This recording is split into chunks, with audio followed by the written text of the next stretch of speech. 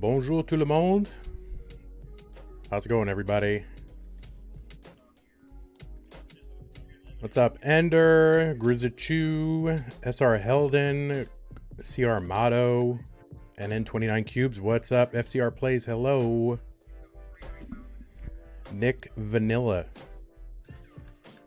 Moritz Bella, Oryx Sarah. What's going on? Booscop, what's up? Saturn Show, AC Holmes. Where is Chris Tang? That guy's still in bed. What's wrong with that guy?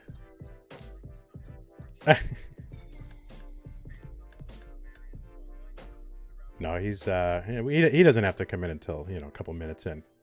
So basically the way this works is I run the stream, and so like on the other stream, like Beast and Shen runs the stream, and then the other commentator comes in and they just, they're there for a commentary and don't really have any technical responsibilities or anything like that. So Chris will be along, probably 20 minutes or so. What's up, Windless, Kernio, Amazon, CGS, Tiz IQ, Young Trap, CS Moonbase, CGS Little Prodigy, Ms. Budumts. Nice. Sharp Mexican, hello.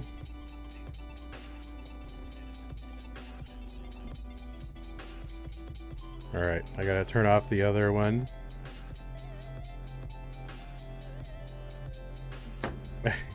I should put him upside down, shouldn't I? That's alright.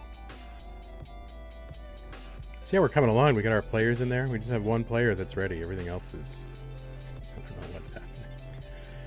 We'll figure it out. Alright, so I think I'm allowed to promote this once or twice during the broadcast, but I'm going to promote it one time to those of you who are watching during the pre-roll, because who cares? It's pre-roll, right? Nobody cares. Those of you who are watching right now, next weekend, you're saying, oh no, CTWC, where are all the side game events like the sprints and the mind meld and all this stuff? Well, next weekend, ding, Stupid Tetris Monthly. November is Stupid Tetris Monthly month for Classic Tetris Monthly. And we will have a stupid version of Masters and a stupid version of Challengers back to back Saturday and Sunday. And these are going to be some of the CTWC 20 superstars are scheduled to appear. So Dog, Joseph, Richard, Pixelandy, Brodendamp, Kowser, Opox, Miles the Great from TikTok, of course, you all know, Jake, Pepe, SQR, Sodium, Tristop, Ang, Johan, Doge, Radmir, and more will be playing in Stupid Masters or Stupid Challengers. So you can watch that next weekend. I will be hosting Stupid Masters on Saturday, and Kingsman 36 will be hosting Stupid Challengers on Sunday. And who knows, maybe he'll make an appearance on Saturday, or I might make an opponent's appearance on Sunday, whatever. And you'll see modes like no next box sprints, not no next box score attack, but a no next box sprint. You'll see secret grade. You'll see a couple of B-type modes. You'll see a dirty Tetris sprint, min out, the opposite of max out, no rotation, and more. So it's going to be super fun with some amazing players playing some really stupid modes. It is the stupidest weekend in Tetris. So please tune in next weekend. It's going to be awesome. All right, back to your regularly scheduled pre-roll.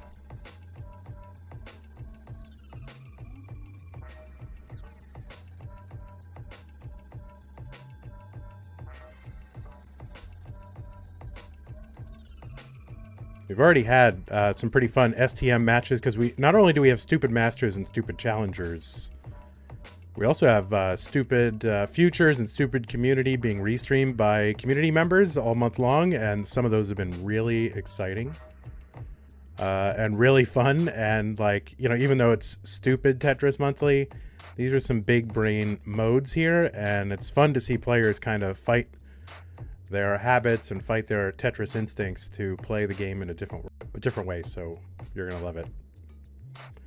Yeah, min out is least score at transition.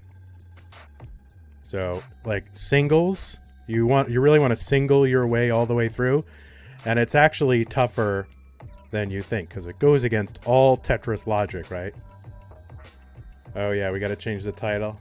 Group A. Group A bracket with... See, the great thing about this is I only have to change one letter, okay? Because of the stability here on Classic Tetris 1, okay? It's me and Chris Tang in it all the way, every day, the whole time.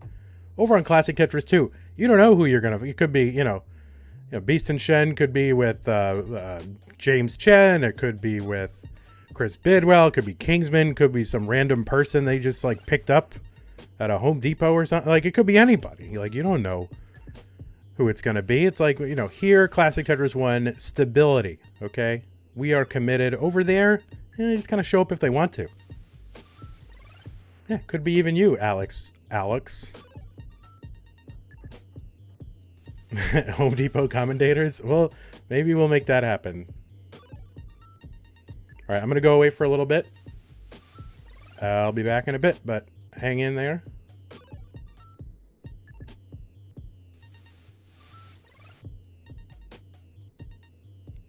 And see you in a bit.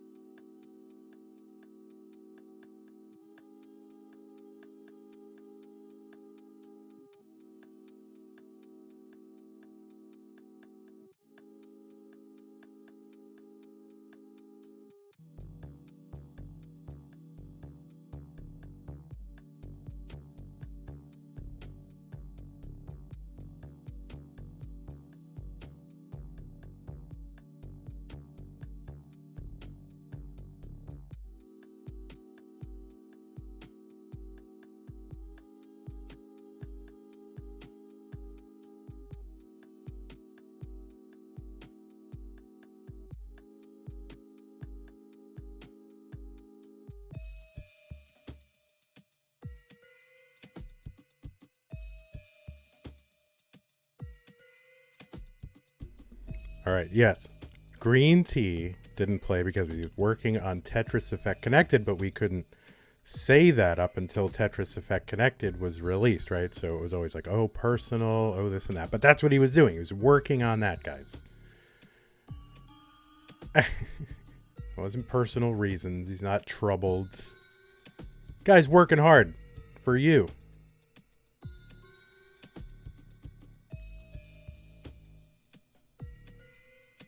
That's right. No more jokes, guys. Serious Tetris only for the next 8 hours.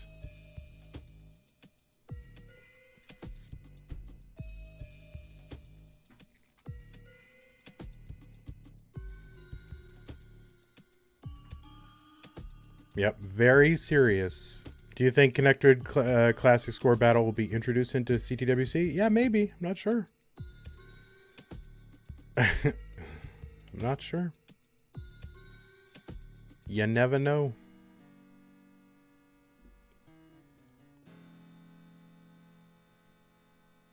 A wild Chris appears. Now, Chris, you're not on the stream, so I can hear you, but they can't. Here, talk. Well, actually, I got to put you on stream to see that. So here, say a few public words, Chris.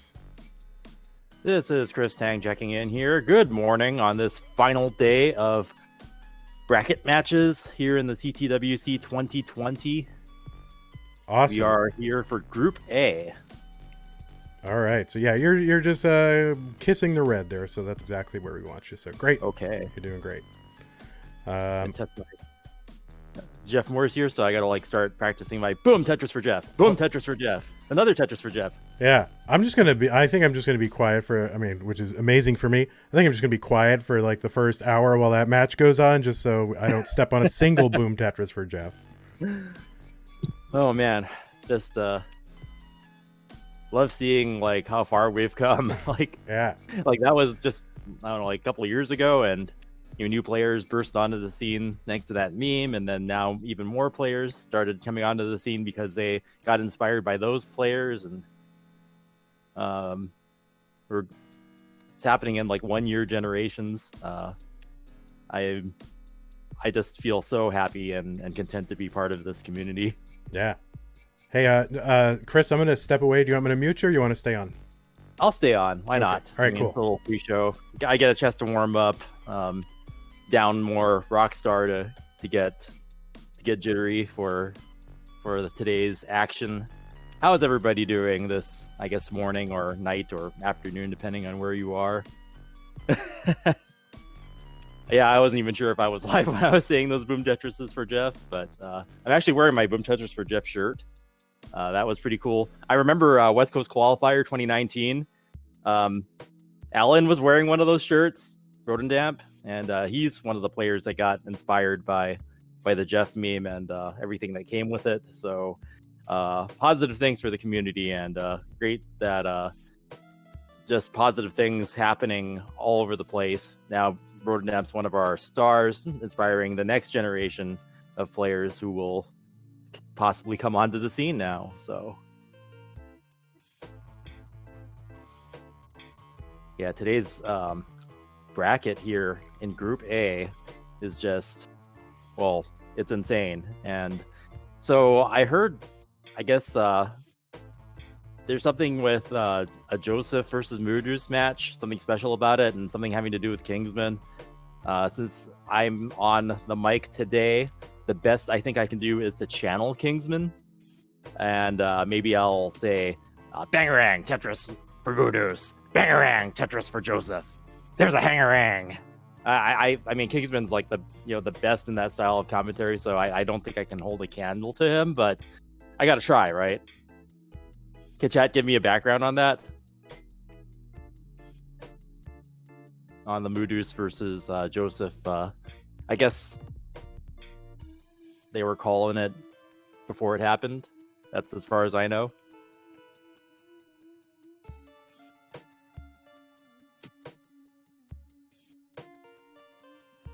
Yeah, then Jeff Meme got back to NES Tetris, someone said in the chat just now. So I was watching the Nintendo World Championships 2017, or it might have been the year after. And I remember they actually had Game Boy Tetris as one of the dungeon games. So if you get sent to their losers bracket, then you have to play some mystery game. And one of the mystery games was Tetris. And every time somebody made a Tetris, and this is on Nintendo's official stream of the Nintendo World Championships, people were going boom Tetris for Jeff, like at the Nintendo World Championships. And I thought that was like amazing.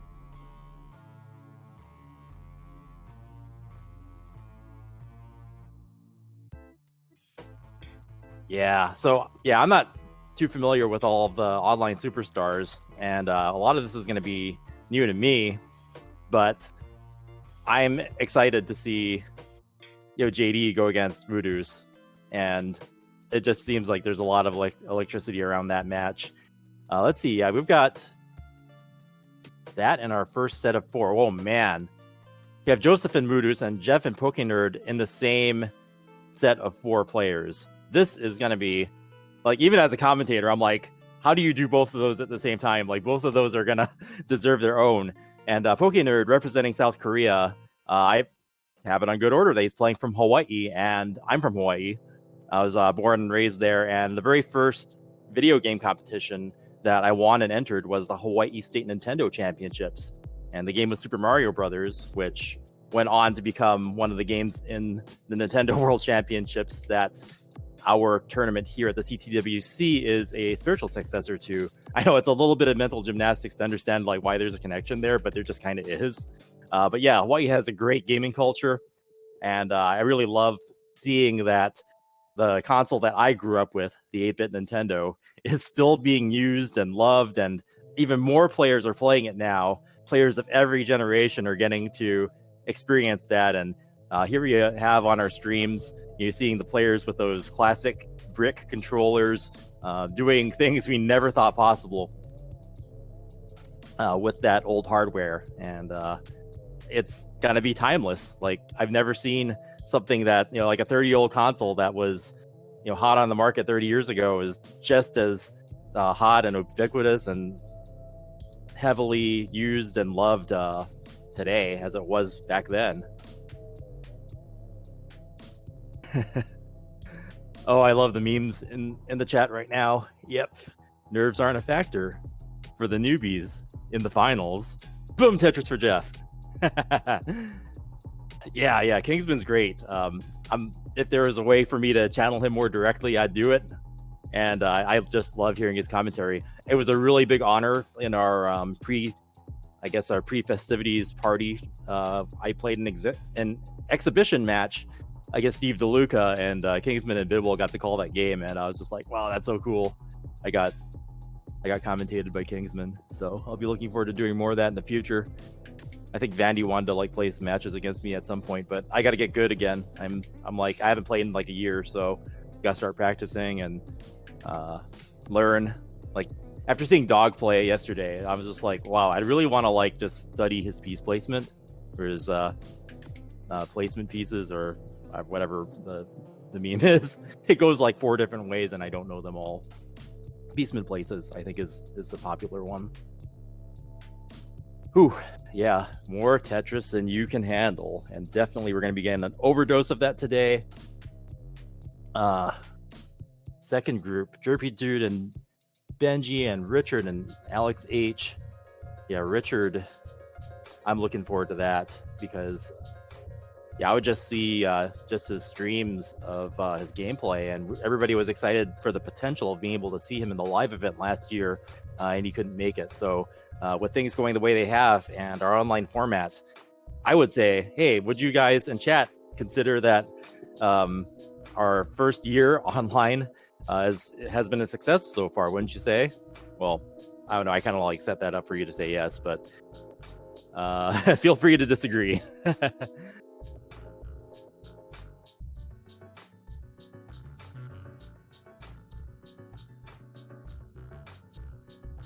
Yeah, I've been enjoying this. Actually, when I'm not casting, I've been doing my homework. I've been watching Classic Tetris 2, and man, the matches and the commentary on Classic Tetris 2 is on fire. If you don't have your browser and your second window open to Classic Tetris 2, you should do so right away. I don't want to spoil anything going on there, but just thought I'd mention that and give those guys a shout out. I believe Chris Bidwell's on the mic right now, along with Beast and Shen.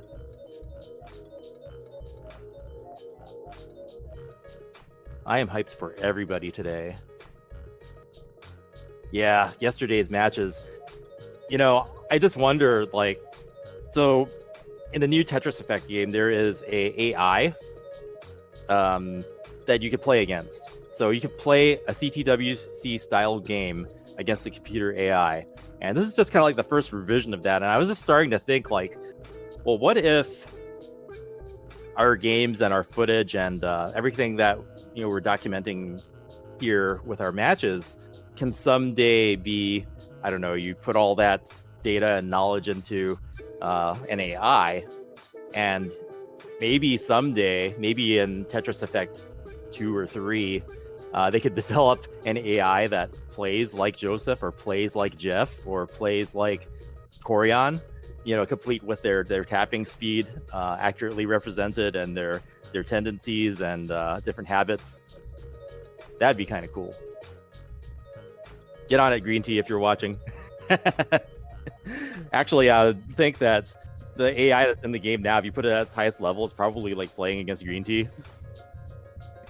Well, that would indeed be cool. I hope they can do something like that. You know, I hope this is a mode that has a lot of staying power, you know, in the sense of additional updates, DLC. Yeah. I can't believe they did that so fast. It was just like, they're going to make an update. And, oh, yeah, we're just going to like add the CTWC to the game. Yeah. And I'm like, my mind is just not even like properly wrapped around that concept. And, you know, the repercussions and just like what we've done here in this community to make that possible, like, wow. I need a week, and I've been playing the beta and it's great. And I'd say that out of all the versions of Tetris I've ever played, I think it's going to be the one that's going to overtake Super Tetris 2 plus Bomb Bliss as my favorite. I know, right? Like, my favorite version of Tetris is Super Tetris 2 plus Bomb Bliss on Super Famicom. You're a sick man, Chris. Extremely. All right, well, we are ready to get underway. If you'd like to. So, I mean, I'm ready. I don't know if you're ready, but I think I feel ready. How do you feel? I think I'm as ready as I'm going to get. I'm just a quick note here for our setup, Vania. Is it okay if the screen that I'm seeing to commentate is on the left and no, it's going to be on the right. Okay. Yeah, the thing on the right is what's actually showing on the stream, and then that's the left is my staging area. So okay, so when it's game time, it'll be proper. Got it. Yes, it will. I know yesterday there wasn't like something happened, so. Yep. All right. Well, let me. Where am I? There I am. And let me just go into our channel here. All right. Are we still good? Yeah. See, right now we are not on. Oh, I see what you're saying. So let me. I know what you're referring to. Let me get this all set up. So this should look right. Okay. Does this look right to you? So the right side is what's going on. And the left side is what's about to go on. Well, I don't know. I think it's time to get ourselves underway. Let me hit record because that wasn't working yesterday. I mean, most of the time it was. Good afternoon, good evening, good morning, wherever in the world you are. You are tuned into Classic Tetris World Championship. Day 4. Day 4 here on Classic Tetris 1. And we are in Group A. Yeah. With many superstars you might recognize, like Joseph and Jeff, Moodus, and Richard. Richard. I mean, it's really an insane bracket. And so there's Chris, there's me. How's it going? He's Boomtang. I'm Van Dweller. Boom Tetris for everyone. There you go. And we will be with you for I don't know, pretty much the entire afternoon, going into the early evening, at least here in the United States. A full day of awesome Classic Tetris action. Our final day of the top 64. Yeah, it's been awesome. I mean, the previous 3 days that we've had, yesterday and then the weekend previous, unbelievable games that we've had, including yesterday. And if you still have an opportunity to go back and watch the VODs, like, you should watch it now before Adam takes it off and takes it to the editing room. Like, really, you got to do it.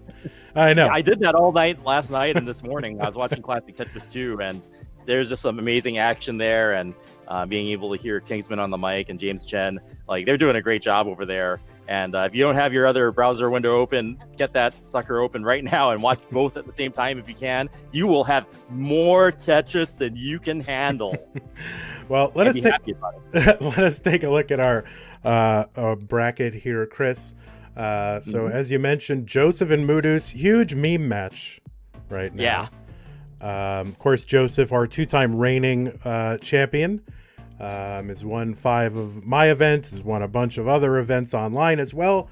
And Moodus is the organizer of Classic Tetris League. And, you know, several months ago, there was sort of in the Classic Tetris League Discord, you know, buried deep in the channels there was an example match of like how to report like one of the matches that have happened. And in that, it was Moodus and Joseph, you know, in the example reporting format was Joseph and Moodus playing in CTWC and with Kingsman commentating. No, I don't think we have Kingsman commentating. Okay, I get it now. So it was like a simulation or an example. Yeah. But it's like a prophecy in a way. Yeah. I think I remember reading something about that, and now it's coming back to me. So I get it now. Yeah. So it's kind of coming true. And, you know, I don't know if you'd be open to this, but if Kingsman is around and wants to get in for one game, I would totally allow that today. Normally, right, if he can't, I'll try to channel him and do bangerangs instead of booms. Oh, if that's, my God. Please do Tangsman Tangsman 36. Game 4 is no more. GG's. You know? GG's. So if he's around and wants to jump in, I'll let him jump in for one game only, though. That's it, because we need our Tang here. Full attention on Chris Tang, the legend. So that's going to be an epic match. Moodus, of course, you know, Joseph, like the preeminent hyper tapper, kind of inspired a generation of hyper tapping players, kind of a youth movement. And Moodus, kind of a critic and outspoken opponent of hyper tapping, kind of in a meme way, but also maybe a little bit serious as well.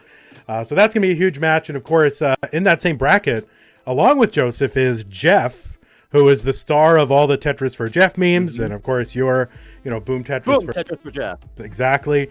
And of course that video is the one that inspired Joseph to get into Classic Tetris. And so if things broke, you know, and you know, sort of in a certain way, many stars. Like there's Brodendamp, and I believe Batboy also has been outspoken about those memes and things. So yeah, it's it really brought the young players in. And like sometimes I apologize to Jonas for that happening, but it is what it is, and you know we've grown even more since then. So yep.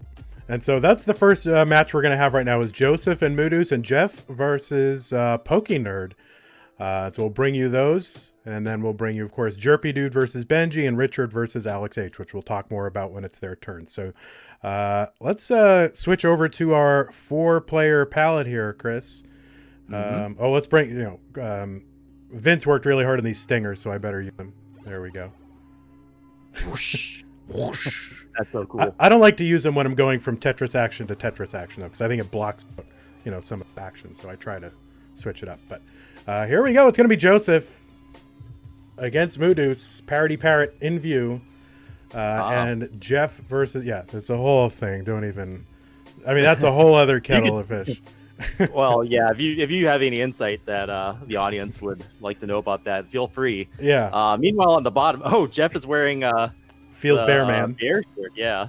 I think that's a shout out to you in a way, right? It is. I'm actually wearing the Boom Tetris for Jeff shirt, if you guys didn't notice before. But yeah, that's his. And Jeff paid me a good $25 for that shirt, so thank you very much, Jeff. Nice. So we're going to go ahead. All 4 players are ready. We are going to count it down. Let's get it started. And I think the audience wants to hear you count it down, Chris. So, all right. Okay. I think I can average that out. Joseph looks good to go. 3, 2, 1. Tetris. Tris. So I did that pretty good. Nice. And we're off. Pokenerd. Yeah, okay. He just got started. Jeff's perspective. I actually watch Jeff's streams, and usually you see like the front-facing camera, but this time he's like angled for the benefit of our viewers here. We all like to arrange our cameras so that it looks like they're playing on the playfield for our stream setup. So that's appreciated. Yep. PokeNerd building really high. Boom, Tetris for PokeNerd. First blood in that match. And boom, Tetris for Joseph with a 1 Tetris lead up on top. Yeah, both Jeff and PokeNerd building really high. Boom, Tetris for Jeff as he takes a 1 Tetris lead early on. Meanwhile, Joseph up by 2 now. Boom, Tetris for Joseph. Boom, Tetris for Mooders. PokeNerd weathering a little bit of a drought down the bottom and up kind of high. So, all right, able to burn and get a Tetris. And so does Jeff. Yeah. But yeah, PokeNerd and Jeff building really high early on. And now Joseph showing his ability to do that. And boom, Tetris for Joseph. Boom, Tetris for Joseph again. Banging down the Tetrises like we know he's capable of. And Moodus has a bit of catching up to do, a Tetris and a half behind. He's going to have to burn a line there, but he's back to being Tetris ready. Nope, he cleared it off and ready again. Meanwhile, Jeff up to a 1 Tetris lead over PokeNerd. They're both building fairly high. Boom, Tetris for Jeff. And up on top, boom, Tetris for Joseph.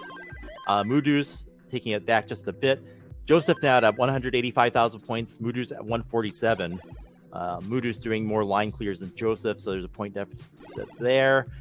PokeNerd building way up. Now, Chris, in the legend here, Joseph versus Moodus, Moodus was shown in that example as beating Joseph, and I think if we don't get Kingsman in here, that has no chance of happening. So we're working on getting him in here. Okay, I'll have to channel Kingsman in my next Tetris line clear. Bangarang! Tetris for Joseph. And Moodus has a hangarang with a Z piece. Is he gonna get the long bar to bail him out of this? Oh no! Way up there. Oh, that's playing safely right there. And no, the hangarang leads to, and Moodus is done. GG's. It is really like he's actually in here. And I'm doing my best, I swear. All right, so we've got. I'm so sorry, Kingsman. If this is not okay, it's okay. I'm so sorry. No, it is okay because I did an entire stream where I just did my Kingsvan character, and yeah, and it really taught him how to do his own character. Actually, believe it or not, he learned from it. He was taking notes. He's like, "Oh, I should be." I've never even tried it before, but I just love his commentary, so it just seems kind of natural. Yeah, I think. Yeah. Well, I think you found something within yourself here, Chris. All right, so let's go ahead and get them started once they're ready up top. Meanwhile, on the bottom, Jeff up to a 100,000 point lead. PokeNerd building high. They're about a little more than halfway to transition there. PokeNerd navigating a drought as we start our second matchup on top. Second game. And I believe Joseph needs a heart. Oh, Joseph does need a heart. Thank you. Yes. Not figuratively, but literally. No, the man. Joseph, of course, being a great role model and leader of our community, definitely has all the heart that people need to be inspired by. So now down at the bottom, we've got Jeff 406 through 86 lines and 281 for PokeNerd.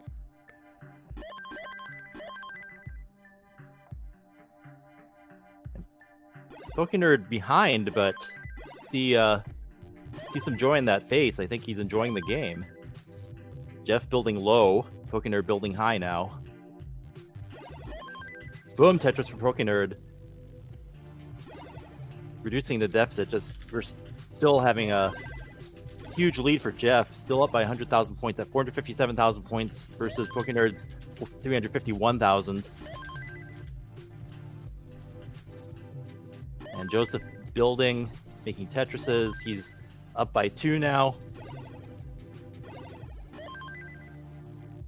Joseph with the aggressive setup in column 9 there. Usually if you put a long bar on top of a 3 high, for a lot of people that counts as aggressive. For Joseph, no problem.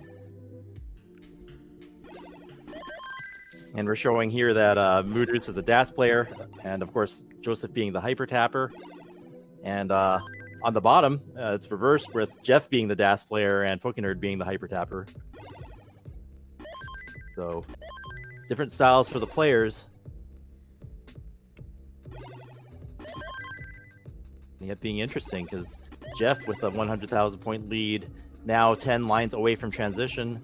PokeNerd reducing the deficit there with that Tetris, and he will go into transition with the next line clear, and you'll do it with the Tetris. Boom, Tetris for PokeNerd.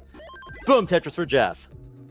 Still one Tetris away from level 19 speeds. Mudu's building up high on the game up top.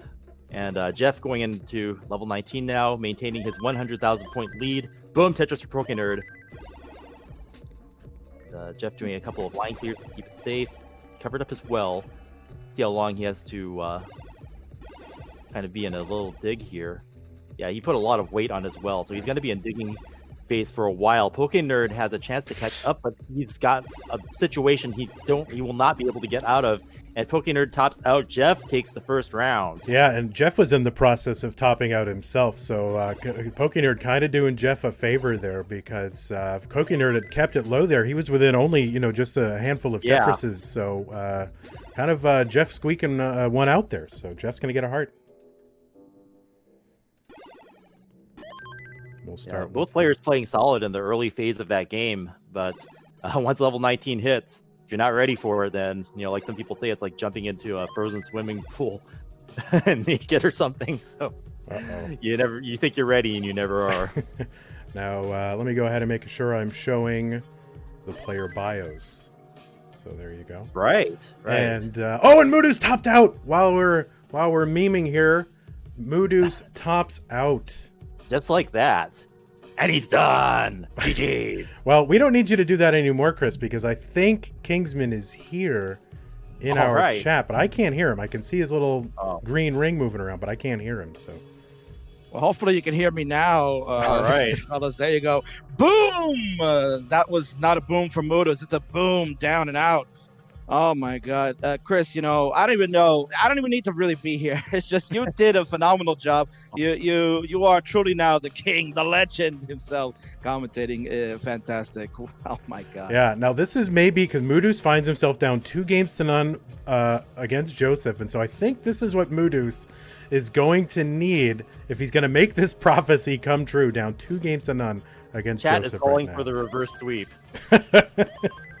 The chat wants to see the reverse sweep. Mudos can do it. He is the greatest dash player of all time, and he's taking on the 2-time world champion here, ladies and gentlemen. I believe in him. Let's back him up. Back up move, baby. The Moo crew is here. Let's go. They're ready. All right. Boom Tetris for Jeff in the meantime. And smiles all around from PokeNerd. I just love seeing someone enjoying the game like that. I haven't seen anything like it till today. So you just keep it up, PokeNerd. You're doing great. Jeff only up by a little bit less than a Tetris right now as we go into... We're only 20 lines into this game. And we're just getting started on the top there. So the prophecy has been foretold, ladies and gentlemen. Mudus is down 2-0, but the reverse sweep pipe has begun. Let him and all of the Muku reign. Let's see if he can do it. Can he get it done? Maybe one. We start with one and we work our way there. And a couple of Tetrises. Boom! Tetris there for Mudus. You know it. I had to do it with Tang here in the house. Nice. And Joseph setting up a T-spin to keep things clean. He's playing way up high. This could be... I mean, we know Joseph can get out of this, but you never know sometimes. Maybe the mental pressure from having to play a prophesized match. And Joseph burning it down, keeping it clean, managing to stave off trouble there. Meanwhile, Jeff gets a lead. Yeah, Chris, he was getting up real high up there, but that tapping ability of the world champion shows you that he can get out of just any mess. There was a really, really high. Any other dash player, that is almost certain doom. But for him, with those hyper taps, amazing. You're missing it. Mudus had a brief lead. Oh my God, how did we You're miss neck that? and neck. And he's gonna Tetris into the lead again. Oh, look at that! Boom Tetris for Joseph. They're going back and forth. And there's another one. Boom! Tetris for Mudos. He is in the lead, baby. Wow. The prophecy is being fulfilled as we speak. You are watching history being made, ladies and gentlemen. Wow. Intense action at the top. both players reigning. Tetris is down on the bottom now. Jeff at 305,000 points versus PokeNerd's 245,000 points. 50,000 points, 59,000 points behind. And he's in trouble here at the top. He's trying to burn away, get that right side open. Oh, man, he finally got it, but he's got a little bit of a kind of overhang happening on that right side. Could be trouble if he doesn't get the right pieces here, Chris. That is an interesting line clear he has to do to take away that garbage kind of just hanging there in the middle.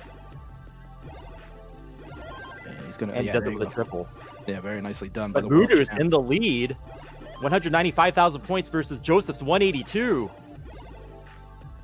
So it looks like Voodoo's, the sleeper, has awakened.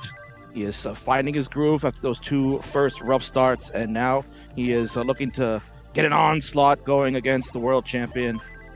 We believe in him. He can do it. As he continues to play on, he's got Pigeon looking on in the background. Again, Joseph getting up a little high. Does hit a Tetris, get a hole in his stack, so it's going to deny him another one. He's going to try to cut it down here, while Mudus will continue to build up. On the bottom, Jeff is really pouring on some points. He is taking a nice lead as he and the Pokenerd do battle in game number 2. Yeah, Pokenerd keeping up pace there. Doing a few more line clears, and Jeff's lead is growing. We've seen it about as high as 100,000 points before, but it's right there at 84,000 now. At Jeff at 452,000 points, and Pokenerd at 396 on a max out pace as we cross the threshold of 100 lines. Meanwhile, up on top, Joseph playing on row 2 there, playing up high. Yeah, he's stacking over to that left side. It's usually pretty much trademark of Joseph. He loves stacking up that left so he can get these skims scores on the right, and he adds an S-spin to help. He's building up on a row 2, but now he's got about a little more than 2 Tetris lead as we are past the halfway mark, approaching 100 lines almost. Muda's behind on line, so that's going to help him out. It's only 36,000 points down. Yeah, Jeff's in a dig right now, and this is Pokenerd's chance to catch up, and he does, now up by 10,000 points. 476,000 points versus Jeff's 469. So Pokenerd has taken the lead now. Jeff in the dig mode. Let's see what happens as they're just about 10 lines away from transition now. Boom, Tetris for Jeff. Mudus is neck and neck up here. Yeah, he's keeping up. Mudus is keeping up here. They're getting a little neck and neck there at the top. Only a 36,000 point spread for the world champion. Mudus in a little bit of a drought, but of course Lombard comes after he's had to block the well. Now he's going to play a little high up top. Oh man, that quick tap there from Mudus. Stays alive. Let's put a Lombard over in column 8. Oh, Chris, he's getting up a little high now. A lot of is getting messy. Let's get something over to the left. He does. Meanwhile, Jeff and Pokenerd still neck and neck after level 19 speeds. Both what a quick great playfields. Ooh, oh yeah. my god, Mudus with an amazing quick tap of the line bar to get that all the way over. Full dash charge needed. And he is digging out as he knows we're getting closer. There it is! Oh yes! Boom! Tetris for Mudus. What a dig at the top. Oh, Boom, the greatest Tetris dash player in the world. He's done it. Stays alive. And at the bottom, Chris, there's a war going on between Jeff and the Pokenerd. About 2 Tetrises, the difference, just under that. Yeah, Jeff with a slight lead. Jeff having to take a triple. And Pokenerd was Tetris ready, but had to burn a single. And there it is. Boom! Tetris for Pokenerd. And here we go. We got transitions at the top. Here we go. Yes, the Mudus do it. He's only down 109,000 points. And Joseph having a little trouble at the top, but he's starting to burn away. He's getting that left side opened. What a good Boom! piece Tetris for Mudus. Yes. Mudus is clean at the bottom. Now, Building Pokenerd 20. has trouble and topped out. Jeff's going to take round 2. So nice job there by Boom Tetris for Jeff. There's a Tetris here for Joseph. He's off and running. 534 to 414. Mudus needs some help on this left side. Getting some helpful pieces. Oh no! He hung the long bar. The hangarang. Yeah, Chris on the left, and that's it. He's done. Oh no, Mudus, the savior of DAS players all around, has fallen to the world champ 3-0. GG's. And game 4 is no more. Hopefully we'll get to there at some point, but yeah. Oh man, GG's to the guys at the top there. Absolutely entertaining game number 3, and congrats to Jeff on the bottom. He's got a 2-0 lead on the Poker Nerd. Chris, it was an honor to call that game I'm at the glad top with that you got in on that. That was I appreciate it. Working with a legend like you, and of course the greatest organizer of all time, Van Dweller. He is my idol and my inspiration for everything. I appreciate the moment, guys. Thanks a lot. All right. Well, it was a real pleasure. We did everything we could to make this thing happen. And, sometimes things don't always line up the way you want, but happy to have Kingsman here. So thanks a lot, King. And, great work the last 2 weeks here on Classic Tetris 2. So hopefully we'll see more of you. And I think we're going to see King next weekend during Stupid Tetris Monthly on Sunday right here on this Classic Tetris 1. So, cool. Yep. Meanwhile, we'll get Game 3 here started in this series. Jeff versus Pokenerd. Pokenerd down 2 games, and this is still the first elimination bracket. So whoever wins or loses, we'll still be seeing more of them. That's right. Pokenerd just having fun with this. I just love seeing that. Yeah, look at that. Look at that grip he's got here. It's got the vertical grip there. Kind of the remote control grip. You've got a TV remote control grip. But yeah, so the way, just for those of you who are joining us for the first time today, this is a double elimination 8-player sort of mini tournament to determine who goes into the final 8, which will be played on December 6th, I believe. So just about a month from now. So Moodus is not out of it. You will see him momentarily in the losers bracket playing the loser of this game right here. So, and then if Joseph, of course, will be playing the winner of this game. Yep. Boom, Tetris for Jeff. We're still early on here. Game 3 of this series. Boom, Tetris for Jeff. And Pokenerd having to clear off a double. That's going to allow Jeff to maintain that lead. But boom, Tetris for Pokenerd. We are neck and neck early on.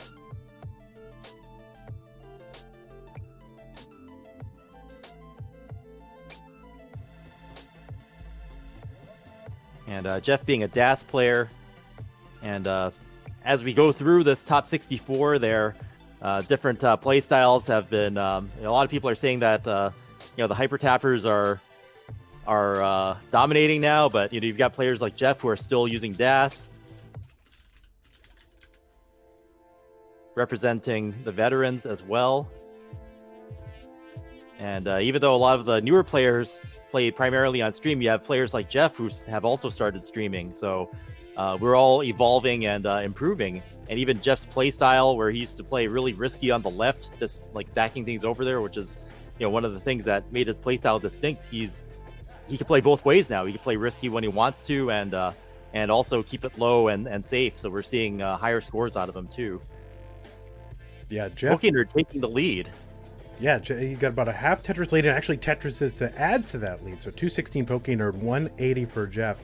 And Jeff, kind of one of the sort of early adopters, after 2018 when Joseph won and more of a spotlight was kind of shining on the online scene. Jeff was, kind of one of the early sort of kind of traditional in-person players to sort of say, hey, how do I get involved in this? Mm-hmm. And he's been very active, even hosting his own events called Tetris Unfriendlies. That's so cool. Yeah. And I remember watching Jeff's early streams before he was stencil ready, and he was just, playing Tetris on stream, and people were tuning in and enjoying it. And how about a shout out to his wife, Kim, for being a fantastic player, getting better and better, almost even qualifying for a bracket this year. Yeah, and she plays a lot online too, and of course she was a participant, I believe, in, was it 2014, 2015 CTWC, so she even made the bracket one year as well, so a Tetris power couple. The family that stays together plays Tetris together, so it's great to see. I just love seeing both the whole family improving and sharing such a positive game and experience together like that. Jeff, of course, one of the few DAS players with a 1.2 million on his resume, so certainly no slouch here and capable of putting up a huge score. Jeff's going to Tetris 346 and Pokenerd 306. Now, looking at the online facts here, Pokenerd lists paddleboarding and eating as his non-gaming hobbies, and Jeff doesn't have anything. Huh, that's interesting. No hobbies. That's it. And when you're a meme, Tetris is all you need, I guess. But yeah, once again, PokeNerd is playing from Hawaii, representing South Korea, and he lists as his rival Ian, and I think Ian's also a Hawaii player. So it's good seeing our format spreading all across the world, even to where I came from, Hawaii, which is got a great gaming culture, and I love seeing it represented here. Oh, PokeNerd with the double tuck of the T-piece over, and nice. yeah, very nice. There's a couple of ways to attack that. One is to hyper tap, tuck that in, and one is to do this sort of spin tuck, but he chose to double tap it in. 408 PokeNerd, 427 Jeff. Neck and neck. Just past the 100 line threshold, so transition's coming. And that first game, that changed the complexion of the match with both players topping out. Let's see if it happens differently this time. Make the adjustment to play safer. Boom, Tetris for PokeNerd. He's slightly ahead on lines and in the lead. We're neck and neck again with Jeff making that Tetris. And Jeff, line dependent on the left, uses the long bar to fill it in. And PokeNerd is almost Tetris ready here. We'll do it with that block. Yeah, super neck and neck heading into transition right now. Same number of lines almost. And PokeNerd in a drought, having to take the triple into transition. It's up a bit high. And both players having to burn down a bit to get manageable. But they are now back in the safety zone, playing low to the bottom. Just hitting Jeff at level 19, PokeNerd at level 20. Boom, Tetris for PokeNerd. Jeff waiting on a line bar. He has to clear a couple of singles. So PokeNerd was a very slight lead now. Jeff having to burn a double. Boom, Tetris for Jeff. The PokeNerd still in the lead. Neck and neck scores. PokeNerd, Tetris ready. Jeff banging down a Tetris. And boom, Tetris for PokeNerd. Still maintaining that half Tetris lead.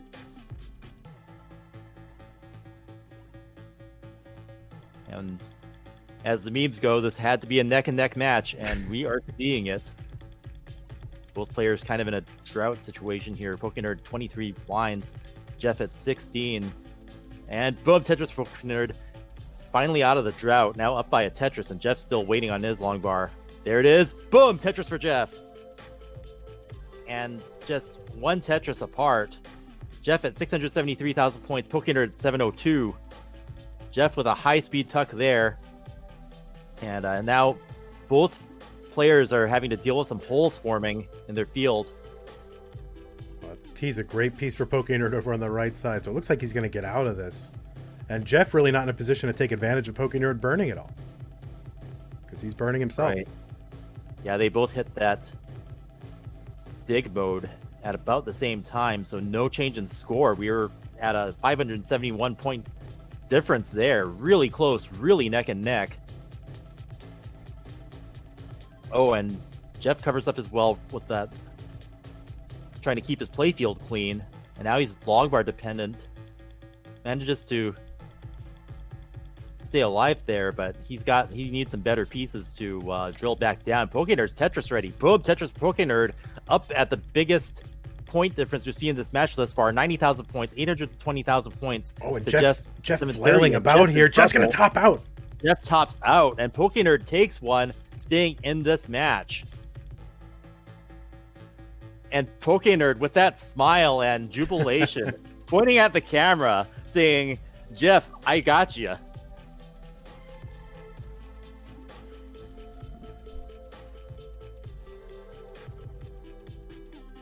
All right, as soon as we get it ready from the again, we will start game 4. And yeah, Jeff, as mentioned before, Jeff, one of the few DAS players to have a 1.2 million, and actually has the 4th highest score ever put up by a DAS player, behind Harry Hong, Quaid, and Pixelandy, who you may have seen yesterday. So do some stuff, which I will not spoil.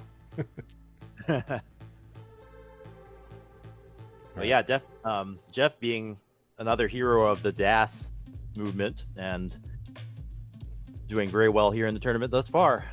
All right, PokeNerd kill screen here with a 916. So flexing a little bit on Jeff, saying, "Hey, I belong here. I don't care who you are, Jeff, meme, whatever. I'm here." Awesome. Yeah, I love that camera point. That's some good personality here. That's why I love our format, just mandating that we got the cameras in place so everybody can shine, not just in their games, but as entertaining people as well. All right, just waiting on a ready from Jeff Moore from Las Vegas, Nevada. Yeah, and as far as regionals go, there's a regional qualifier for the CTWC here in Arizona, and Jeff comes down here for it since I guess we don't have one in Vegas, so Phoenix, Arizona is the closest one to him. Yeah. So I like seeing him here physically every year. You know, that's a good point. Why isn't there one in Vegas? I would go to that. You know, what the heck? Why not? Well, as we expand around the world, as gaming events, well, hopefully gaming events will start to happen again. Then we'll have more regionals and hopefully have one in Vegas as well. But I like seeing Jeff here in Arizona, so why not? Now, another interesting stat coming from our stats team here is, we talked about Kim earlier, Jeff's wife being a Tetris player. She recently, over the last several months has increased her personal best by a good margin. And now it's almost a max out, 950,000. And that actually overtakes Heather and Jonas for the highest combined couple PB. At least according to what we have. We don't know 100% because I know there's another max out couple, which is... How about the Steins? Well, that's what I was going to say, Kristen Stein. But I don't think Jake or Kristen have like 1.1s or 1.2s. I think that's... so I think that's... I believe they both maxed out, though. They've definitely both maxed out. But I think they come in at probably, 2.0 million, whereas the Moors are 2.1 million. Jeff having to clear a single there, so PokeNerd up to an early lead now. 24-25 lines in. Boom, Tetris for Jeff. Boom, Tetris for PokeNerd. PokeNerd just enjoying this game. I talk about how I want to watch Dog and his gameplay. I want to watch PokeNerd and enjoy playing a video game like this. Yeah. There's something to be learned here. Look how high he is here. Wow. So there's this really fun culture that's sort of emerged where a lot of these younger players get together on Discord and these sort of private chat channels and then just, play even in the middle of competition. So you will see a lot of these younger players kind of laughing and talking, and you wonder who they're talking to. They're in these chat channels, like these private chat channels, talking with their friends while they're competing. Yeah, I was watching Sodium Overdose on the Classic Tetris 2 VOD, catching up and making sure I was up to speed on everything. I believe he was doing that as well. I think there's another player I saw doing that too. 2 days or in the first weekend. But yeah, that seems like a lot of fun. Like having your community behind you while you play. Yeah, we've had a couple of CTM Masters finals where the two competitors are talking to each other and just kind of memeing in the against each other. We saw that with Joseph and Brodendamp. Not to spoil a couple months ago, but that's what happened. 288 for Jeff now after Tetris 310. PokeNerd 200K. So yeah, Jeff up to a big lead now. Just raining down the Tetrises in that last segment. 132,000 point lead at 333,000 versus PokeNerd's 202,000. Boom Tetris for PokeNerd. And boom Tetris for PokeNerd again. Catching up quite a bit with those two Tetrises back to back. Now down by 87,000 points. And he's going to build a row 2 Tetris. Slightly dirty. You can get that long bar, and there it is. Boom, Tetris for PokeNerd. Jeff now having to do a couple of singles just to keep things neat. Waiting for a long bar now. Having to take a triple. So Jeff's compromised on his score there a bit, allowing PokeNerd to catch up. 76,000 points down now. And PokeNerd's playfield needing some cleanup as well. So he's going to drill back down. I think he's going to keep that well on row 2. Boom, Tetris for PokeNerd, taking that slightly dirty Tetris. probably the right thing to do. He's going to have to catch up to Jeff as we approach line 100. And Jeff keeping things super clean. Now his playfield's in great shape, not needing to compromise on Burns with the setup like that. There's that solid structure, and boom, Tetris for Jeff. 94,000 point lead. But Pokenerd playing up high and clean, taking a double there, but bangs down to Tetris. Pokenerd keeping that row 2 Tetris well with another Tetris. Boom, Tetris for Jeff. Maintaining that lead now, up 92,000 points at 464,000 points versus Pokenerd's 373.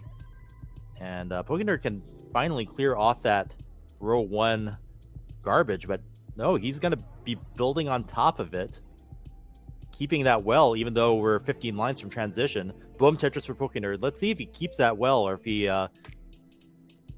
wants to clean up, because level 19 is coming. Jeff with a bit of cleanup to do now. Nothing he can't handle. It's just that transition is coming in 5 lines. Yeah, trying to find something for that right side to clear open that little hole in column 5. He finds it, but he's going to probably transition a little dirty here. Okay, just in time, he cleans it up. And he's open, level 19. Oh, and Pokenerd with a little bit of a drought. Look how high he is. Yeah, he's and holding it. Oh, Pokenerd's going to top out. He was gambling on that long bar coming in. It didn't. And Jeff's going to take this match. But Pokenerd's still in it. He's going to the second chance bracket. With a thumbs up. We'll be seeing him again. All right, yes. Just so, as a reminder to those of you watching, this is a double elimination tournament. So we will see Pokenerd and we will see Moodoo's play against each other here in the losers bracket. Let's go ahead and show you what our bracket looks like right here. There it is. And so we're going to have Joseph and Jeff. Oh my goodness. What a match. And then we're going to have Moodoo's and Pokenerd. So give me a moment to go ahead. Oh man, I'm shaking. I mean, I don't think that's, I mean, I haven't commentated a Jeff versus Joseph match before, so wow. All right, so I have to go ahead and look at this. So I have to kick out, let's see, Jeff out of the bottom here. So I'm going to go ahead and set this up. Chris, this might be a good time to talk about some of our great sponsors. Absolutely. And so a very special thanks to our newest sponsor, Microsoft, who will be releasing their new Xbox Series X and Xbox Series S on November 10th, just a couple of days away. The Xbox Series X will be among the most powerful, performant, immersive, and compatible next-gen console gaming experiences, and will provide the freedom to play your games with your friends anytime, anywhere. The Xbox Series S will be an all-digital next-gen console designed to deliver everything that is core to next-generation gaming: faster load times, higher frame rates, and richer, more dynamic worlds in the smallest, sleekest Xbox ever. And both the Xbox Series X and S launch will continue the awesome legacy of many game franchises like Assassin's Creed, Gears, and of course Tetris Effect Connected, which is something that we're all looking forward to, with a CTWC inspired classic versus mode included. And it'll be available in just a few days on November 10th, both the game Tetris Effect Connected and the Xbox consoles that are just coming out. So huge thanks to Microsoft, flagship sponsor now, coming in. Like when we started doing our things for the year, they weren't a sponsor, but they are now, getting them on board. Alexei Pajitnov actually working with them. So awesome having our sponsors just branching out and expanding as we continue our growth. Also, thanks to Tetris Official, the Tetris company, at Tetris_official on Instagram, for sponsoring all of our cash prizes for this event this year.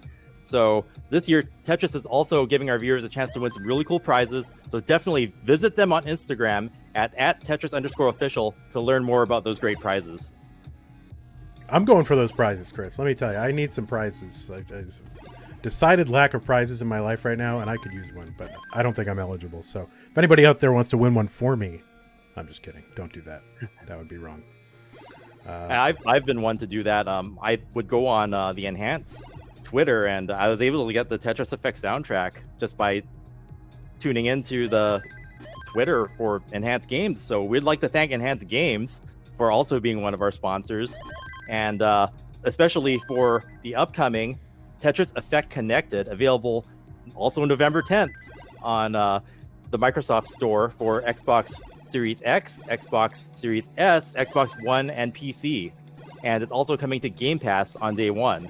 And if you're wondering if you own Tetris Effect on PS4, Oculus Quest, or the Epic Game Store, it will be a free update coming next summer. So if you haven't heard the news, Classic Score Attack is a new mode in the game that's been inspired by NES Tetris and what we do here at the CTWC, where you have two players playing games. There's no garbage sending. It has the piece behaviors and the level progression and all the quirks that we find fascinating in NES Tetris, now in a new format and made more accessible for new generations of players to play. And what a game to have on the next generation console, like right off from the get-go, being able to play Tetris like you never have before without having to set up two Nintendos or having two CRT TVs and any of that stuff. So Tetris Effect Connected is going to bring it all together, and it's all connected. Yeah, incredible. I can't wait to play it. Well, it looks like we have everyone set up here, Chris. So we've got all right. Joseph. Ooh. Look at that. Joseph with his custom controller with his Feels JD Man emote that I made him in our CTM server. It's basically our little bear with Joseph hair on top of it. And he got a custom controller. I love it. I kind of want one of that. Joseph, you want to sell that? You should make a whole bunch of them and I'll buy one. Jeez. I think some of these players are starting these little side businesses of personalized stuff. Sharky and Anthony in Australia are making their custom controllers. So I forget the name of it, but go find Sharky. He'll tell you what it is. All right, we got 4 ready players, Chris. I say that we first show our bios.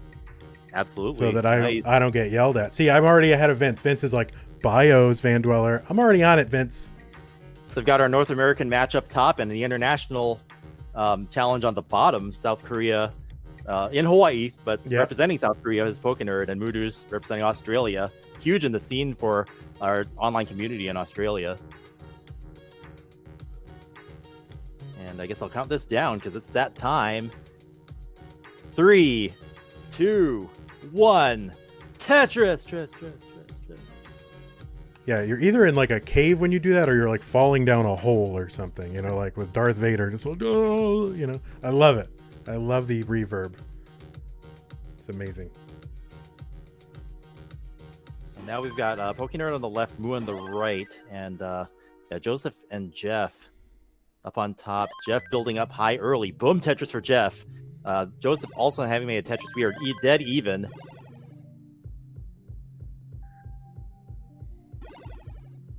Joseph building high now. Waiting for the long bar. We're in a drought situation, but finally gets a long bar and burns down the Tetris. Meanwhile, on the bottom, pretty much even there. Pokenerd building up high on the left, and Moodoos keeping it low. Yep. Jeff having some situation, a lot of tucks. And he's kind of all in here on the right. High. It's dangerous. Can't burn at all. Needs something to throw down there. Still open, but now he's in a real situation here. Huge drought. 30 piece finally getting the long bar. Almost too late to save, but he gets out of it in time. Digging back down. If you don't know, Jeff's Twitch name is actually Digging Out, and he's digging out. Yeah, quick tapping a piece over to the left, and Jeff's going to be safe. Barely getting that long bar over to the left, but Jeff does it. Proving that tenacity. Wow. Yeah, and he's clean. And he's not even that far behind on points. No, Joseph having to do some burns there. Boom, Tetris for Joseph. Boom, Tetris for Jeff. Down to the bottom, 129 for Pokenerd, 147 for Moodoos. But what a dig by Jeff. Yeah, amazing. And that's what he's known for, digging out. Digging out. And boom, Tetris for Joseph. More into the lead now. 40,000 points up at 176,000 points versus Jeff's 135. And Jeff looking to capitalize once he gets the long bars. There's one. Boom, Tetris for Jeff. And another Tetris for Jeff. Only behind by 17,000 points now, catching up. Joseph hitting another Tetris there. And he's building for another. Down the bottom, 207 Pokenerd, 183 Moodoo's. Moodoo's cleans up a sort of jagged well down the right side with a nice Z-tuck. I'm going to take a few burns here. Yeah, Moodoo's having to compromise on score there quite a bit, just not having a standard well set up. He opts for a dirty triple. And boom, Tetris for Pokenerd. 35,000 points ahead now. 234,000 points versus Moodoo's 199. And we're about halfway to transition on that game down there. Oh, finally Moodoo's has a really nice setup. Fairly clean. Looking to score. He's going for the long bar, but he's in a 17, 18 piece drought now. Boom, Tetris for Moodoo's. Finally getting some momentum back. Up on top, Joseph has opened up a 59,000 point lead. Jeff banging down a Tetris. They start to approach the 100 line mark. Jeff using a log bar to fill it in.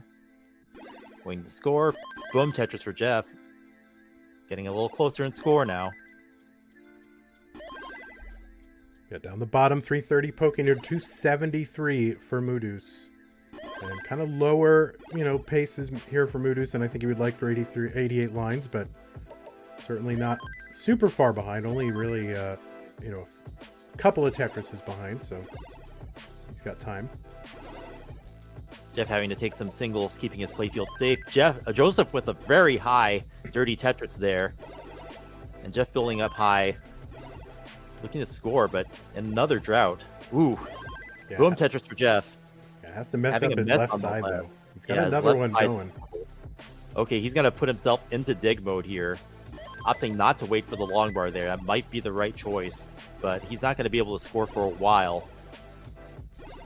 Oh, he's getting the right pieces to dig back down. Yeah. He still needs the long bar for the right. Finally gets it with a double. And meanwhile, Joseph's opened up a pretty big lead now, 117,000 points, as we get within 16 lines of transition. Jeff trying to clear this down before 19 hits. Would not be able to weather this as easily as Joseph might, as a DAS player. But he's got, 5-6 rows of garbage on top of his Tetris well on the right, and he's 6 lines from level 19 transition, so he needs to clear this down efficiently, and he's going to. Just in time, he got clean, and he's waiting for the log bar again. Joseph is farther from transition than Jeff is. Jeff will hit level 19 with the next line clear here, and he transitions. He gets the log bar, but now he's gonna have to do a tuck to keep clean there. Oh, and he hangs a T on the left. I think he'll be okay if he can get the long bar over to the left when it comes. Okay, he manages to use the J to keep it burnable. So and tough for Jeff right now. Piece dependent, yeah. Down the bottom, we've got transitions. Pokenerd 453 and Moo about to transition. He's at 390 with a Tetris in a transition.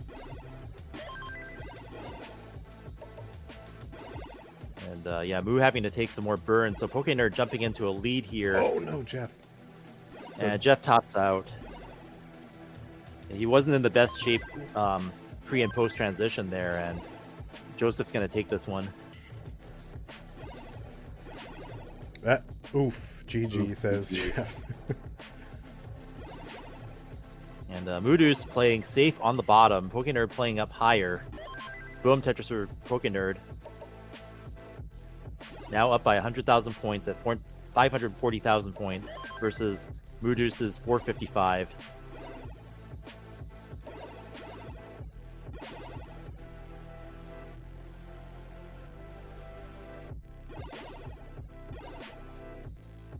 And we're starting another game up on top. Kind of spiraling out of control here for Moodoo's. He's going to have to clean this up. He's already 84,000 points behind, and this might not be survivable. Ooh. Yeah, some rough flips there, and just tolls are stacking on top of each other, and Moodoo's is not going to be able to pull out of that. Pokenerd takes this one. All right, Pokenerd with the heart.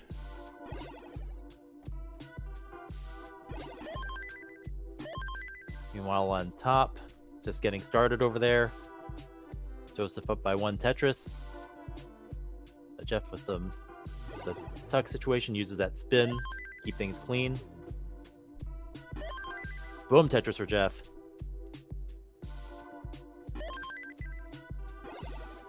Still within a couple of Tetrises with each other. Voodoo's having a start there where you have to tuck pieces. I always think the game's trolling me when it gives me pieces that force me to tuck before I'm even able to build anything else. Yeah, S's and Z's as your first piece. It's like, come on, man. I already know I'm not going to like the game when it's doing it. Yep. All right, so players getting started down below. Mood is a little bit high there. It's going to get a Tetris, though, and he's actually already set up for another one.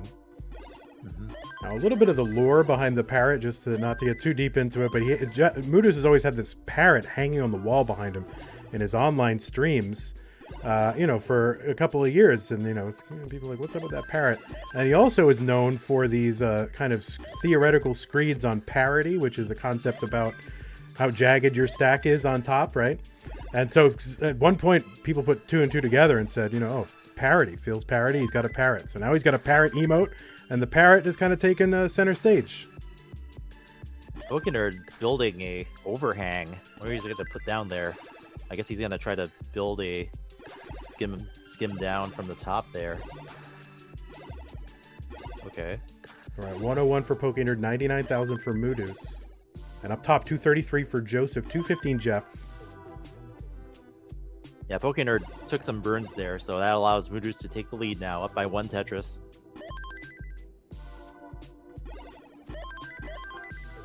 For a while, the points were even.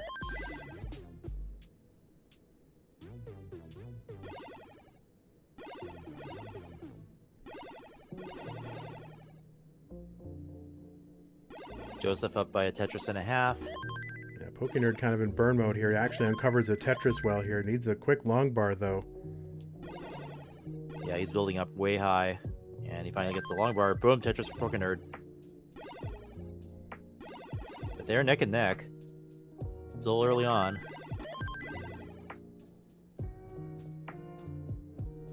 And Joseph maintaining a 2 Tetris lead now over Jeff.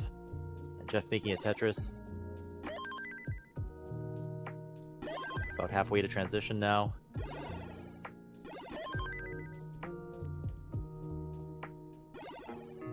Yeah, 183 Pokenerd, 182 Moodoo, so neck and neck down the bottom.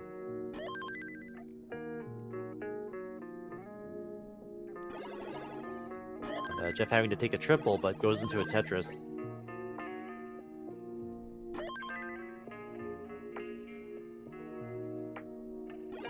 And Jeff building for another. Finally, somewhat catching up. Now he's still within 2 Tetrises.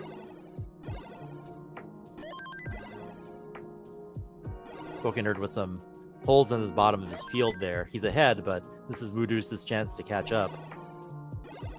Pokenerd choosing to play off the play field now. Could burn it down, but it looks like he's going to keep that dirty well. Boom, Tetris for Pokenerd. Propped up on row 3 there, and he's going to keep it. Yeah, so Moodu's still within about a Tetris.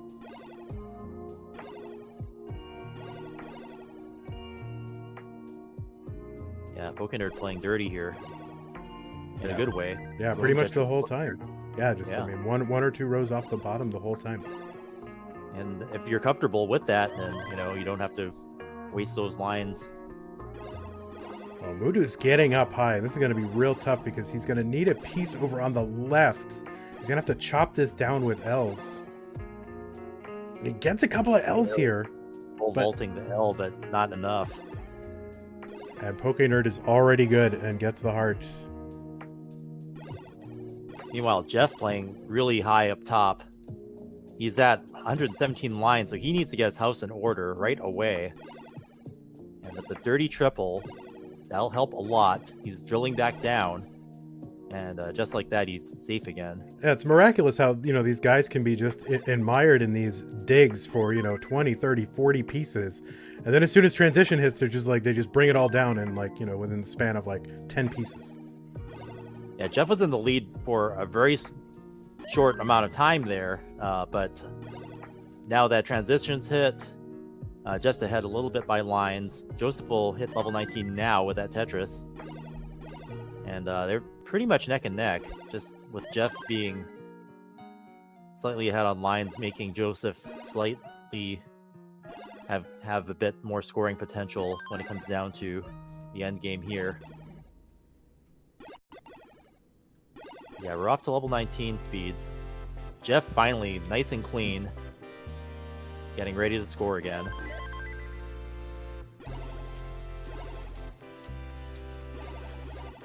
And Joseph playing really well now, up into a big lead now, 991,000 points ahead at 631,000 points. Jeff at 539. Jeff waiting for the long bar, having to clean up on top of his well now. Ooh. It's these droughts that are hitting Jeff really hard. Barely hanging in there.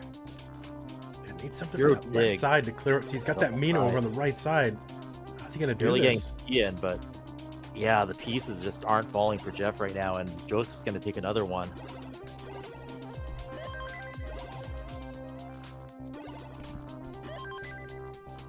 Okay, PokeNerd now up to a 1 Tetris lead. Building up high. Moon's got some holes to eliminate, and he does. And he's going to drill back all the way down. Yep, 96k for PokeNerd, 65,000 for Moodus. So Joseph up by 2 games now. Jeff needs to win this one to stay in the match. Otherwise, he'll be going to the second chance bracket.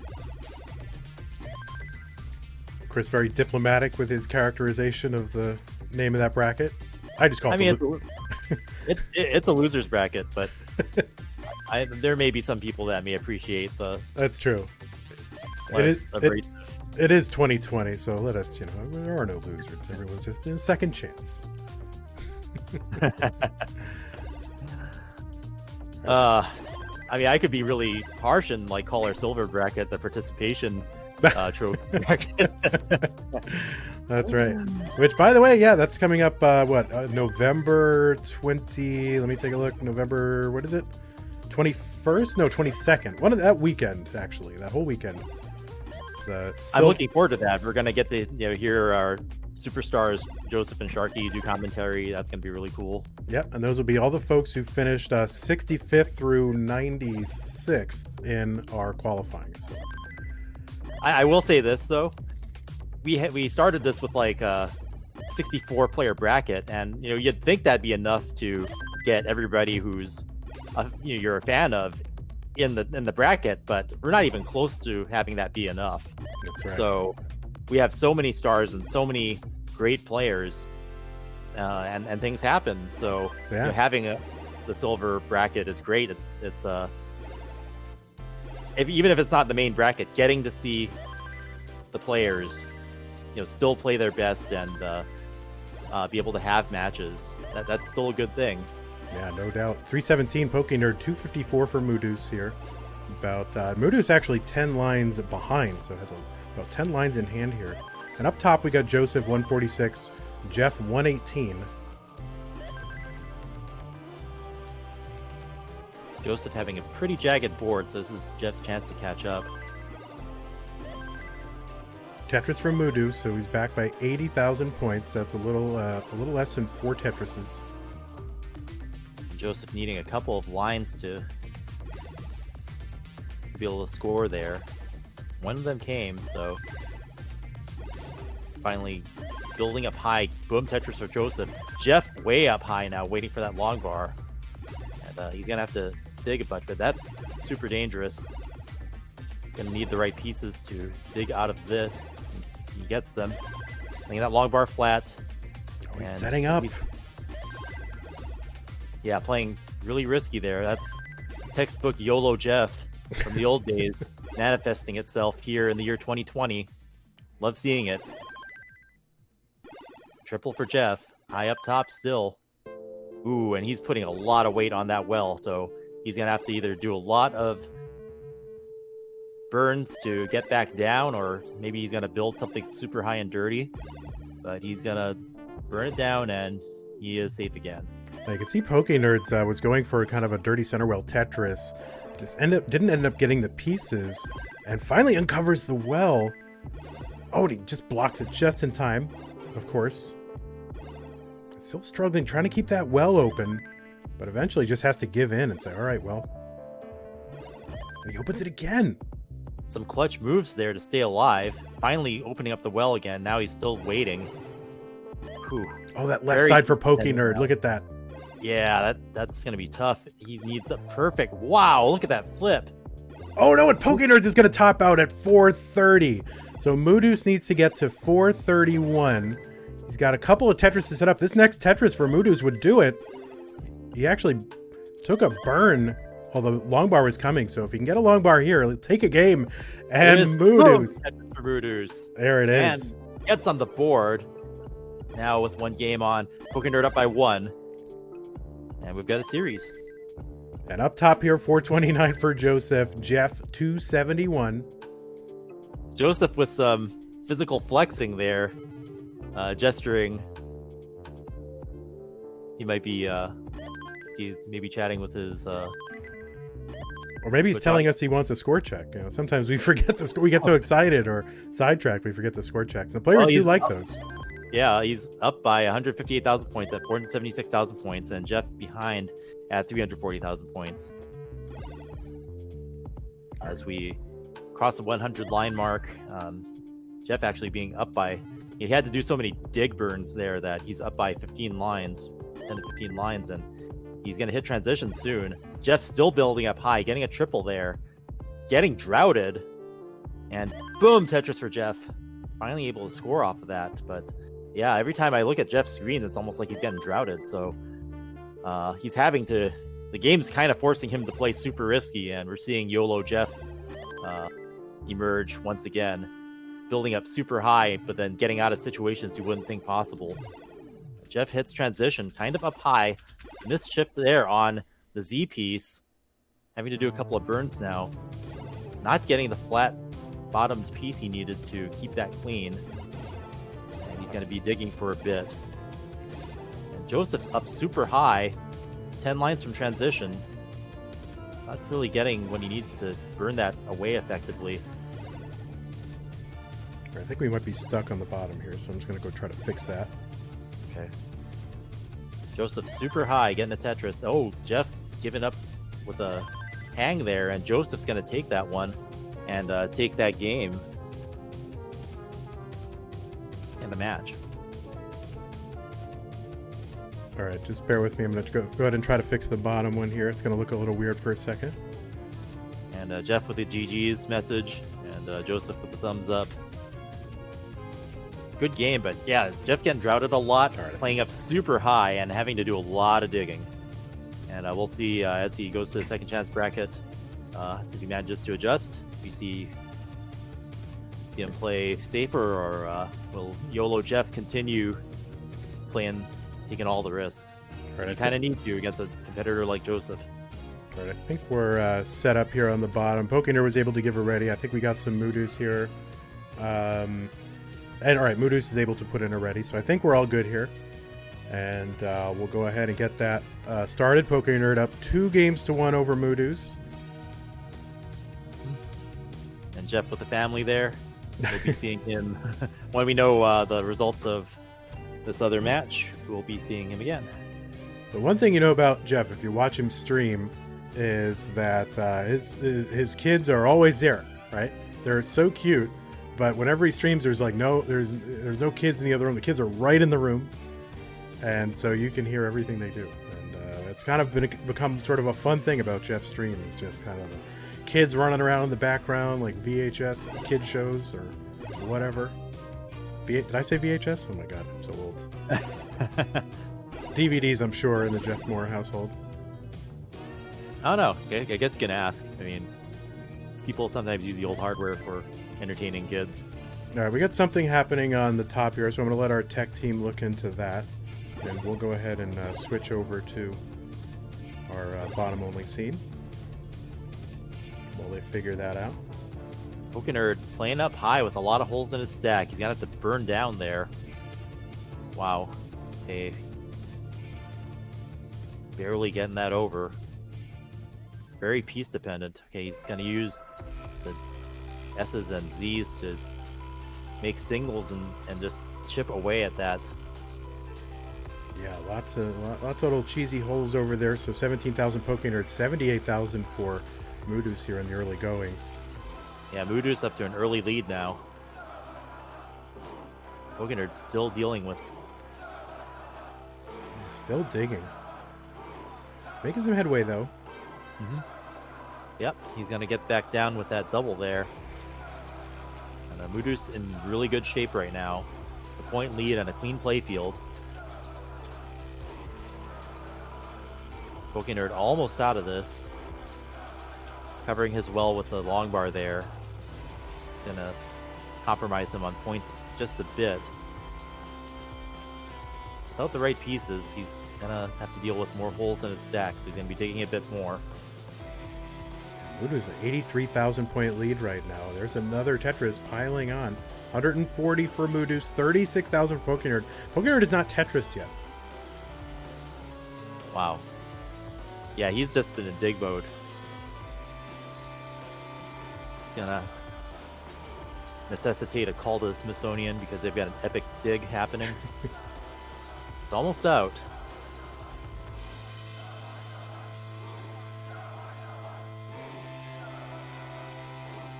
Okay, he's finally getting the right pieces for that. Boom! Dirty Tetris for Pokénerd. Just covered in dirt. Archaeology factor confirmed for this match, and he is out. Boom! Tetris for Pokénerd. Boom Tetris for Moodus, now up by 100,000 points, 193,000 points for Moodus versus Pokénerd's 115. And that must be a big relief to get out of being in the dig for that long. Wow. 70 lines now. And Moodus continuing, having a clean play field, ready to score. Boom Tetris for Moodus, up by 100,000 points. And Pokénerd finally clean again. Bangs back a Tetris there, reducing the deficit slightly.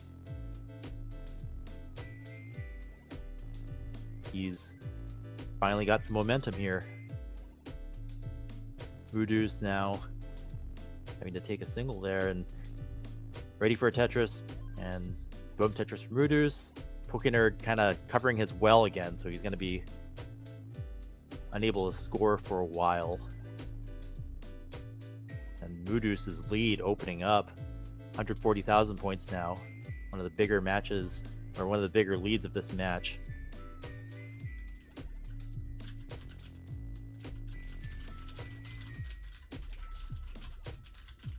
And Pokénerd's clean again.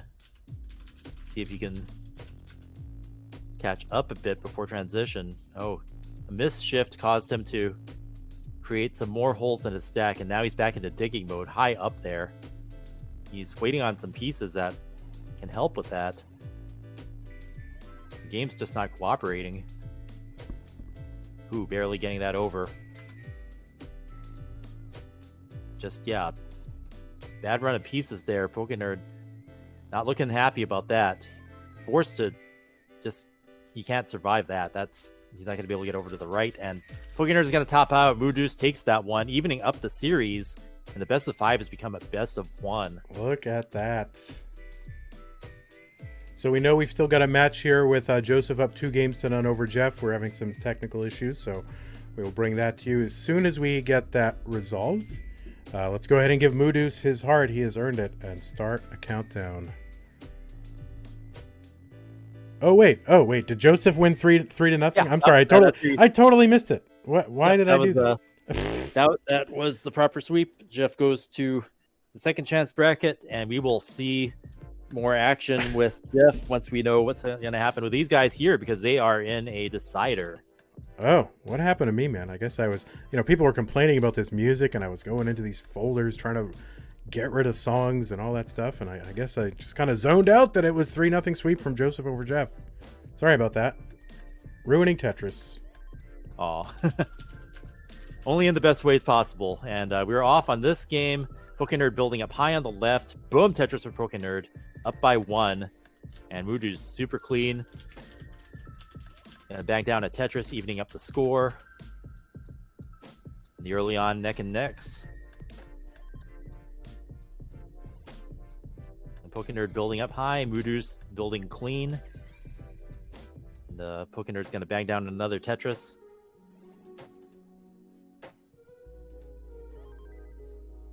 And Moodoos starting to play cleaner and cleaner and with less digging. So let's see if that affects the score potential here. We're getting to see a lot of earlier top outs now, and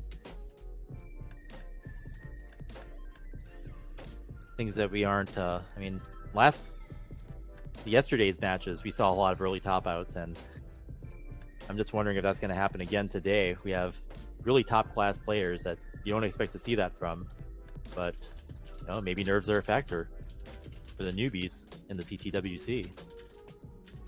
And boom, Tetris for Moodoos. Keeping it clean. PokeNerd now with some garbage he's going to have to clear off. That's a big spire in the middle. Oh, nice T-spin there. Doing his best to keep it clean, but that's kind of messy. He's double well dependent now. Moodoos had a clean play field, brought a piece back in to kind of get his open for the Tetris, but ended up causing himself a little bit of burning, which is okay because PokeNerd's burning right now, but Moodoos in the lead. 174 to 155. Moodoos with he doesn't take the Tetris there. He could have seen the next piece and known that he could have banged down a dirty Tetris there, but instead takes the triple. But sometimes the first answer is the right answer, and Moodoos will maintain a clean playfield with that.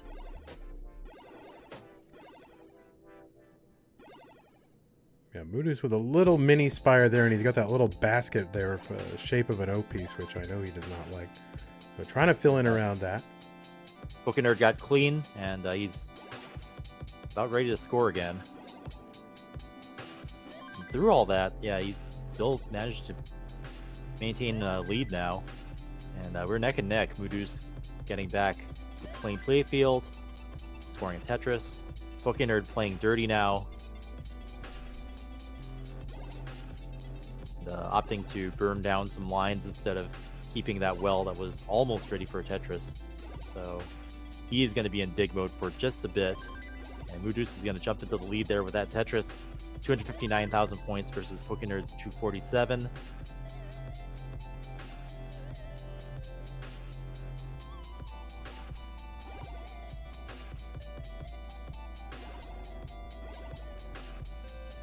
PokeNerd super clean now. Boom, Tetris for PokeNerd jumping into a very slight lead. We're neck and neck.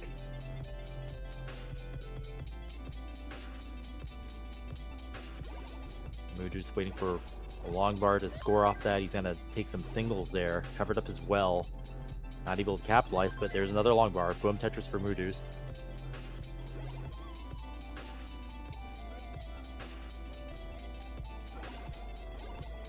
Double well dependent there, causing some problems on his board, so it's going to be in a bit of a dig.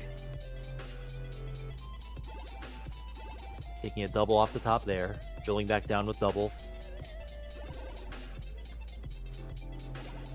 PokeNerd also playing dirty off the top, but then opening it up. Boom, Tetris for PokeNerd. Uh-oh, I think, Chris, are you getting Amazon Prime delivery? Sounded like someone was knocking at the door there or something. That's exactly what it was. What'd you get? Anything good? Actually, yes. It's a clone Nest pad for use with Tetris Effect connected. See, I know. You and I are so connected, I think. I think we've become, over the course of these past 2 weekends, very in sync here. 359 for PokeNerd, 334 for Moodoos. But yeah, they make USB NES clone pads, and some of them work really well with the PC. You just have to find one that is Xbox 360 compatible. Ooh, lots of hole for Moodoos there. Yeah, Moodoos with kind of a bad placement of a T-piece there. Now, he's low enough, and this should be burnable, but obviously did not like that. And he's back by about a Tetris here. PokeNerd 2 lines from transition. Going to try to squeeze out a Tetris here. Setting up a couple of a little overhang there. He's going to Tetris into transition, 391. Yeah. Ooh. Tetris for PokeNerd Moodoos. having to... Oh, go ahead. Oh, PokeNerd having to burn back down like right after transition. So we'll see if that affects his ability. Okay. He gets clean. He has to cover up as well immediately, though. And he's going to be digging right at the start of 19. Not something you want to be doing. Trying to get safe. Drilling back down. Looks like he's going to be able to drill back down. Finally getting some decent pieces there, but he's putting weight on top of his well. So that's another 4 lines he's going to have to burn before he can score again. Mudus is going to be able to take the lead there. Boom, Tetris Pokenerd finally getting out of that. And now he's clean again. Now Mudus having to do some cleaning. Yeah, weird placement for that L piece from Pokenerd, but able to burn that down. Oh no, Mudus, that left side could be fatal. If he can reduce it. Oh no, that will be fatal for Mudus. Oh man. That's that go ahead. Quitting out already, he just knows he can't get anything over there. Yeah, DAS player with full DAS and quick tap can get a piece over 8 high, the 9th column on the left, and he was 9 high and he knew it. Wow. But yeah, Pokenerd taking that one and taking the series, and that's gonna do it for Mudus. But great games by him.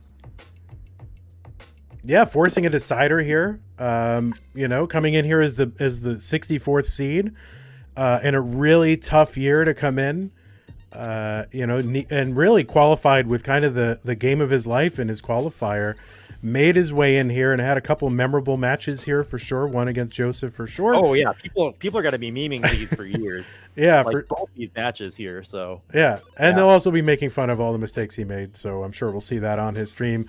I guarantee he'll be playing back some of these matches and looking them over. So congratulations to you, Mudus, for getting this far, and really love having you here. So congratulations, you Pokenerd, for advancing in our losers bracket. So. Yeah, great job by Pokenerd there. Having to do a lot of digging, especially in that last match. Yeah, let's take a look at where that leaves us. And we don't know because they haven't updated it yet. But you can imagine in your mind that Pokenerd is advanced over 1 column.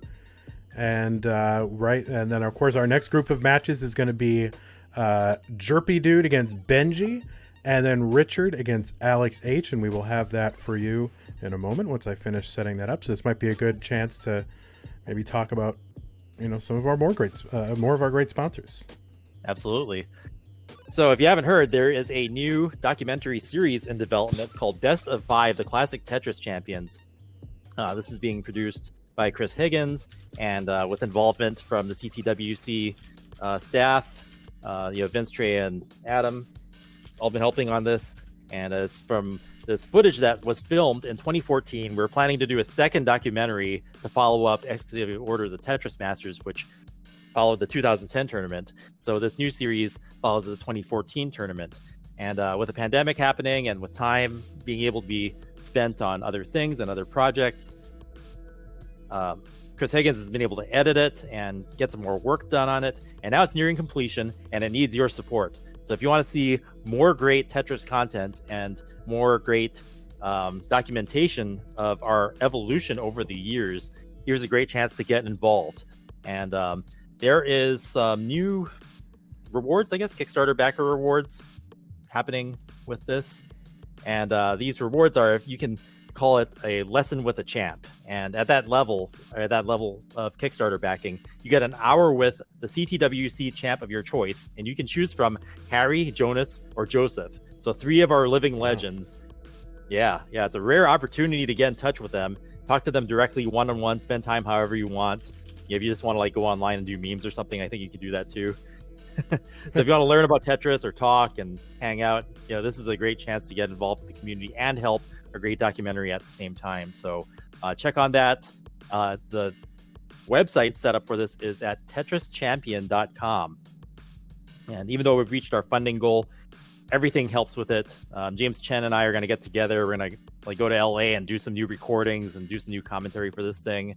And the games themselves are being reprocessed with trade vision, having the score differentials and droughts and things like that. So it'll be not just like new content in terms of footage, but new content in terms of perspective and seeing how we've evolved over the years. So I'm super excited about that. Yeah, and I would say this, Chris, having looked over the Kickstarter and about to contribute myself, don't be put off or dissuaded by the fact that, they say they've reached their funding goal, because that's really just the minimum to do, the bare minimum to get this content out. The more that is contributed, the fancier and the better they can make the whole thing. So that is for sure. So could certainly continue to contribute and get some of those rewards. Oh man, I opened my Amazon box and I thought it was going to be the USB Nest Pad, and it was a jar of peanut butter. Really? There's better be some darn good peanut butter there, Chris, if you are Amazon Prime. It doesn't make sense. So there's two packages that came, and one of them was in a bubble mailer and one of them was in a box. So you'd think the one with the nice cardboard box would be the electronics, right? Yeah. But no, it's a plastic tub of peanut butter, and the freaking bubble mailer has my Nest controller in it. That's wonderful. Yeah. Well, listen, Amazon, you're on notice, okay? We're watching, and we were slightly disapproving. Actually, this is sunflower butter. It's like fake peanut butter. Yeah, no, I've had it. It's delicious. Yeah. I like all the alternative butters, like all the, almond butter, sunflower. I love all of it. Yeah, it's sunflowers cosplaying as peanuts. Well, we are just about set up for our next group of 4 players. And by the way, before we do that, I just want to kind of, I think I have the wrong thing here, so I don't want to do that. But anyway, what you want to do, this is supposed to be yesterday's slide, so don't worry about that. But forget that the top part even exists. What you want to focus on is this is not over, right? We have these 2 weekends where we're getting down to our top 8. And those top 8, they still have to play each other, and that is going to happen on December 6th, right? So that gives the CTWC crew time to get the same piece set carts over to all the players around the world. It allows them to get them set up with some top-notch videographers there. So who knows I don't even think we know what's going to happen, but it's going to give them crucial prep time to make sure we have a really incredible event going on top 8 December 6th. So you're going to want to join us for that. Listen, we're going to remind you, if you're following Classic Tetris on all the social channels, we're going to remind you. So certainly go ahead and follow Classic Tetris on all those channels so that you will not miss this event. And it's going to be your old pals, Chris Tang, James Chen, together again. 2 great tastes that go great together. Speaking of peanut butter. We both got to get our training in. I'm on Classic Tetris 1, James Chen on Classic Tetris 2. And, we get to meet and learn all these great players that are in the scene that we might not be so familiar with without having done these bracket sessions. So we'll be good to go on December 6th. And what a big shout out I need to make to Trey, Vincent, Adam for really just planning this so well. The December 6th matches will have the same piece sets. They're doing so much to work with the players. They don't even know who the players are going to be, but they're committed to working with them and making sure that everything goes off without a hitch, and that this World Championships is going to be the most, definitive that we've had thus far. Yeah, it's a great way to put it. I think whoever fights their way through this whole gauntlet will be, they definitely will have earned it. That's for sure. I think as much as possible, we're removing variance and RNG from it as much as possible. And really, this is who knows what's going to happen after this year, but I think this year is going to be something that we'll all remember, even though it took place only online. So it's been a really great time working the event with you, Chris. Oh yeah, it's been an honor and a pleasure. It continues to be so. We've been seeing some great Tetris. Yeah. I feel it's a gift, right? This whole community, I never thought it would be this crazy when we started doing this so long ago. Yeah. And to those of you Van Dweller detractors out there, I have nothing to do with what's happening a month from now, so you can rejoice. So, all right, let's get our players ready. We've got top players ready. We just need our bottom players ready. I need to switch let me go ahead and switch the games here. Easy enough. I got it, Vince. I know. I'm already on it. Goodness gracious. Vince, he's a dictator. Vandy, you got the name switched. I know. All right. So as soon as we get the bottom two, I mean, there's no reason we can't just start the top match here, Jerpy Dude versus Benji. Let's do it. Let's just, why? They're just practicing on the bottom, right? Yeah, they're just practicing. They're playing so well. I'm like, what's going on here? Yeah, Richard's fixing a max out here like, from 19. They're trying to outflex each other in practice here. Gosh, look at that.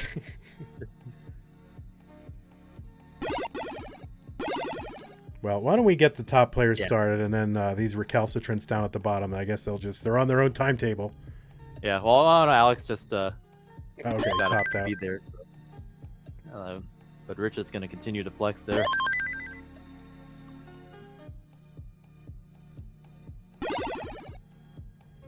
Benji with that vertical grip. You know, we need to add that to our. I don't know. Maybe Sharky needs to make a video on this on different hyper tap grips. The grips. All right, Richard's good. We got the thumbs up. Now, here's the thing about Richard. Richard's computer is like way across the room from his Tetris setup. So he has to keep getting up. Yeah, so what often happens is, everybody loses a match here and there, and so Richard will like lose a game or a match, and then he'll get up immediately, because he's got a signal that he's ready. And so people interpret that as, oh, Richard just popped off. He's just, he's pissed, No, he's not. He's just getting up to fix his computer. So. There have been a couple of pop-offs, but you know what happens? It's like, they'll lose a game, and then the camera goes off, and that's like how you rage quit in the CTWC now. It's like the camera goes off. It's like, oh, man. All right, just want to make sure the other thing, Richard, is you don't tab away from Max Out Club. That might be what's happening here. He might be stuck. So Chris Forrest, kind of like our little associate producer, kind of ready judge guy, you can just remind players not to tab away from Max Out Club. Of course, it's the last weekend, so it doesn't matter. But all right, he's ready now. So let's go ahead and count all this down, Chris. Give it everything you've got. Will do. 3, 2, 1. Tetris. All right, we are underway. Jerpy Dude and Benji up top. Richard and Alex H down at the bottom. Now the players on the left are those who did get max outs in qualifiers, 16 and 17 seeds. I think it took max outs all the way down the board till about 40th place. I think. Is that right? Am I making facts up? Rory will tell me. Yeah, I haven't actually looked at the board because they by that time they had already split the players up. So, yeah, I think that's what it was. So the other players probably got high 900s or somewhere in there. So here we are with 4 hyper tappers. All players on screen now are hyper tappers, and North America up on top, and it's both players from I guess the UK on the bottom. That's interesting how they end up getting matched up that way. Yeah. Is this the first 4-way palette we've had to start off one of the weekends where everyone was a hyper tapper? I think so. I think there's always been. Feels like it is. Yeah, I feel like there's always been one DAS player just kind of flopping around down there in the bracket and saying, "Oh well, I'll try, I guess." But wait, actually, I'm seeing DAS as Alex now. Okay, I just updated my sheet. It was lagging. Sorry about that, guys. So Alex is DAS player. All right, so still that's what it says on the sheet. So these DAS players are everywhere. You can't get rid of them. It's so weird. My sheet updated, but it put me in the wrong tab. So it's my bad. Don't worry, Rory won't be back next year, so it'll be fun. What? No, oh, man. It's a joke. All right, 88,000 down on the bottom for Richard, 161 for Alex. Up top, we got Jerpy Dude 150, 130 for Benji. And I haven't talked about ELO yet today, but for these sheets, in the match Jerpy Dude versus Benji, it says Benji is a slight favorite with a 63% chance of winning. And for the bottom match, it says Richard is a huge favorite with a 93% chance of winning in the match on the bottom. Well, that's the first time I've ever seen the ELO odds prediction just be that adamant about what the results are going to be. So let's see if Alex can fight fate or whatever the ELO odds are representing there. So what's going to be interesting here about Alex H, primarily, he's a member of sort of the, kind of more on the PAL community, European kind of version of Tetris, different places in the world. They're different televisions, so they have to sort of optimize the frame rate and the movement so that it works on European televisions. And so it's a slightly different experience playing on PAL. So he primarily plays on PAL and on Game Boy. So in Game Boy, it's optimal to build on the left side because of the rotations. And so you're seeing So is Alex. that why he's building left well? It appears to be. I think he's just used to setting up left well.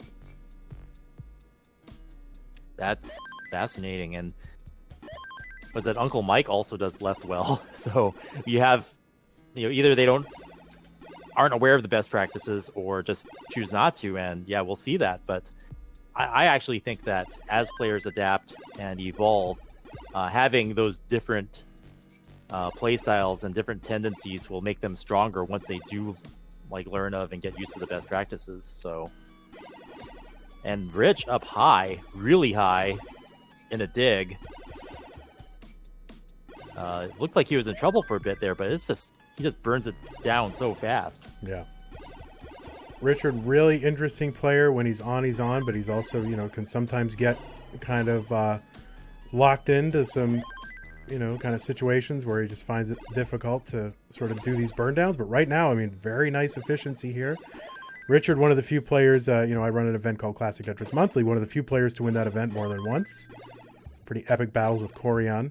If you want to go look those up, pretty amazing. And we've been neck and neck up on top. Jerpy Dude at 394k versus Benji at 380k. As we're crossing the 100 line threshold, approaching transition. Yeah, Jerpy up slightly, and Benji having to take a single burn there. Not quite Tetris ready, but more or less they've been pretty even this whole game. Yeah, I'm really curious here with Alex H. what this is going to look like on level 19. This sort of building on the left. Because you have much less time to get pieces over that way. And we kind of saw this with, the other qualifier who kind of made a splash with Anna D, right? Sort of coming out of nowhere, building on the left. And it was very difficult for her to sort of make Tetrises at post 19.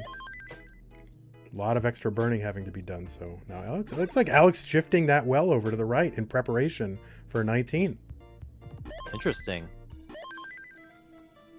Nice dirty well set up there too. He's in a drought. He's going to use that. Boom! Dirty Tetris for Alex. And he's going to keep that dirty well. He's got another log bar. Boom! Dirty Tetris for Alex again. And he's going to hit transition with next couple of Tetrises. Rich building up way high on the left. And transitions up high, taking some burns, but able to handle it, no problems. Boom! Tetris for Rich. They're neck and neck. With Alex about to transition here. There it is, with the well on the right now. He's got some holes in the stack, though, so he's going to have to burn them. Rich playing way higher, also in a slight dig. And Jerpy just hit level 19, now level 20. Top game now in transition with Jerpy building a lead now, 80,000 points ahead at 616,000 points versus Benji's 539. Yeah, Richard kind of in a dig up high here. Can get pieces over, and I've seen him do this before, but it's so tough, and you get the wrong run of pieces. Just spire in the middle and piece dependent. Uses the long bar flat, and then wisely chooses to take the L to burn. Wow. Look at this dig from Richard. Speed. Alex with a spire in the middle. Able to keep it somewhat clean. Unbelievable dig from Richard here. He's still got a few rows of garbage over his Tetris well on the right, but he should get clean. Yeah, he's getting clean. That looked so lethal for a while there, but he is out of it and back down to the bottom. Rich ready to score again. Wow. Incredible. So Richard 556, Alex 598. Richard actually ends up ahead by about 10 to 11 lines here. So this is a real, this is a sizable lead for Alex. Yeah, Rich having some holes in his stack, so Alex in good shape right now. Yeah. Meanwhile, up on top, Jerpy with a big lead now, 133,000 points up at 800,000 versus Benji's 699. So Benji's going to have to turn on the heat and pick up the pace here. his board's clean. He can do it. He just has to not compromise on any scoring points here. Now, the one thing that has been true of Richard... Oh, that triple flip from Alex. Did you see that? Oh, and he gets the longbow over to the right. Did you see that sequence from Alex? Yeah, holy cow. So he's also a triple flipper like other players new to the scene. Some of those practices, you know, they can do things that you wouldn't think possible, but yeah, you know, that's what they're comfortable with. They can excel. Yeah, I wonder if that was some kind of change his mind or some kind of pole vault or something like that. I'm going to have to go back and look at that. But look, he has a lead, and then Rich is up high with the center well, waiting for a long bar. It's going to be like 3 rows off Tetris. He does not get the long bar when his well was open. And he was kind of playing super dangerous. I don't think he's going to be able to dig out of that. And Alex is going to take the first round. Elo odds be damned. Alex, with the triple flipping, left well, takes a round over the highly favored Rich. Yeah, wow. Unbelievable. So, yeah, Richard there kind of with that center well took, kind of passed on several opportunities to burn that down. It was kind of gambling on the long bar coming.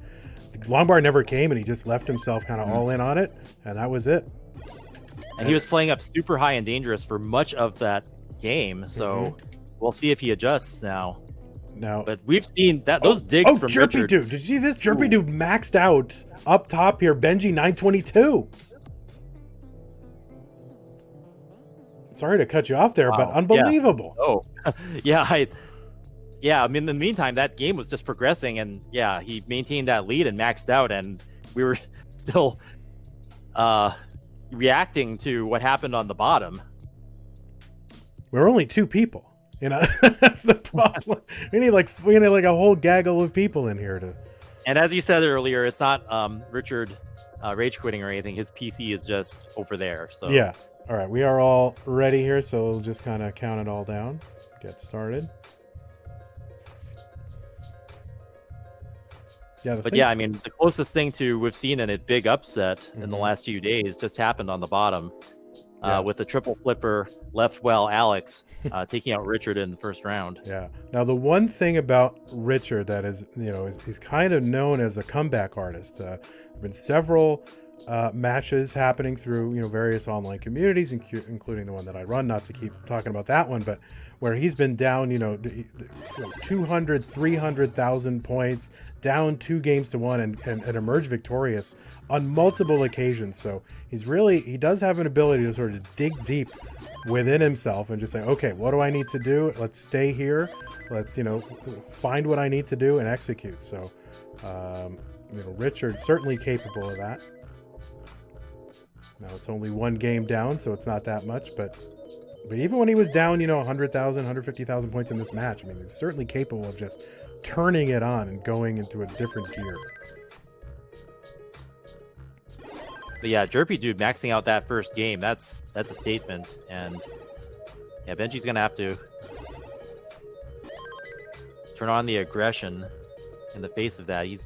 Benji's up to a slight lead now. Tetris and a half ahead. Jerpy having to do some burns early on. Rich building really high. And boom, Tetris for Rich. Alex having to do some digging, but still up in a lead. Let's see if Alex keeps that center well or if he does something different. Yeah, he's kind of playing in the middle of his stack here, setting up center wells, and like you can see him just building very non-standard, kind of building up the left, building out the right, leaving the middle open, and then just trying to find center well Tetrises. So yeah, I do see him making on-the-fly adjustments too. So I think he's trying to see what pieces can form a well, and then he adjusts to try to build it where he can. So I'm not really sure what he was going for there, because there are a couple of setups he could have done to turn that into a Tetris, but he's opting not to do that. Okay, finally he has a kind of setup for a Tetris in a center well situation. Yeah, he's got kind of a different plan than I think I'm used to seeing here. Yeah, he's dumping a lot to the left and right. He's in a drought, 22. He finally gets it. Boom, center well Tetris for Alex. And in the meantime, while he was trying to configure his stack there. Rich has taken a slight lead, but now Alex taking it back. Yeah, Rich now having to. Yeah, neither one of these players particularly efficient here through 60 lines. Normally, you expect to see scores 1.5 to 2 times what they have right now. Benji doing really well this round. He's got a 63,000 point lead at 289,000 points versus Jerpy's 231. Jerpy now having to do a bit of digging and creating some weight on his stack there. Just holes everywhere now appearing out of thin air. He's got to dig back down. So this is Benji's chance to take a round here. Benji taking a triple. And yeah, Jerpy starting the dig. 223 for Richard, 267 for Alex, and then 304 Benji, 262 for Jerpy Dude.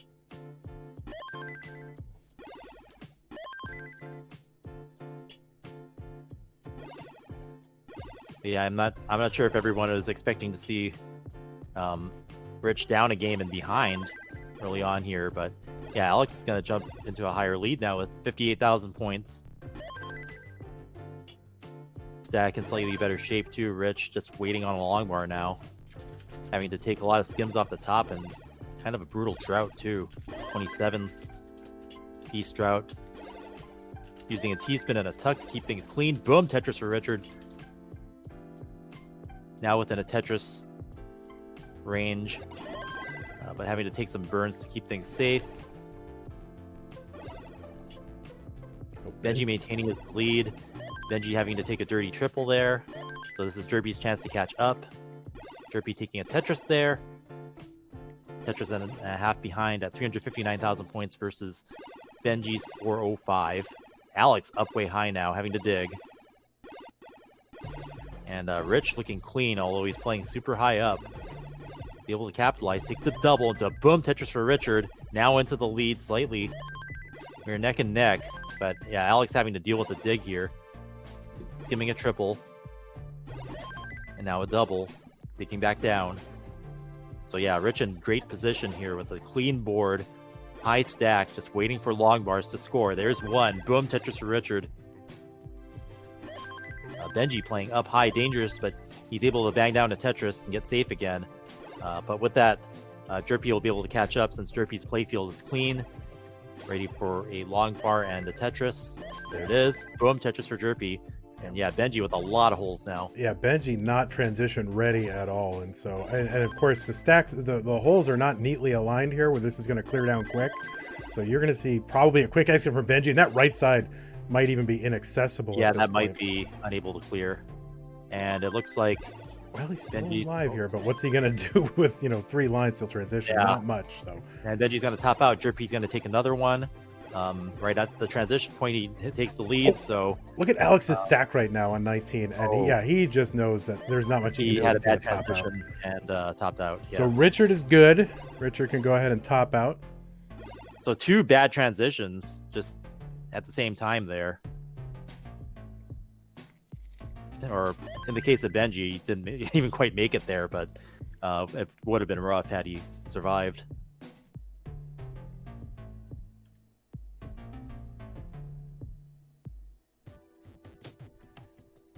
But yeah, Jerpy up by 2 games. Benji having to win this to stay in the match.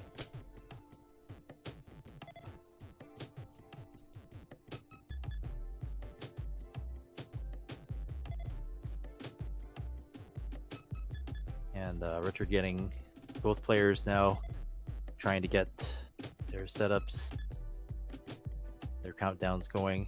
And we're going to start the game up top. Now, of course, Richard is known for having probably, one of the most luxurious setups here. He's got an RGB modded NES, right? So with the RGB mod, right? So super clean color, and one of those PVM Sony monitors. So I mean, he's got a prime technical setup, does Richard. And it's one that I drool over constantly. And I'm like, oh boy, if only I were good enough to justify having such a setup. Yeah, Richard is. Looks like we're almost ready to go on the bottom.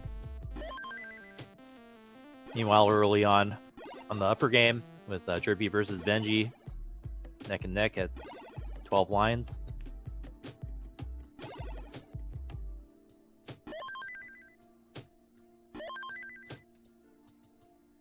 And Benji having to deal with some holes in the stack.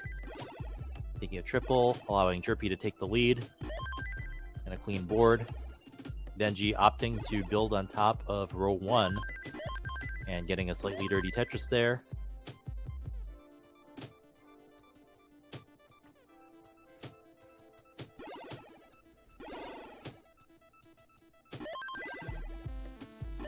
And boom Tetris for Rich. Alex waiting on the long bar and a 25-piece drought here. Playing way up high there. Taking some singles, but look at that, 33, 34-piece drought. And finally he gives it to him at 37. Boom, Tetris for Alex. Boom, Tetris for Rich.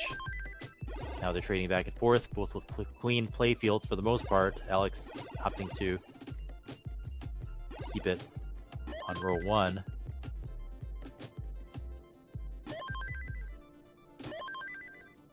Another Tetris for Alex. They are trading back and forth. Meanwhile, up top, Jerpy's ahead by a Tetris.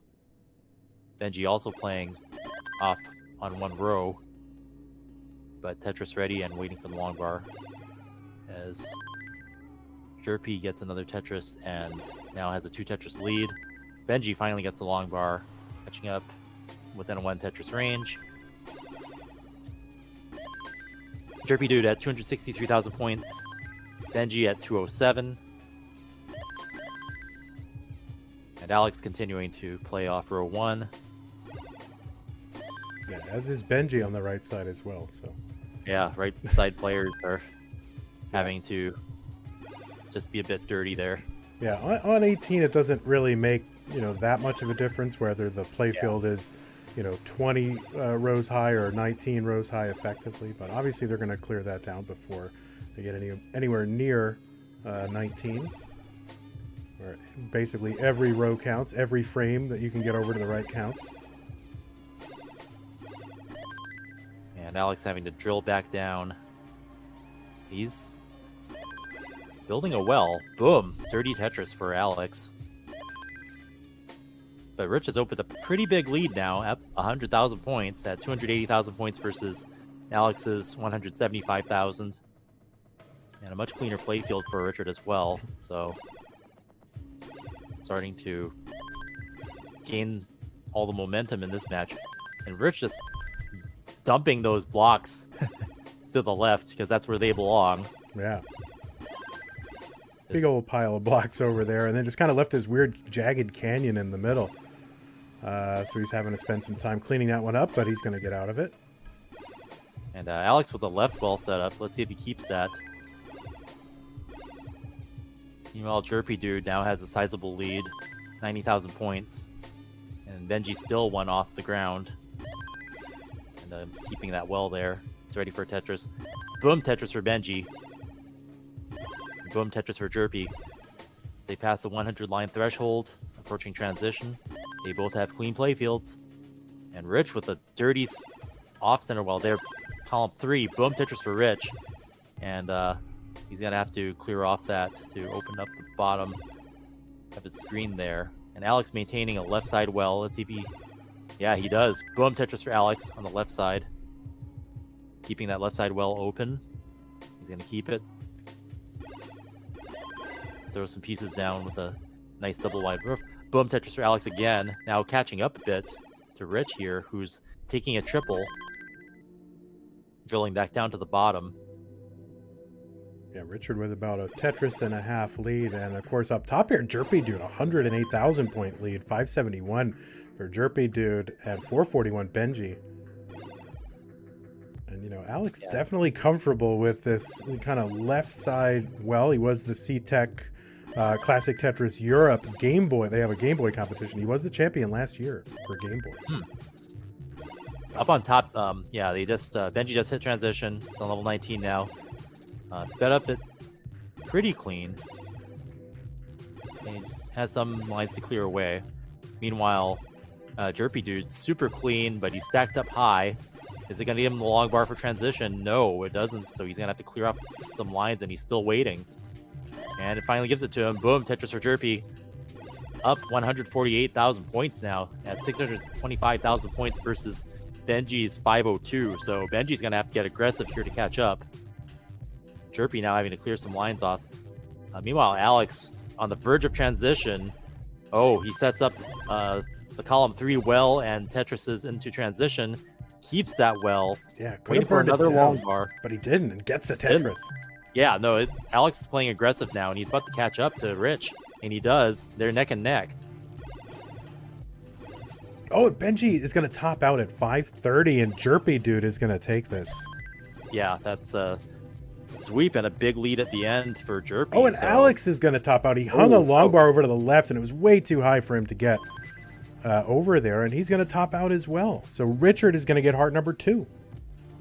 So yeah, Richard changing the momentum here, and now in a position to send Alex to the second chance / losers bracket. All right, let's go ahead and give Richard his heart here. There he is. See, Richard's trained himself to thumbs up here, so that people don't think he's popping off. Right? So he's like, all right, everything's cool. Webcam's still on. They haven't rage quitted until the camera goes dark. All right, let's get over to our 2-player scene, and I know that there's an issue with the game sounds, I think, going dark on this. So I think I have to bring the game sounds up in this scene. Please correct me if I'm wrong. We got 2 ready, so let's go ahead and get it started. Richard and Alex. Alex H. 3, 2, 1. Tetris.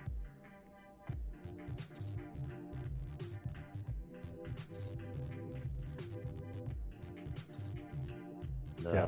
Players people in chat here are commenting and say, is Richard playing with his eyes closed? No, it's just I think his CRT is kind of like a kind of knee height, right? So it's actually pretty low. So he's just looking down. Looking down. Yep.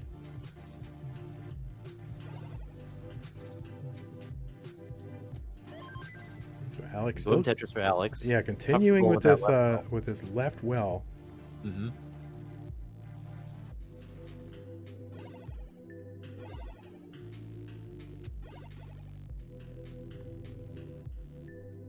And yeah, he's just going to stick with it.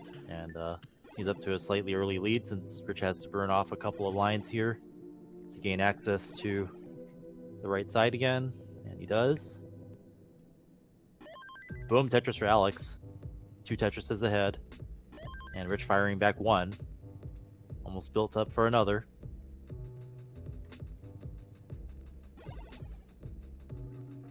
Ooh, Alex with a super high off to the left well there, Tetris. So Alex is showing some versatility and just building those wells where they come, and maybe that has to go along with being comfortable with a left well. Just take them as you come. Sometimes the pieces dictate what you can and can't do.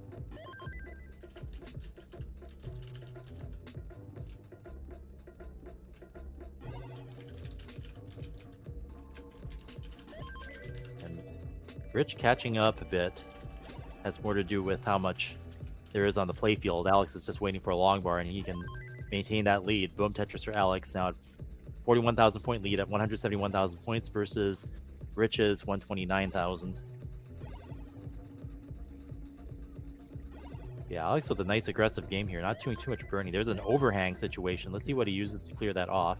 Yeah, there's really there's nothing that will natively just go in there, or especially after that. So that's going to cost. Yeah, I saw a tuck solution that would have worked, but didn't give him the right piece for it, so he just bailed on it and chooses to use some doubles and singles to level it off.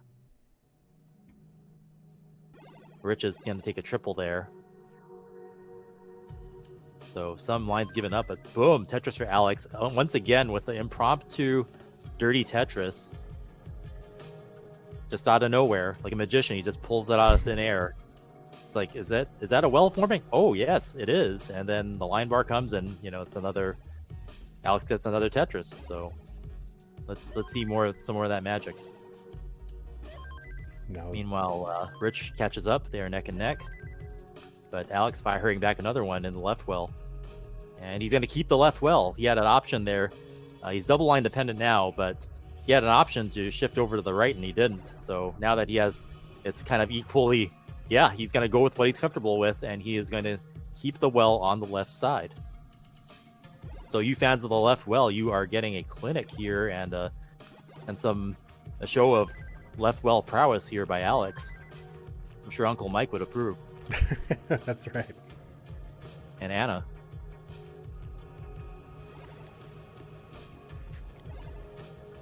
Yep, Alex developing a well on column 3, and he's going to Tetris with that. Boom, Tetris for Alex in column 3.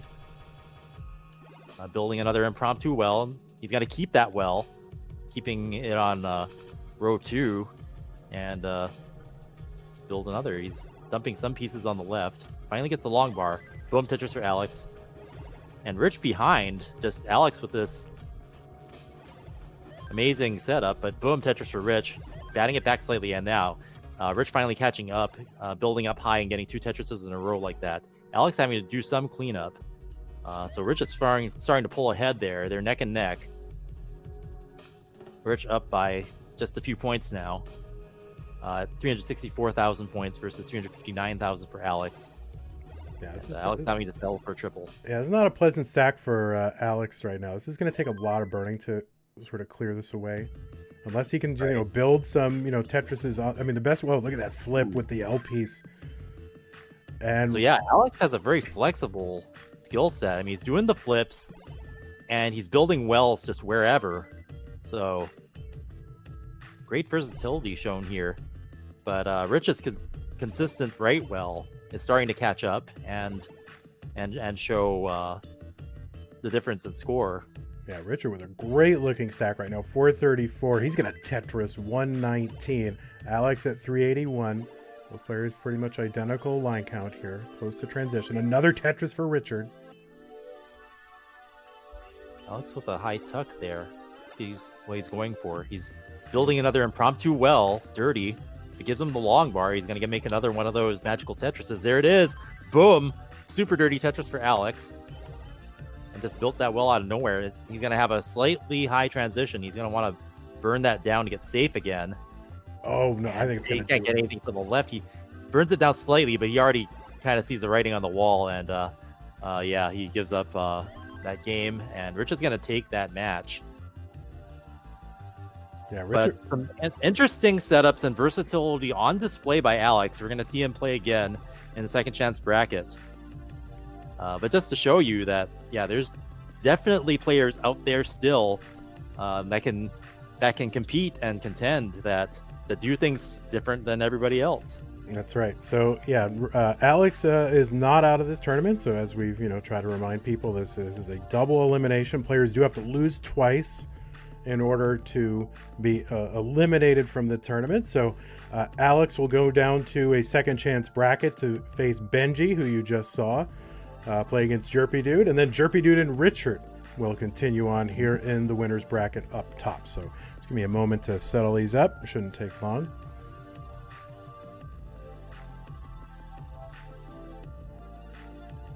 I did enjoy that match. Like, you have one player on one side playing super consistent and aggressively building up super high, and then you have the other player just building Tetrises wherever they may blow. Wherever the winds may blow, there was a Tetris waiting for Alex there, and that was entertaining. Another, VOD or another player to study, just seeing how that can be done.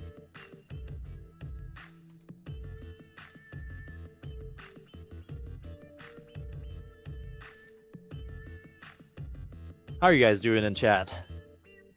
I'm still here. It's been a great day of Tetris so far.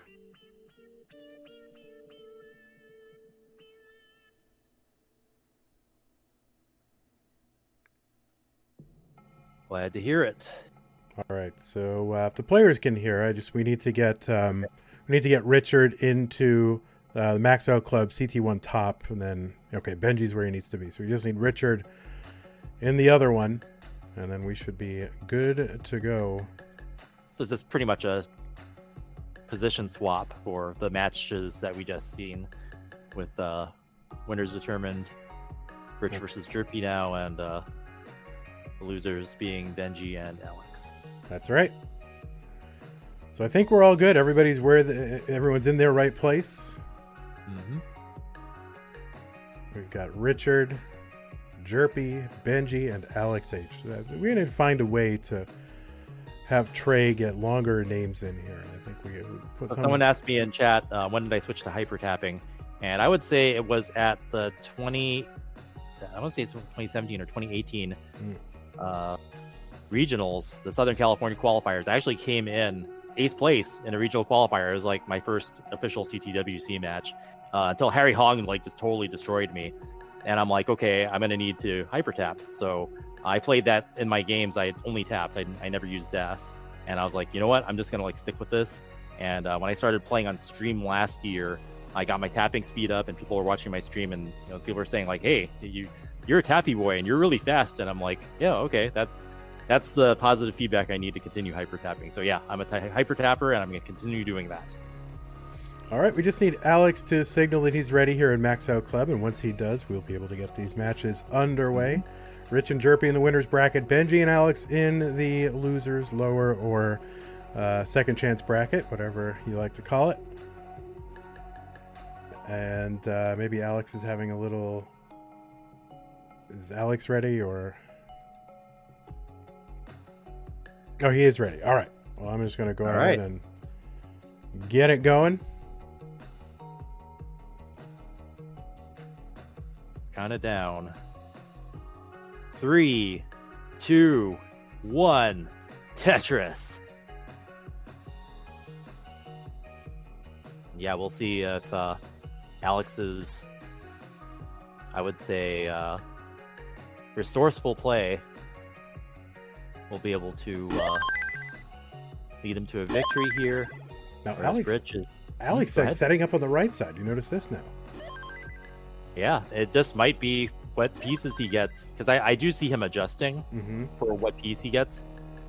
Sometimes at the last second, and then a well forms. So he's probably deciding in real time where it's going to be. Yeah. Whereas other players consciously stack so that their well will form in the same place. Yeah, even if the first couple pieces are a little awkward, they just kind of burn through it or tuck or whatever. But no, Alex is trying to stay clean and go with what he knows. Wherever the pieces may lead him. And Tetris for Alex. And Rich having to have a slightly awkward hole there that he's going to have to deal with later, but he's going to take a Tetris there. Just slight lead, but Jerpy batting right back early on, neck and neck.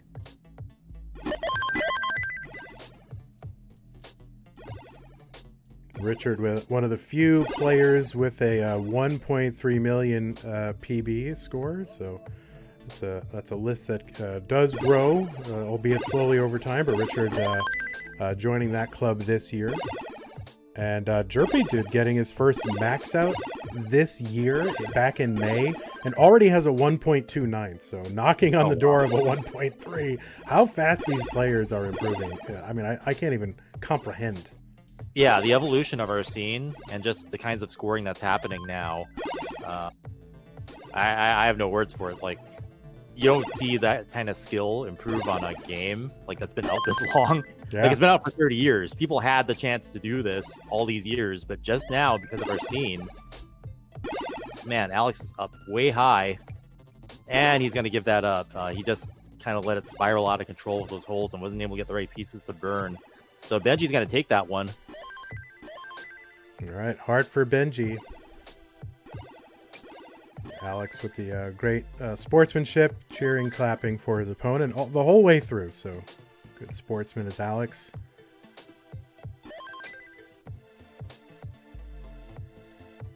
So Benji lists basketball and trumpet as his non-gaming hobbies, while Alex has playing chess. And as you know, the game of chess is what gave rise to that ELO system of... Yeah, exactly right. So a lot of players find themselves sort of comfortable. It's interesting. There is some overlap between, chess, cubing, and Tetris and all that. And I've also noticed that the game of Go is also really popular.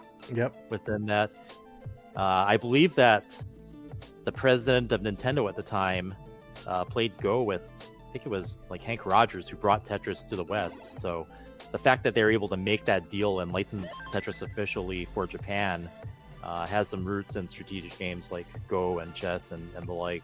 All right, well, kind of go hand in hand. Looks like Jerpy is topped out, kind of early-ish top out, and Richard is good. Yeah. Richard can go ahead and top out. A couple of Tetrises there at the end sealed it for him. Not quite sure what happened with Jerpy, dude. I totally missed it. I was kind of setting up the scene here, and all of a sudden...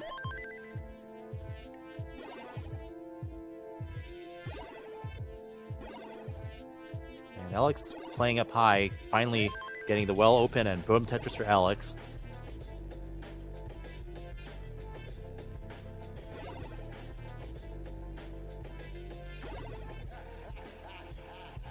Yeah, Alex still playing way up there.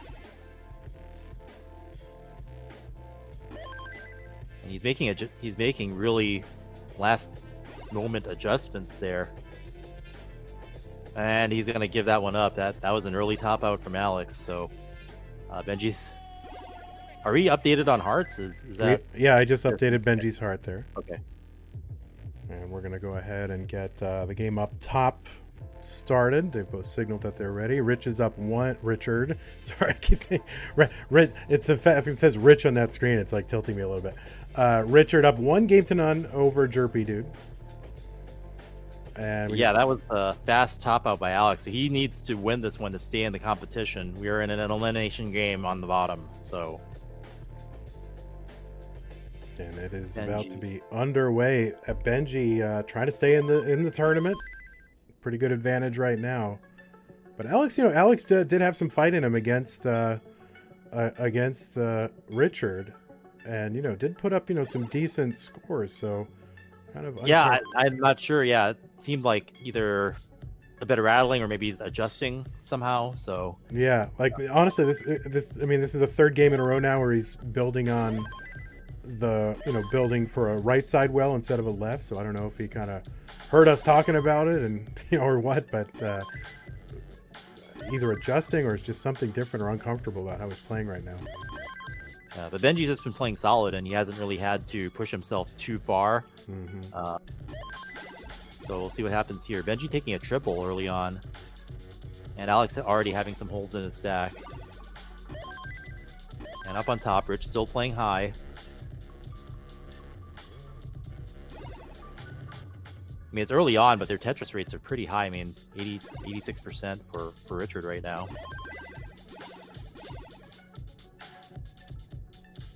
Jerpy playing way up there now. In a bit of a drought. 27 pieces. Finally gets a long bar. Boom, Tetris for Jerpy. Up by 1. Rich with a lot of holes in his stack up high. We've seen him dig out of this before, so we know he can do it. Takes a triple. Yeah, a couple of nice pieces to get some, take some of the pressure off here. And Alex topping out again? Alex topped out again. I totally missed it. I was like mesmerized by Richard's dig here. It just happened like pretty much instantly, and Benji's gonna have an easy sweep. That just happened so fast.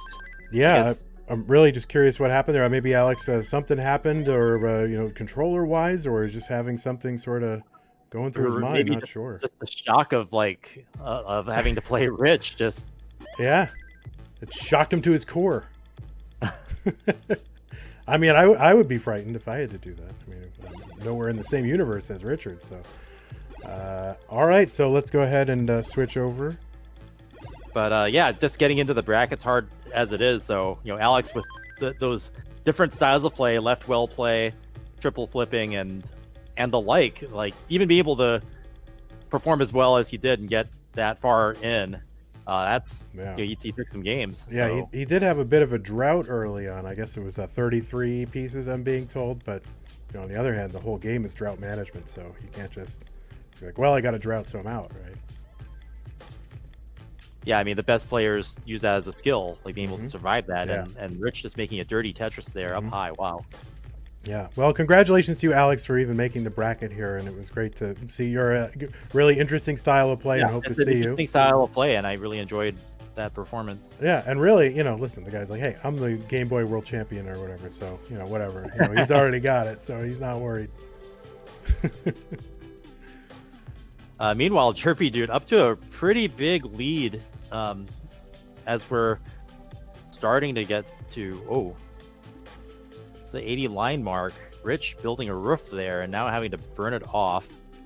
Not sure if it's a misdrop or that there's some kind of plan going on there, but he's able to get into these really dangerous situations that would end a player's game normally, and then he's able to dig right back out of it. So Richard, just being one of the very best diggers in the world, powering through that. Oh, and he just rips that long bar over to the left. See, I thought he was going to use it to fill that, but instead he creates kind of a J dependency instead, or an L dependency. And the L came. So. Yeah, just super impressive dig skills there. Wow. Makes it look easy. Makes it look like it's not even Nest Tetris. Yeah. It's like some guideline shift going on there. No, that's Nest Tetris being played by a master, getting that kind of dig. And he set up for a triple there. He opted to keep his well open for that, but now has to build on top of it. T-spin, trying to keep it clean. Yeah, let's see if Richard decides. No, he's going to burn this down. He's kind of a big deficit here heading into transition. Yeah. Jerpy Dude 465, Richard 298. But there's a lot of Tetris to be played, and level 19 is a strength of Richard's. And Jerpy's been playing a good game here, having the well open most of the time, not having to do too many burns. He's right at 500,000 points, so he'll be right on max out pace. And then Richard having to do those digs, so that's the reason for the huge deficit. But once level 19 hits, we'll see if that changes, because Richard's piece maneuvering will definitely play a factor once we hit level 19 speeds. So we're just got kind of a mini Spire here heading into transition, but gets a Tetris, so that's going to bring that back down out of play. And another Tetris for Richard. So 374 Richard, 522 Jerpy Dude, one line away from 19. Just going to single into it. Yeah, Rich hitting that Tetris. Now his board is clean. It's ahead by several lines, but Jerpy's continuing to score. And Jerpy's taking some extra burns here. He just has his stack isn't really hospitable to some of these S's and Z's, and then he ends up having to place them somewhere. So he's creating holes, but so Richard's been able to cut into this lead a bit. 111,000 in favor of Jerpy Dude. So 452 Richard, 566 for Jerpy. Oh, Richard hangs a long bar. Now he can still get one over. I know he can. If he's going to get one, he does get it over. Just barely. But he's still in trouble. That's a big Spire, and he's not going to be able to get anything out of that. And Jerpy is going to take that one. All right, it's evened up here. It was a best of 5, and now it is effectively a best of 3. Richard versus Jerpy Dude. And as soon as we count this down, Chris, I just got to step away for 60 seconds. So make sure they don't top out. I don't know if I can help that, but they're relatively stable players, so I think that I'll be fine.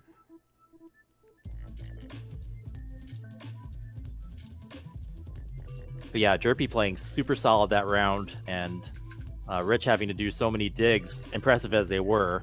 The score deficit and eventually that Spire in the middle just wasn't able to be overcome.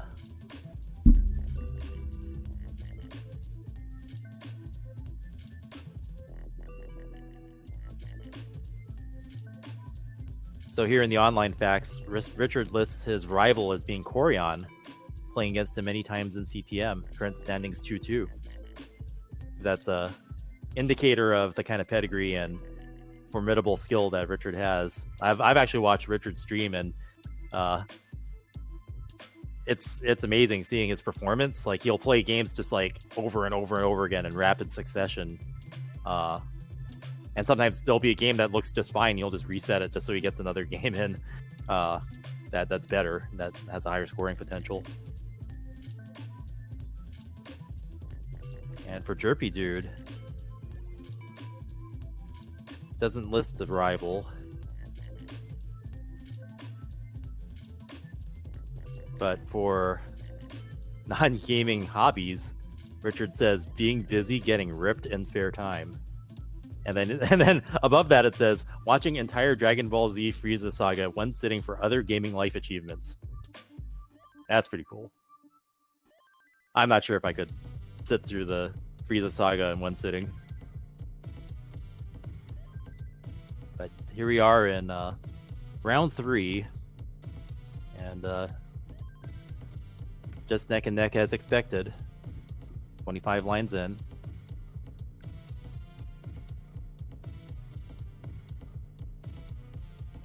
And Jerpy in a drought, just waiting for the long bar.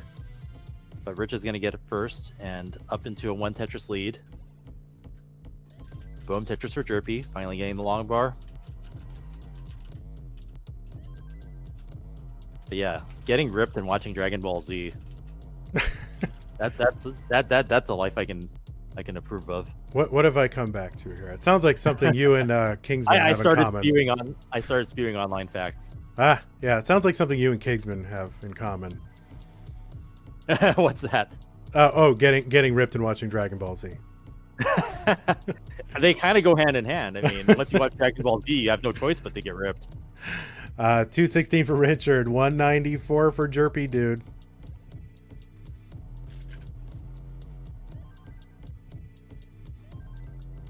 And after updating the sheet, it says that Richard is a solid favorite with a 78% chance of winning, according to ELO. But as we are standing, they are 1-1. Mm-hmm. Yeah, I mean, I think sometimes what can happen in the ELO rankings, though, is that especially if a player is slightly newer to the online scene, it can include disproportionately some of their early ventures into competitive play before they'd really establish themselves, and especially where Jerpy just having his first max out in May of this year, right? Certainly I've seen him come up through the ranks, through the kind of lower kind of community oriented tournaments up to the higher level brackets. So I think that probably in this case it probably understates it and his skill until he gets some more matches under his belt. Mm-hmm.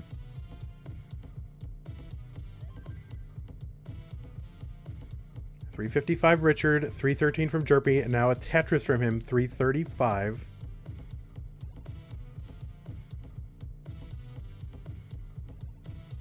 So this is for Richard. This is just about that 100,000 points per 20 lines, which is kind of the key indicator of health, right? Of your pace. So really good pace from Richard. Yeah, good pace.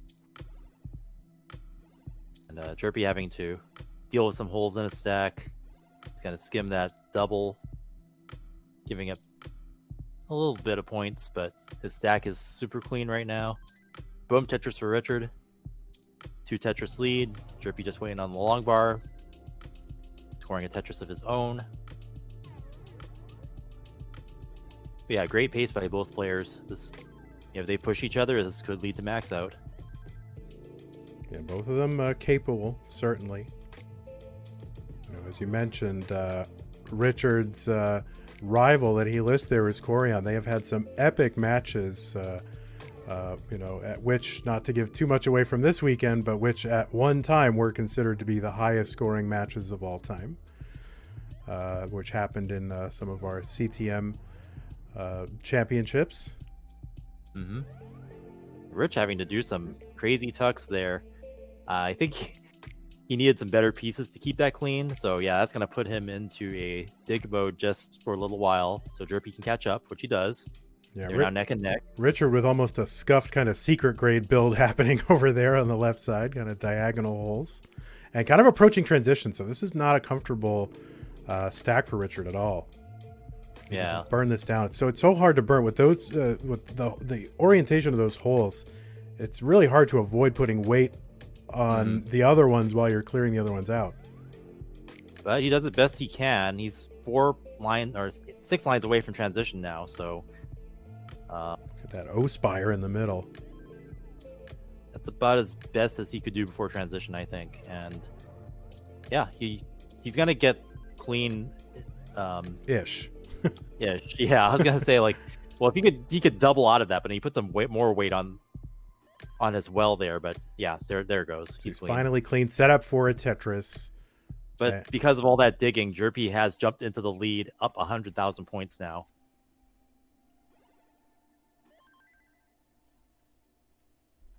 And Jerpy with a really solid stack. He opts to take the safe triple there, and then boom, Tetris for Jerpy. Keeping that lead. 100,000 points up at 656,000 points versus Rich's 553,000. We're seeing Rich play aggressive post 19. So we'll see what happens here. Starting to catch up. Yeah, 50,000 point lead for Jerpy, but Jerpy with not a great looking board here, and you can see him fighting to try to stay alive. And oh, that S placement on the right is really going to complicate things for Jerpy. He's going to top out at 664. So Richard has a path here. Just needs to get to 665. Has plenty of time to do it. Right. This is a fairly safe chase down. He's got all the time in the world to do it, and less than 20,000 points to go.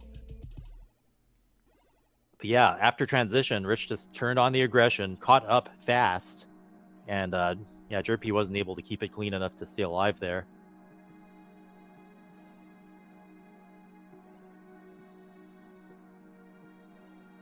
And he's going to line this out. A few more ought to do it. Set up for a double. If he takes the single. And he's just going to opt to take singles all the way down. Two more will do it. No reason not to. And there it is. And he is good. Richard with the heart. Up 2-1 over Jerpy, dude. Both a 16 and 17 seed. You would expect that to be fairly close, generally speaking, in a tournament.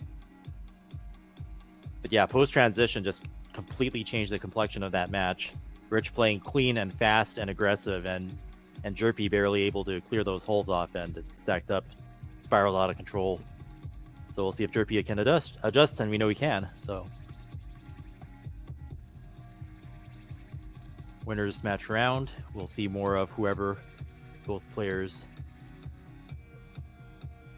win or lose. All right, let's get them started.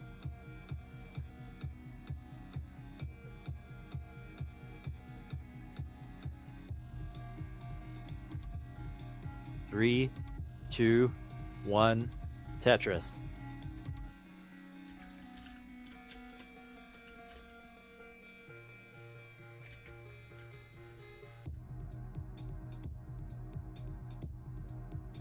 Rich covering up his well early on. Probably looking to burn that off with a double. Or he does 2 singles instead. And Jerpy with the first Tetris. And Rich not far behind. Boom, Tetris for both of them.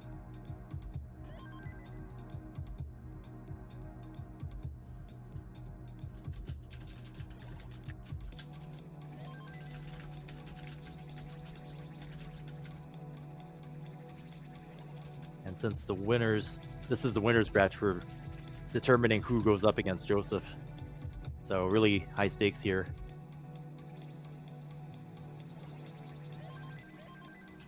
Tetris is back and forth. Even game so far. And Jerpy ahead just because Rich hasn't been able to get the long bar to score that Tetris, but Rich having to dig now. Having to take a couple of singles, but finally gets that long bar, evening it up. Jerpy just ahead by 1 Tetris.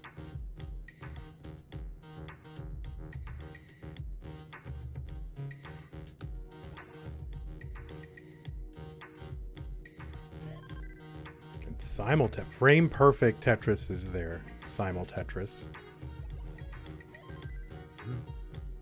Richard with a little spire in the middle, though, but get some pieces to build around it. He'll be set up for a Tetris in a piece or so. Jerpy with a Tetris. Richard with a Tetris. So 133 Richard, 188 for Jerpy dude. Yeah, Rich not playing super high this round either. He's seeming to not have any crises or any crazy digs for a stretch here. Whereas the previous games had a lot of that. So maybe that's an adjustment too. Jerpy playing super high now. Just I was talking about that. Drippy's going to need some good pieces to survive this. Whew. Last second flip there. Able to get that in there. That was crazy. Wow. What a dig by Jerpy. Yeah, that was some clutch piece maneuvering there. And you just see the relief on the face and body language of Jerpy there. Just barely able to survive that, but got the skills you can, and Jerpy proving that he could dig just as good as Rich. Up high and at risk like that. Boom Tetris for Richard. And even through that dig, Jerpy's still in the lead. At about halfway to transition here. They're pretty much neck and neck, but Jerpy just maintaining just a Tetris and a half over Richard right now. Boom Tetris for Richard, catching up slightly. Jerpy looking for some... He's kind of L dependent there, but uses the box to clear it off. He's going to have to skim some lines there. That's going to allow Rich to catch up with that Tetris there. He's set up again. So he's in the lead now. In the lead, yeah. So right there, we went from being with Jerpy in the lead, and then just even for a bit, and now Rich is in the lead, and then now we're neck and neck again. So very close match here.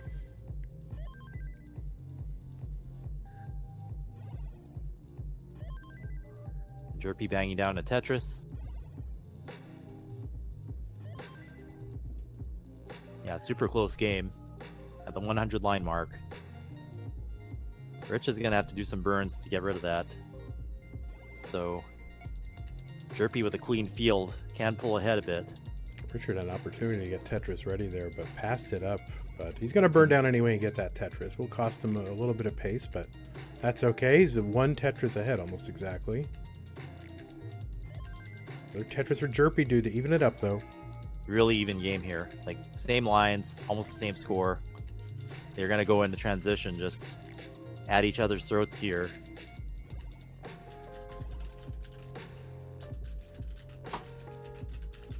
Very even match. I mean, you're seeing crazy digs by both these players, so the capabilities and just seeing them survive and score. Hopefully we'll get to see some max outs and then pushing each other before we reach the end of this run. Boom Tetris for Rich, boom Tetris for Jerpy. Just one apart with Jerpy with a slight advantage as we head very close to transition. Next Tetris for Rich will do it. Yeah, next Tetris for either of them will do it, actually. And Jerpy's going to transition first. Clean field at level 19. Rich stacking up higher. Yeah, he's going to be a little bit high for that next Tetris. He takes a double there to open his well. Boom Tetris for Rich, now at level 19.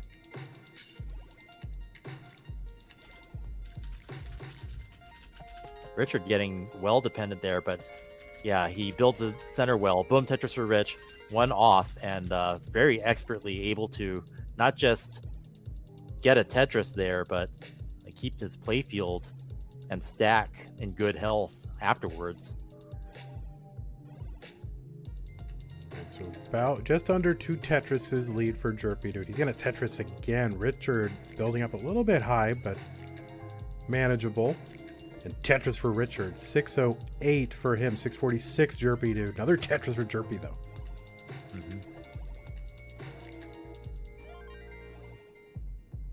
Another one for Richard, so about a 40,000 point lead for Jerpy. And Rich burning some more lines, so Jerpy's been playing a little more aggressively. Haven't seen too much burning from him. And yeah, just Jerpy's raining the Tetrises now. Oh, Richard with that spire. Richard's in trouble. Ooh, he's not going to be able to get anything over to the right there. And Jerpy's going to take this one, evening up the series, turning the best of 5 into a best of 1. Oh my god. Coming back. So it is a decider. A D-cider, the most delicious drink in Tetris. A D-cider.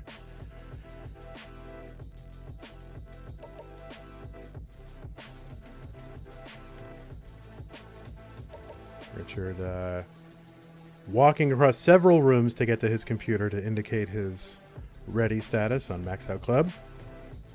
Corian in there. Corian loves D-Cider. He's in the chat talking about D-Cider. 2021, we're going to have to get an actual D-Cider in Portland.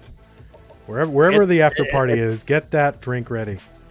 It's time for the CTWC to have all sorts of merch. Like, we got to have the D-Cider drink. And we got to have, like, the official controller and a bunch of other stuff. That'd be kind of cool.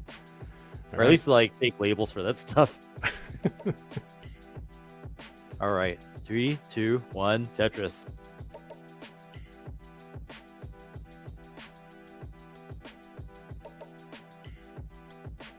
But yeah, this has become very competitive, very fast. Both players with great skills, especially being able to dig down and survive. But we haven't really seen the double max out or anything. So what it's usually come down to is playing too high, and then if you take too many risks and unable to dig back down, then that's what's led to our top outs here. They're not early top outs either. They're all post 19 top outs. So it could be a matter of taking just too many risks. Yeah, well, you saw Richard kind of build up high, and there's a couple of times where it almost a little bit, too much patience. Like, okay, well, the next piece will surely be a long bar, right? So gambling a little bit and kind of building that spire. And maybe when he didn't necessarily need to, so we'll see how that plays out and here in a decider. The games were close enough to the point where they didn't really have to, do or die. I must build high, or lose situation. It's like, well, they're kind of mostly neck and neck, and then next thing you know, the other player tops out.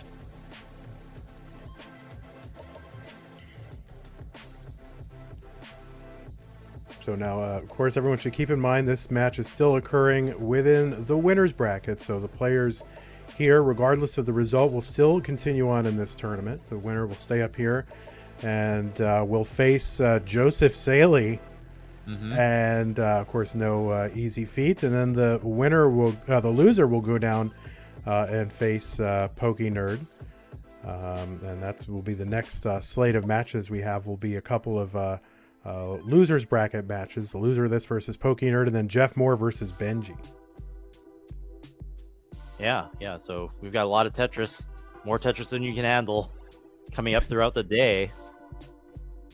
And maybe you got to think they're trying to prepare for having to fight someone like Joseph. That's the kind of player you need to push yourself, like not give up any points whatsoever. Yep. But Rich here with a dirty Tetris well, and he's just continuously scoring off of it. Oh, Jerpy's up high. Jerpy in a little bit of trouble here. It can't really burn cleanly over on the left, but it gets the stack down. It opens up the right side. Finally open for a Tetris. And having to block again. I'm surprised he didn't use that S to burn sooner. Whew, barely getting that L in there. Yeah. That's what he needed, though. Yep. And finally with the Tetris Jerpy, dude. Oh, Tetris Jerpy. Yeah, sort of like the reward for getting out of that dig. That's right. So Richard at 236, Jerpy 184, halfway to transition. And boom, Tetris for Jerpy. Rich just kind of shaking his head there, knowing that he's going to be double well dependent and having to clear that out, but he does. I guess he's going to build on top and keep that. Yeah, he could approach this however he wants, but he's going to form a center well there. Yeah, and I think even early on against a player like Richard, again, Richard is very much like in that category where he can just like pour it on 19 and just like have completely perfect run of Tetrises for like 3, 4, 5 levels in a row. And so, Jerpy, is not wrong in trying to set up these like center well and kind of just going for opportunistic Tetrises. But he does have a lead here, about 41,000 points.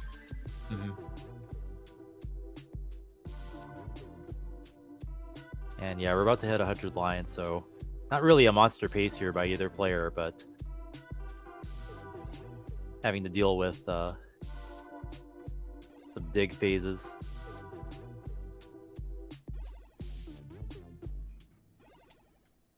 Yeah, Rich having to skim that off, but he opens up his well and is going to score again with that. Oh, and Jerpy gives it up. He got a spire in the middle, hung a piece, and just gave it away. Wow. So Richard will continue on here in the winners bracket. And you might see some fireworks. Richard against Joseph. A highly anticipated match. Yeah. And really, these are players that kind of, are in the conversation for, and have been for, at least 18 months of like best, players in the world, right? Certainly like top who might, 5. Right. Yeah. If we did take it online, who was it going to be? And a lot of people, these names would be the ones. So, wow, this is going to be some fireworks. Congratulations to you, Jerpy, though. You're not out. You're still here. And you will be playing Pokey Nerd.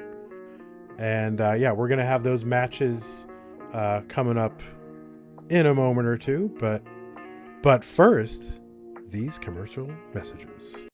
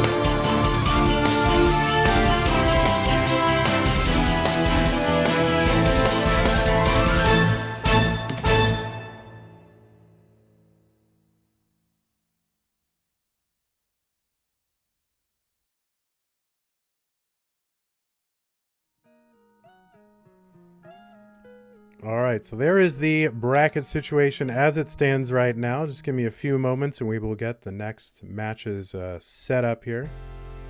A couple of things we got to do. It's going to be Jerpy Dude against Pokey Nerd. And so Dude against a Nerd and then like 2 guys, Jeff and Benji. So bear with me, guys, while I get this set up. And Chris just stepped away for a moment as well. So you can groove to this music.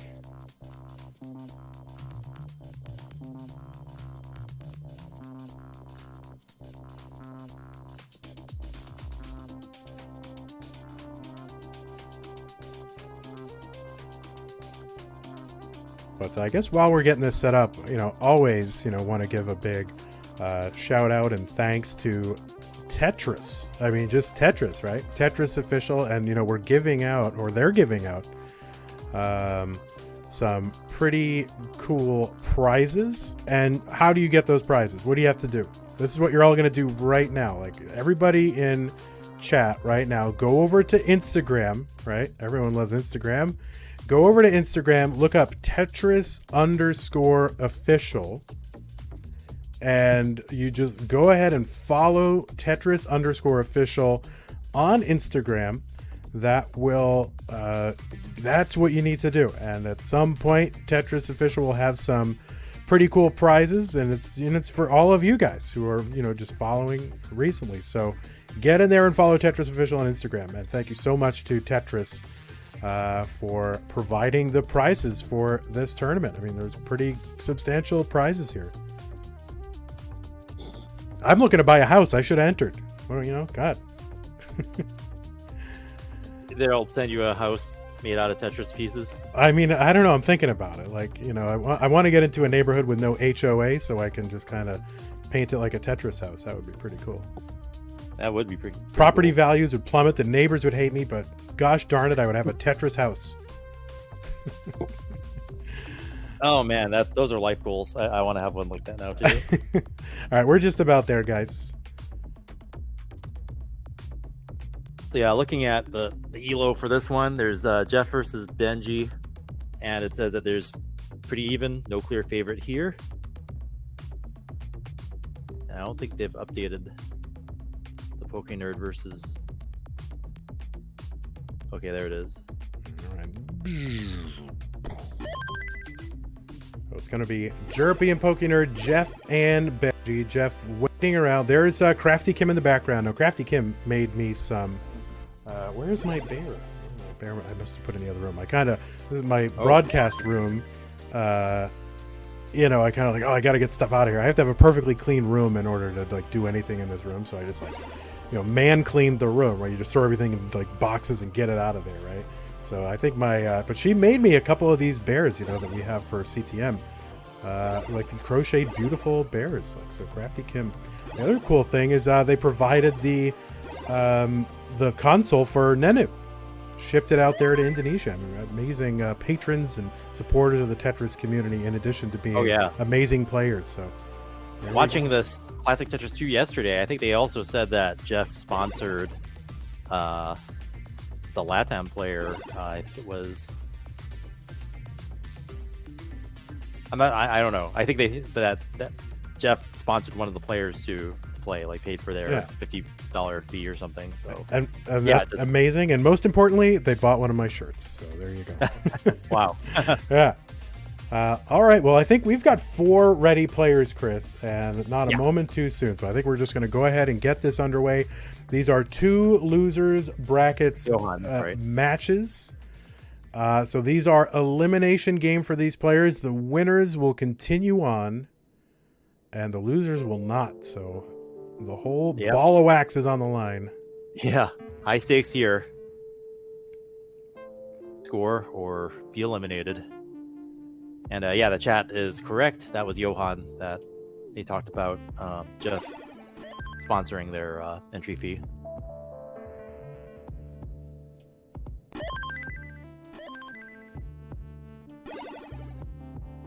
Jeff and I sometimes joke about he lives in Las Vegas, which is a great place to visit, right? And I did live there, and it's not a great place to. I mean, I don't love it as a place to live, but we've kind of Vandy with the hot takes here. Oh, I hope there's no Las Vegans here, but anyway, we always fantasize about all right, can we just get a bunch of people with tents and camp out in your backyard and have a big Tetris camp out. So I'm going to try to make that happen, right? We need this as soon as the world comes out of lockdown. We need this to happen.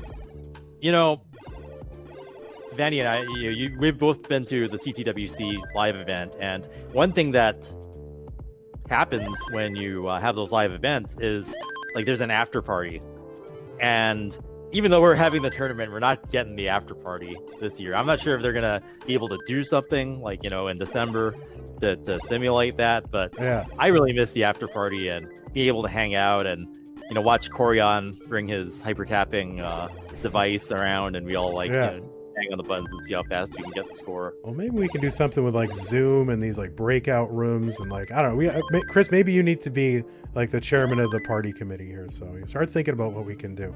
I'm the least party out of everybody. I don't even drink, right? Yeah. So I'm the one in there scraping the cheese off the pizza so it can be keto friendly and. You're the guy scraping cheese off pizza? Oh my god, I knew it. I knew it. Why does none of my pizza have cheese? Chris is stealing cheese off pizza, guys. You heard it here first. In the matches here, we got Jerpy Dude 149, 178 for PokeNerd, and Jeff 163, Benji at 213. Imagine Chris Ooh, stealing Jerpy playing cheese. Super high up there for Jerpy, and then he's able to bang the Tetris down to keep it manageable again. Who doesn't like cheese? Really sick people do. I mean, you should love cheese. Yeah. That's what I'm just saying right here. I'm taking a stand. All right, we got 282 Benji, 175 for Jeff. Both players are clean now, though. And up top, 243 Jerpy. He's going to Tetris 266, 248 Pokenerd. So neck and neck up top. Not quite so down the bottom. Yeah, Jeff finally catching up a bit. There was a 100,000 point deficit, but Jeff trying to turn the tide here. Has kind of a spire in the middle, and having to do some burns to stay manageable there. And boom, Tetris for Jeff. Down about 42,000 points now at 269,000 points versus Benji's 335. The ELO sheet says that there's no clear favorite in this matchup. But on the top, it says that Jerpy Dude is a solid favorite with 73% chance of winning. Pokenerd's ahead, so see if you can keep that lead, even though they are neck and neck. Yeah, 4 clean play fields right now. Neck and neck up top, and Jeff staying close. He's Tetrising. He's within about a Tetris now. Yeah, he's caught up. Benji's going to get one of them back. Jeff having to take some burns here after inhospitable board for an SP. He's had to throw it over his Tetris well.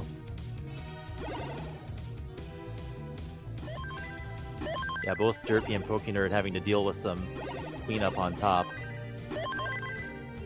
And Pokenerd gets out of it clean. And Jerpy burned that all the way back down to the bottom.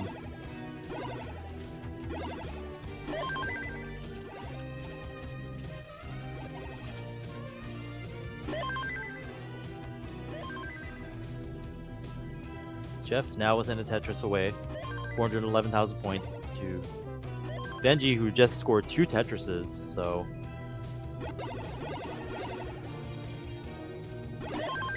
it's got some more work to do as we approach transition, about 20 lines away now. At the war up top, they're just going back and forth between Pokenerd and Jerpy now. Great pace there. Jerpy at 525 lines at line 119, 120, so max out pace there. Yeah, Jeff staying within that sort of 2 Tetris zone of Benji here as they coast toward transition. Pokenerd building really high. See if he keeps up that aggression. He does. Banging down 2 Tetrises into transition. Only 1 Tetris behind Jerpy. Oh, Benji up a high again. He's going to Tetris into transition, though. He had a really high board for a moment. It just all came down just right at the right moment. Mm-hmm. Boom, Tetris for Jeff. Now at level 20. Got some work to do to catch up to Benji. He's at 567,000. Jeff at 513,000. 2 Tetrises behind. Jeff getting dependent on that long bar. Yeah, I don't think he's going to survive this. Not going to get it and does not survive that, so Benji's going to take the first game. Oops. I gave the heart to the wrong game. There it is. Yeah, Jerpy's taking a lead now. Up 2 Tetrises at 643,000 points versus Pokenerd's 585. Pokenerd with a huge spire in the middle, trying to burn it down little by little. He's going to do it with some singles. Yeah, it's those pesky S's, Z's, and squares that just force you to, like, spire them in the middle. 2 triples will be good to take Pokenerd out of that dig. He had to give up some points, but he's clean again. And Tetris ready. Boom, Tetris for Pokenerd. Wow. But yeah, that's a scary situation to be in. Being piece dependent. And I can see Benji tabbing away from Max Out Club right on cam. You know, caught on film. You gotta send Chris Forrest after him. That's right. So what do we have to do to get the? What do I have to refresh it? Oh, he's back now. Okay, he's back. Yeah, but it does knock off. It does disconnect you briefly. All right, so I think we're good. So I think they need to ready again. Awesome. So up top here, 796 Jerpy, 706 Pokey Nerd. Pokey Nerd with some burning, Jerpy with no burning to do here. Just needs to get set up, and he is. Yeah, Jerpy pulling away now. This match was neck and neck all the way up till transition. Yeah, Pokey Nerd up high. He's gonna hang a piece, and he's gonna be done. And Jerpy's good. Survivable. Okay, so Jerpy on the board now, and he's just gonna keep playing. Is he gonna max out? He's gonna max this out. Nah, he's just gonna let it go. All right. Pokey Nerd looking still like he's in very high spirits and enjoying this competition. Great to see. You know, I never put 2 and 2 together. Poke Nerd with Hawaii, so this must be just bowls of raw fish, right? I mean, this is which is delicious. I mean, we have it's kind of a food trend the last few years. We have plenty of places around Austin, and it's like you wouldn't think Austin, Texas, you would go get any, but you know, you take what you can get. Is that the actual background behind their handle? I'm putting 2 and 2 together. Either that or it's Pokemon. I don't know, but yeah, I'm not sure which one. I'm wanting to believe it's raw fish bowls. I'll keep an eye on chat, see if they know anything. It's not on the Island Facts sheet. Rory, get on it. It actually has no game listed.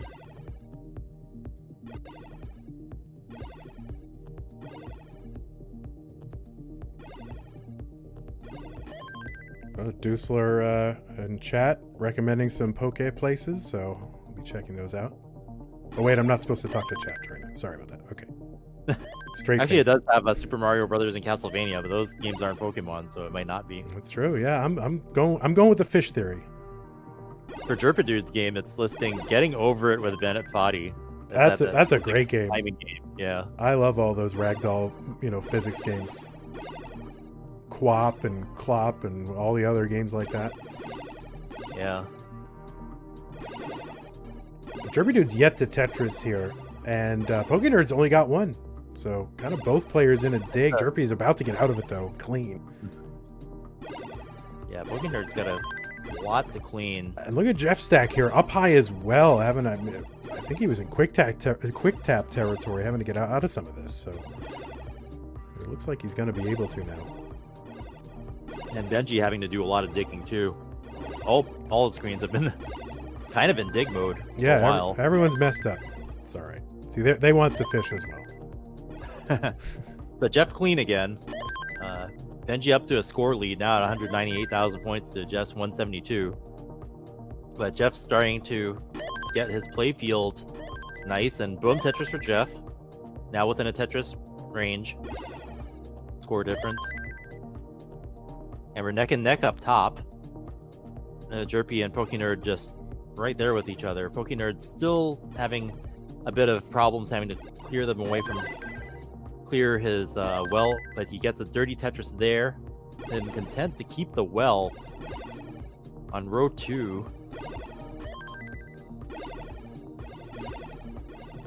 He's double line dependent. Let's see how he handles this.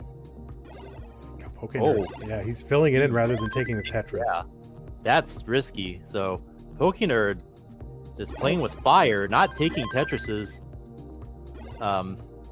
Content to build high and dare the RNG to work its evil magic. Yeah, there's a lot of gamble in Pokenerd here, and a lot of last kind of Jerpy dude way up top gets that long bar over to the right, but his left is so messed up here, so that's going to take some work. And this is this is where RNG can get you, but he's actually set up kind of nice because that left side, the gaps were really well organized.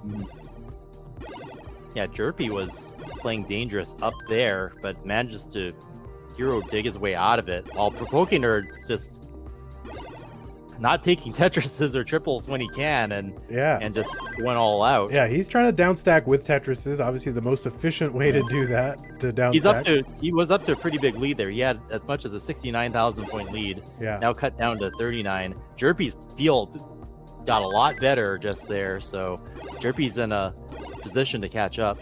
Down the bottom, Jeff 355, 391 for Benji.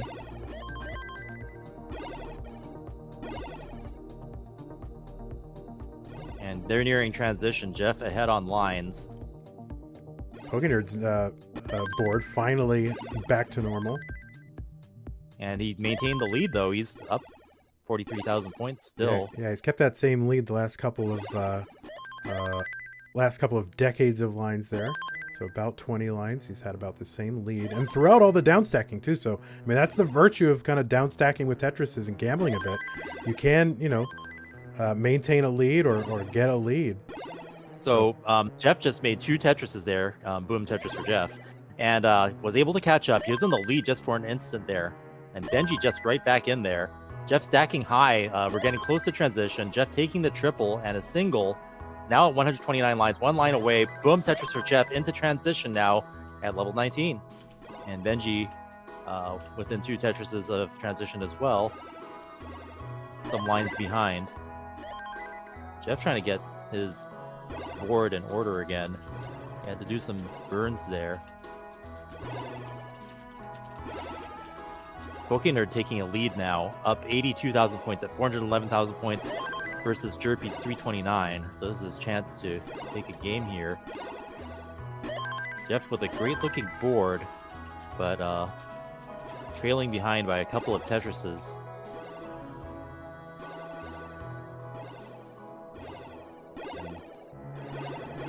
Jeff dealing with trying to even out his board. He finally does.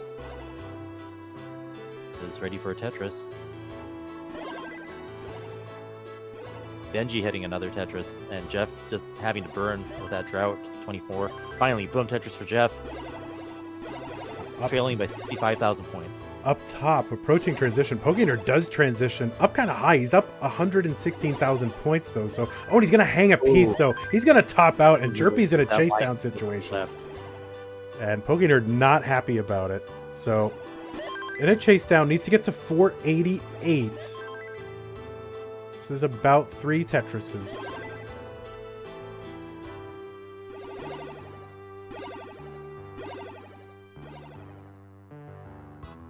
And, Jeff still behind by a couple of Tetrises. Benji's board in great shape. Boom, Tetris for Benji. Dependent all of a sudden here, so he's going to have to take a few burns here and a triple and just get back down to the bottom. See if he's going to build on top of this now. He's going to take the burns. Jeff held out just a little too long for that. Look at those those pole vaults. Jeff just hanging in there. Hopefully getting the right pieces. Isn't able to burn that T. And he's going to top out. And Benji's going to take another one.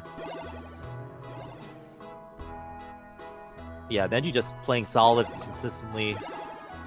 That was a good pace on score there, too. So these top outs are preventing, the players pushing each other like we would like to see. So hopefully they'll be able to adjust and play some games to their full potential. But yeah, Jeff now in a elimination match situation, elimination game. So Jeff needs to win to stay in this.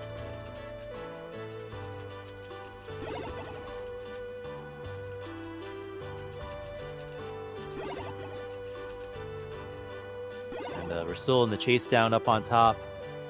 Nothing Jerpy can't handle. He's just a Tetris away. He's just lining it out now, taking a double there. Pokenerd watching intently. Yeah, Jerpy's just keeping it low. 6,000 points. 5 more lines will do it. There's a double. There's a couple of singles. Jerpy just kind of throwing pieces down, knowing that single's just going to be all it takes. And there it is. And Jerpy takes round 2.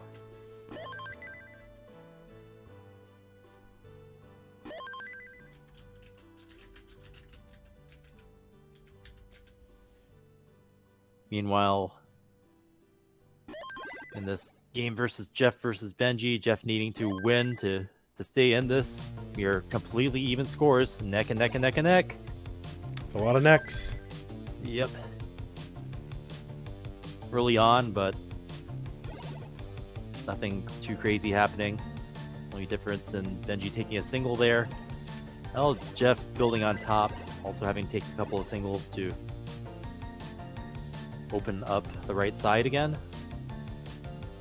Tetris ready. Boom, Tetris for Jeff. Boom, Tetris for Benji. Boom, Tetris for Jeff.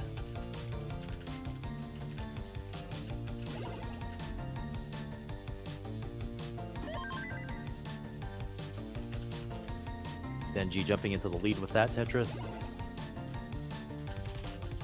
Our game up on top with Jerpy versus PokeNerd starting. PokeNerd also in a match point situation where he needs to win to stay in it.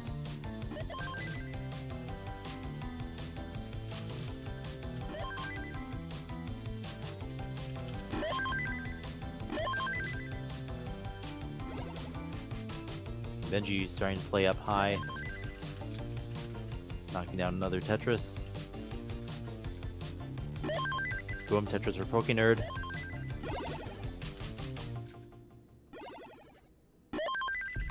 Yeah, Jeff stacking really high there. Taking a triple. Getting pieces that aren't really cooperating, so putting him into a dig phase.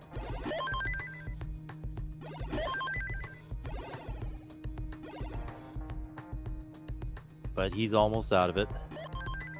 Benji hitting another Tetris now with a 2 Tetris lead. 239,000 points versus Jeff's 186. Jerpy with some... He manages to get a Tetris there, but has to do some tucks and some skims off the top, probably. He might just throw a long bar down there to get it one line lower, because he's only going to get double off of that.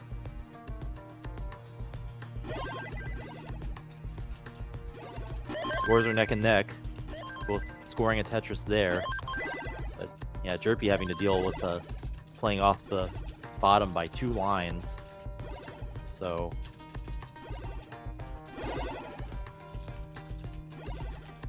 nice and dirty. I mean, he's clean, but he's dirty. It's a clean stack, but it's 2 up high off the field, and he scores 2 Tetrises in a row there, jumping into the lead now. 190,000 points versus PokeNerd's 168. PokeNerd with some dependencies and holes to fill now. Boom, Tetris for PokeNerd.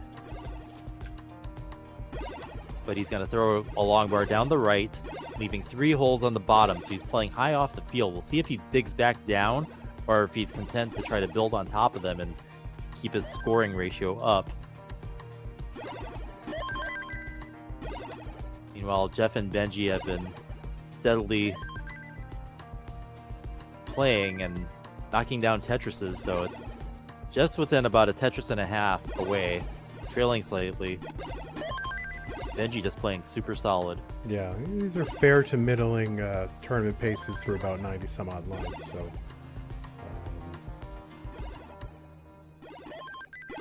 lots of holes in PokeNerd's stack right now. Yeah, so worried about him right now. And really just in survival mode, probably not looking to like downstack with Tetrises here, just needs to get through it.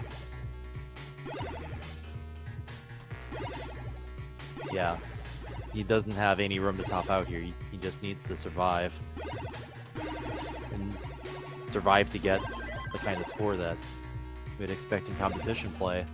And he's burning down, getting safe again.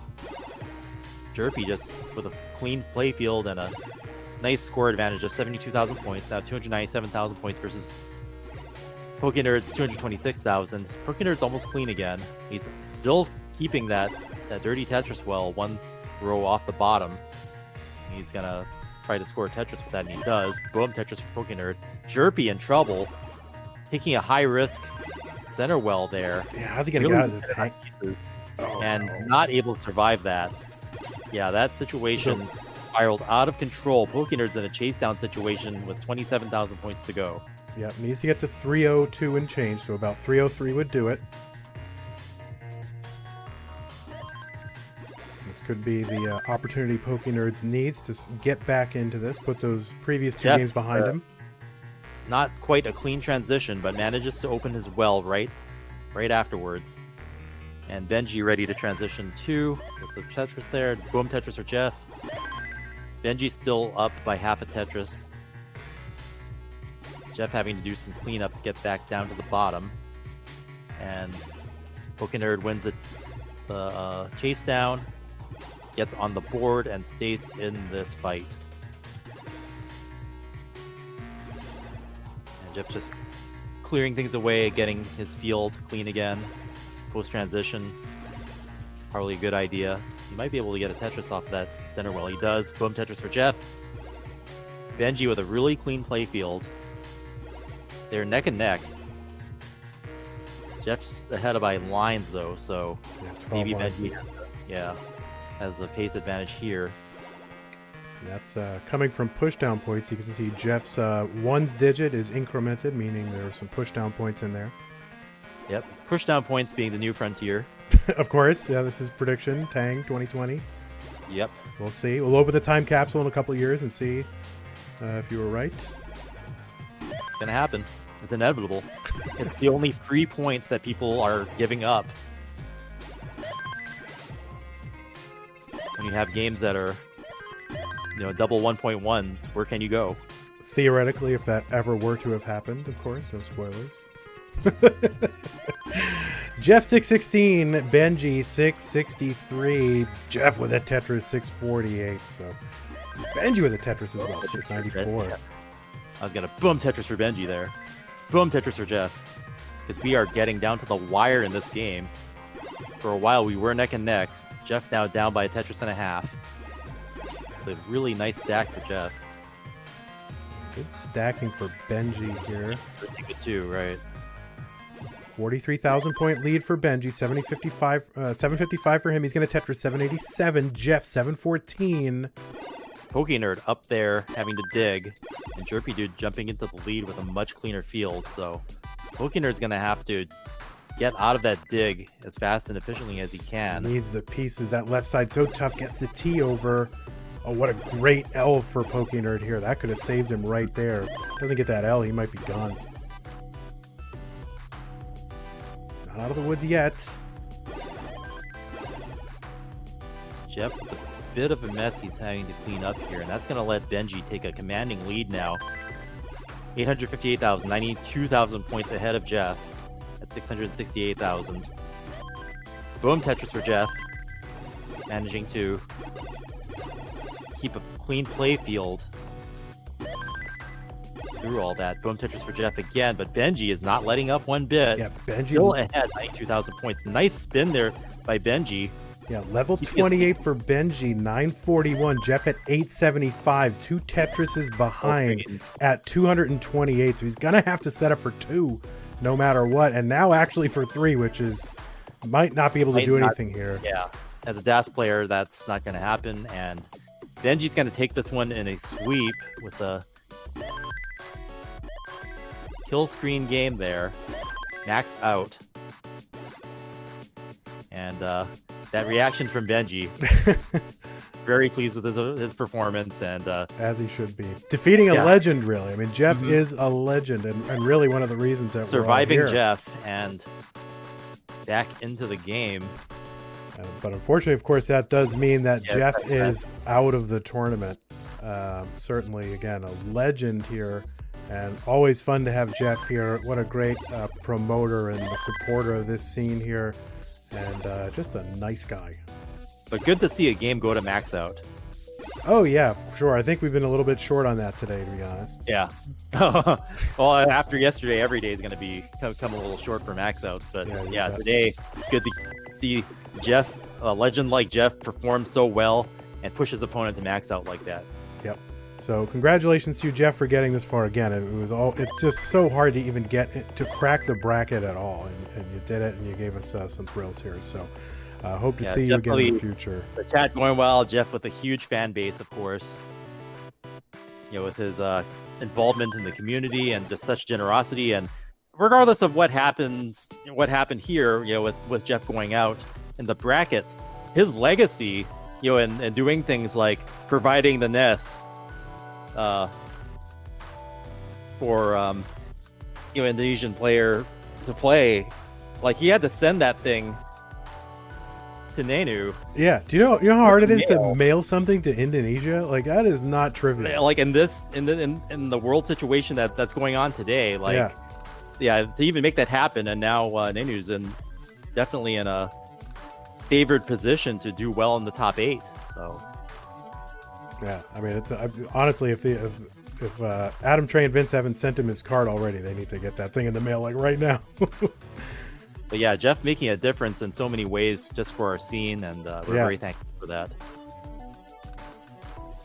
I'm a big Jeff fan. I love Jeff. So follow him on Twitch, Digging Out, DIGGINOUT. And Trey giving us the message, he sent it last Monday to Nenu. So there you go. Wow. He's on it.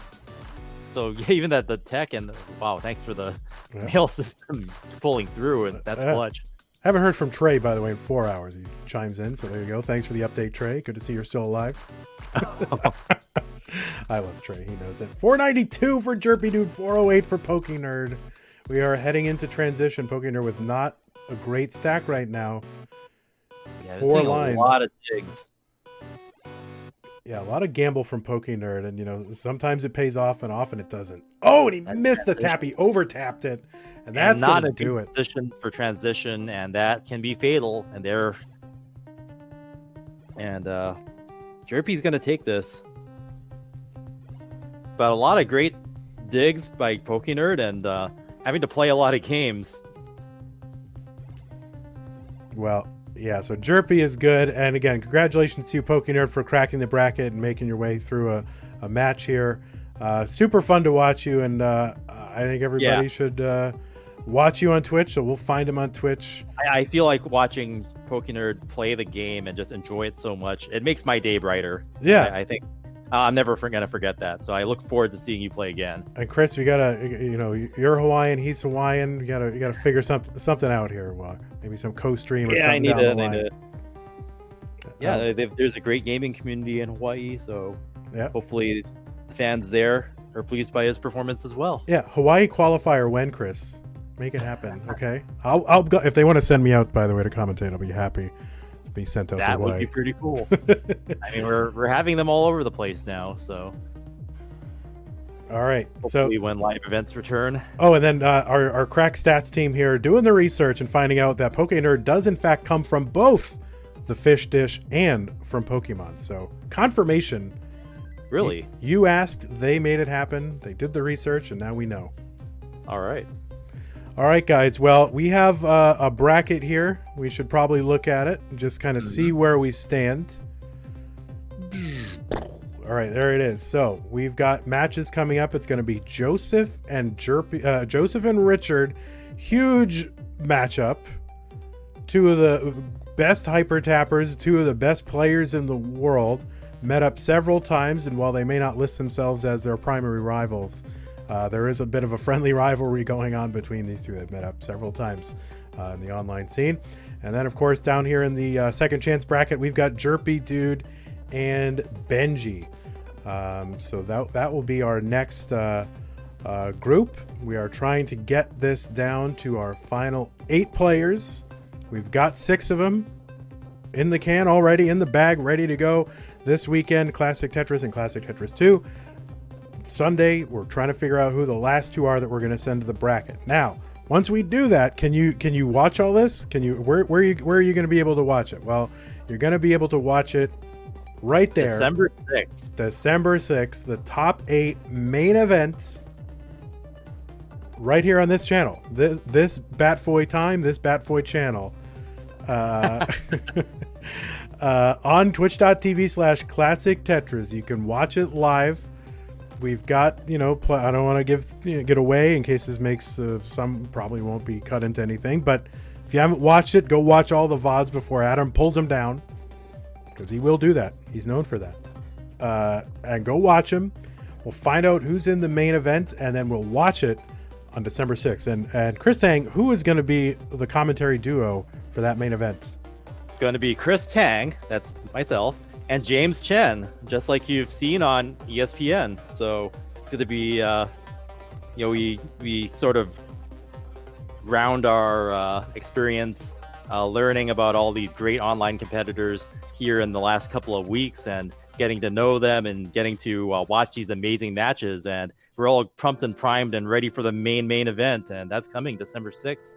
And we couldn't be more excited. It's just like every time we see, one of the top 8 being determined, it's just like, oh, well, how are they going to be seeded? Who's going to be fighting who? And that's another interesting thing. And something that a lot of people are discussing is, since their seeding is going to be based on performance, like whether they win or lose in their bracket, how many matches they played. I think Nenu is seeded lower because I think he had to fight his way through losers bracket, so that's just how it works. Mm-hmm. I think Dog is.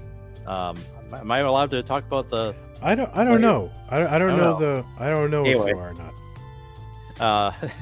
So anyway, without having to spoil anything, depending on how they perform in these mini tournaments, these 8 mini tournaments, and how many losses and how many wins and where they are in the brackets, that'll determine how they're seeded. So we have yet to see, Joseph just, burned through his opponents and is in the winner's bracket. So if you have 2 players who never lose, they'll probably be very evenly seeded. But if they have to fight their way through many matches in a loser's bracket or lose a lot of matches, then they'll be seeded lower. All right. So I think we're taking a little bit of a break here. So you should watch the thing that we're about to do, and then there's going to be a bit of a break, and I'll come back and talk to you a little bit about that. But here we go. This is the classic score attack mode in the upcoming release of Tetris Effect Connected, which runs on an Xbox or PC, which is kind of a landmark moment in the history of Classic Tetris. Why is it significant? Well, it's meant to be just like a match of the Classic Tetris World Championships. But despite what these slick re-renderings of the game may suggest, these guys are not playing a modern release of Tetris. They're playing NES Tetris from 1989. Literally on equipment from back then. Original NES consoles and CRT televisions are what's used at the tournaments and what the top competitors typically play on at home. Another complication is that the tournament's format was originally developed as kind of a makeshift way to determine the world champion of what was originally a single-player game. NES Tetris' multiplayer mode was never actually completed and only exists in the official release as an unfinished relic in the source code. The Classic Tetris World Championships just have people playing games on 2 separate cartridges. So if you want to play at home with someone like this, you'd have to get 2 whole setups. And if you want to play a match with someone online, the community has resorted to both players individually live streaming their games and then a third party combining both of those live streams into a third live stream and providing score updates through the commentary. It's a bit of a process. So Classic Score Attack has a lot of things that simply haven't been available before. It's the first time this exact multiplayer Tetris format has been included in an official release of Tetris. The mechanics of the spins, the look and speed of the levels, the scoring system, the quirks of the delayed auto shift, it's all the same. And like the other modes in Tetris Effect Connected, that includes the ability to play local multiplayer, play private online matches with friends, or opt into a ranked match where you'll be paired up online with someone from your skill level. Getting a 31-year-old game onto a modern release wasn't easy for a whole host of reasons, but one of the classic Tetris scene's biggest stars was part of the team at Enhanced Games that made it happen. There it is! Oh no! Oh no! Tetris Green Team! Double bags out! This is Tomohiro Tatajima, more commonly known by his screen name Green T, who is the multiplayer lead game designer for Tetris Effect Connected. I sat down recently to talk with him about his history with the game and how Classic Score Attack came to be. So how did you get started playing NES Tetris? In the first place, I am a big fan of Tetris, and I love playing various kinds of Tetris games, regardless of if they're old or new. 3 years ago, one of the CTWC competitors in Japan introduced me to this game, and I had a try. It was only several games until I became addicted. Since then, I started playing NES Tetris seriously. As I learned how the delayed auto shift system works, the characteristics of each piece, I found the game more and more attractive and I could not stop playing it. If you're unfamiliar with how a match goes, it's pretty straightforward. Both competitors play a game and whoever has the highest score at the end wins. The highest priority is getting as many Tetris line clears as possible, as they're worth way more than singles, doubles, and triples. The strategy comes from both players pressuring each other on when to pace themselves and when to be more aggressive, like two runners on a racetrack. And the finish line is whenever the levels get too fast for you to handle. Generally, level 19 is the limit unless you're an expert player, and level 29 is the final barrier for all but a select few who are the best in the world. Oh, extra Tetris! And level 30! Yay, perfect game! So how did it get decided to include Classic Score Attack in Tetris Effect Connected? And we enhanced, got really impressed by the Classic Tetris World Championship and its community. When we decided to make some new modes for our updated Tetris Effect, it felt very natural that one will be the Classic Tetris inspired mode. But there was one concern. Is it okay to include a non-standardized rule in a modern release? So the issue at hand here is that beginning in 2001, the Tetris company introduced an annual set of rules called the Tetris Guideline in order to standardize the mechanics across every Tetris game. So every new release is supposed to follow these rules. A lot of the mechanics, such as the ghost piece that previews where your piece will drop, the hold chamber where you can save your current piece, these aren't in NES Tetris. It's a game that predates the Tetris Guideline and even the Tetris company itself. But including the game in its original form was very important, as the challenge of playing it that way is what a lot of the strategy of the competitive scene is built around. It took a very long time to resolve this, but finally, we got a special approval and including Classic Score Attack in Tetris Effect Connected became reality. Awesome. So what were some of the challenges in adapting NES Tetris for a modern release? One challenge at first was to know how exactly NES Tetris works in order to replicate the system of the game faithfully. As a game designer of this project, I did a detailed investigation to make the system clear, such as in what order the input is processed or how many frames the game should wait for after placing Tetriminos. I also included some weird behaviors or what could be thought as bugs of NES Tetris into this implementation. One of those unusual behaviors is the RNG, which is generally shorthand for how the piece sequence is generated. In the Tetris Guideline, the rule is that you'll get one of every piece in cycles of 7. This is called 7-bag. For NES Tetris, that concept wasn't around yet, so the goal was to simulate true randomness with the pieces, so you have to be prepared for anything. But because computing power was limited back then, there's some approximation in the mathematical expressions, so it's almost completely random, but not quite. Now, most people aren't going to know the difference, but to people who take the game seriously, knowing that those mathematical expressions are being used is important, and knowing that they're playing the same game. For random number generator, we don't use the same system as the original, which is called LFSR, but how the pieces are chosen from generated random numbers is designed to be completely same as NES Tetris. Another challenge was how you integrate this system to existing Tetris Effect system. Tetris Effect is designed to fit the modern Tetris rules. Also, the game doesn't expect to be run on fixed frame rate, since it supports various platforms including VR. For some context here, the timing of everything in NES Tetris revolves around the NTSC color encoding standards for analog televisions, which gives a frame rate of 60 frames per second. This consistency is what allows top players to pull off moves that require frame-perfect precision. But Tetris Effect's frame rate isn't always constant. Our chief programmer did a really great job about that. The core game logic runs on fixed 60 frames per second while supporting variable rendering frame rate. The mode also features some audio-visual effects, as in the original Tetris Effect, while the puzzle part is exactly like Classic Tetris. But a question some top-level players might have after all of this is, well, does it really feel the same when it comes down to it? Can you still play at a high skill level in this version? Of course, admittedly there is some latency compared to original NES and CRT television, which might be noticeable for the players of NES Tetris. But using a low latency LCD monitor, you can reach close to the feeling of the original equipment. And if you're playing on PC, I strongly recommend to go to graphic options and to set VSync off. This will reduce a large amount of latency in most cases. You can even reach a max out score with Das playstyle in this mode.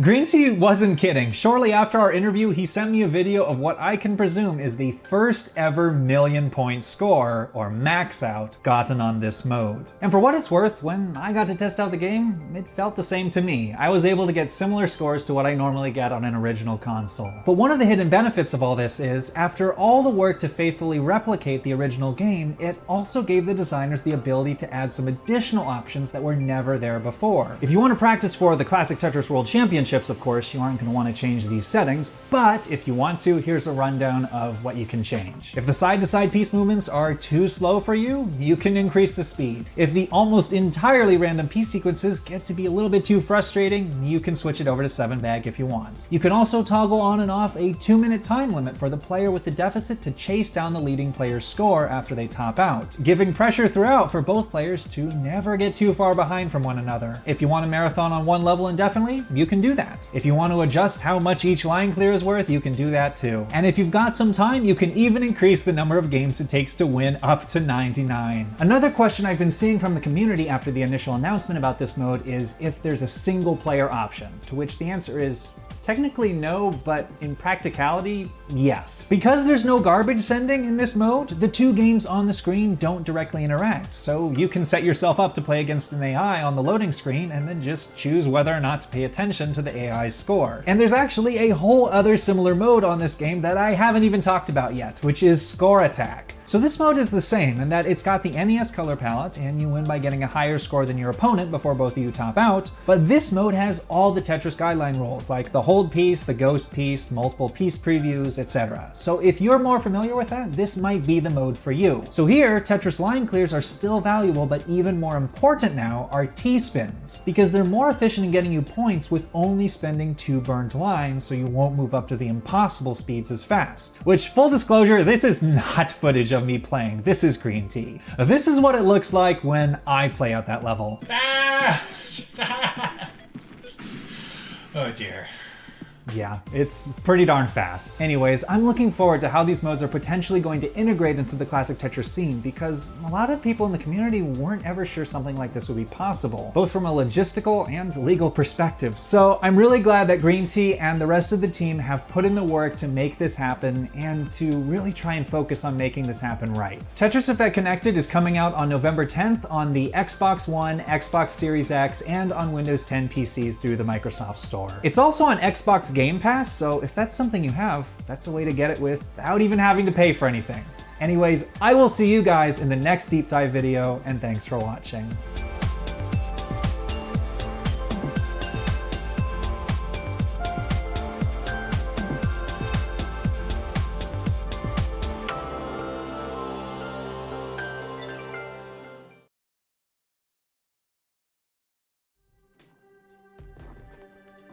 All right, everybody, if you're within the sound of my voice, just want to let you know we will be back at 4:30 Pacific time, so you should come back or stick around. Just watch. I mean, leave the thing open. You really need to have it close it? Don't close it. Stick around. And hey, I'm going to take commentator's prerogative. I've been given permission one time to promote my own event, and I'm going to do it right now. Next weekend, Stupid Tetris Monthly will be played right here on twitch.tv/Classic Tetris. It's going to be really dumb. One of the things that people miss from CTWC is all the side events, right? Not really able to do that. So we're doing it. Classic Tetris Monthly, Stupid Tetris Monthly. That is next weekend, Saturday and Sunday. We had stupid qualifying happen all throughout October. And we're going to have a Stupid Masters event on Saturday and Stupid Challengers on Sunday. I'll host Masters on Saturday. Kingsman 36 will host Challengers on Sunday. You'll see no Nextbox sprints. You'll see Secret Grade. You'll see B-Type, Dirty Tetris Sprint, Min Out, which is like lowest score, no rotation, all kinds of stupid stuff. And look at the roster of people who are scheduled to appear. Hopefully they'll all show up. I mean, the dog is on the bracket. Joseph, Richard, Pixelandy, Brodam, Kowser, Opox, of course, the very famous Miles the Great from TikTok. Miles TG, follow him. Jake, Pepe, SQR, Sodium, Tristop, Ang Johan, Doge, Radmir, and more. So be sure to tune in next weekend on this channel, Stupid Tetris Monthly. All right, we're going to break. We will be back. Rhubarb, of course, Rhubarb. But I could only fit so many people on the list. So anyway, there it is. Stupid Tetris Monthly. All right, see you guys.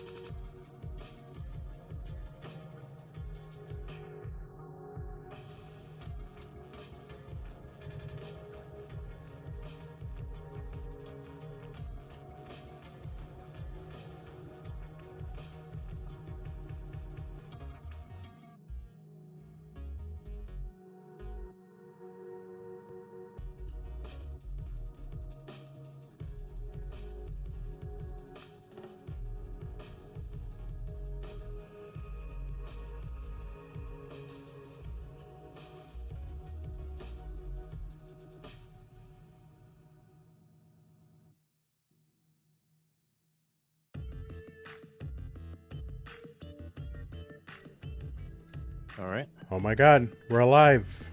We're back. We're back. In some capacity, still trembling from the wave of relentless Tetris action that has been going on the last couple of weeks.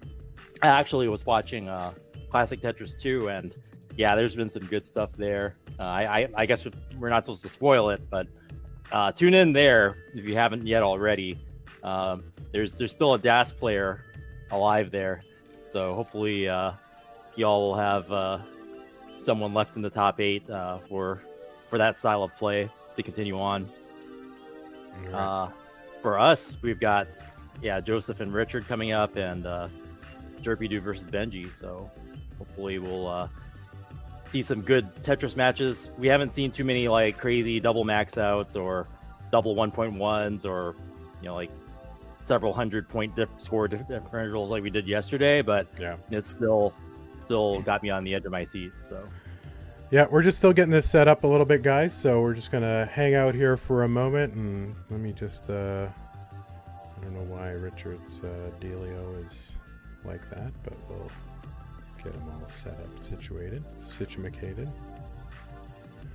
I am super excited for this matchup between Joseph and Richard. Not to say that Jerpy Dude or Benji is any less hype, but Joseph and Richard really for the last couple of years have been really at the top of the Tetris world in terms of the online scene.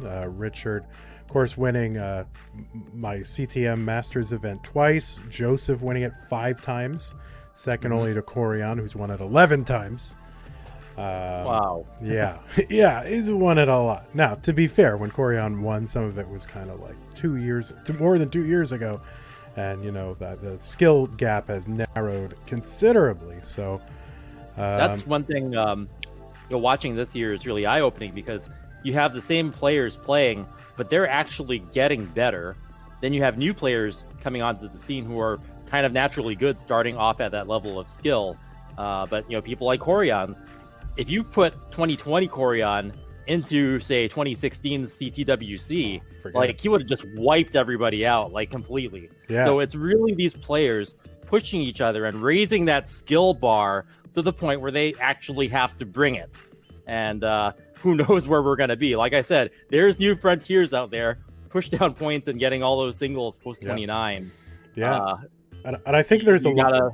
I think nothing on the line. Yeah, I think there's a lot of ways in which the Corian's participation online is he's playing tournaments more than once a year, is really pushing him because as the other players have gotten better, they're having to they're pushing Corian probably past the limits that he otherwise would have been able to attain, right? So he's better for having gotten the reps throughout the last couple of years. He's been playing for years and years, so exercising and getting that practice in and playing in a professional competitive setting has really upped his game. He's getting better and better. And, you have people saying someone's getting older or they're going to be out of it in a few years and the young generation's going to crush, all of the veterans. That's not true. Corian's getting better and better. Maybe next year, just that one more level up on his end will give him what he needs to finally take the title. Yeah, no doubt. So I'm having a little bit of a kind of situation getting this set up. So, Chris, if you want to, I don't know, kind of work the crowd a little bit while we get this set up. Why not? Earlier today, someone was knocking at my door and people were like, is someone delivering, I think Vandy said, is that Amazon Prime? And I'm like, yeah, it kind of is. So they put my peanut butter. I don't know if you guys can see this. That's the peanut butter.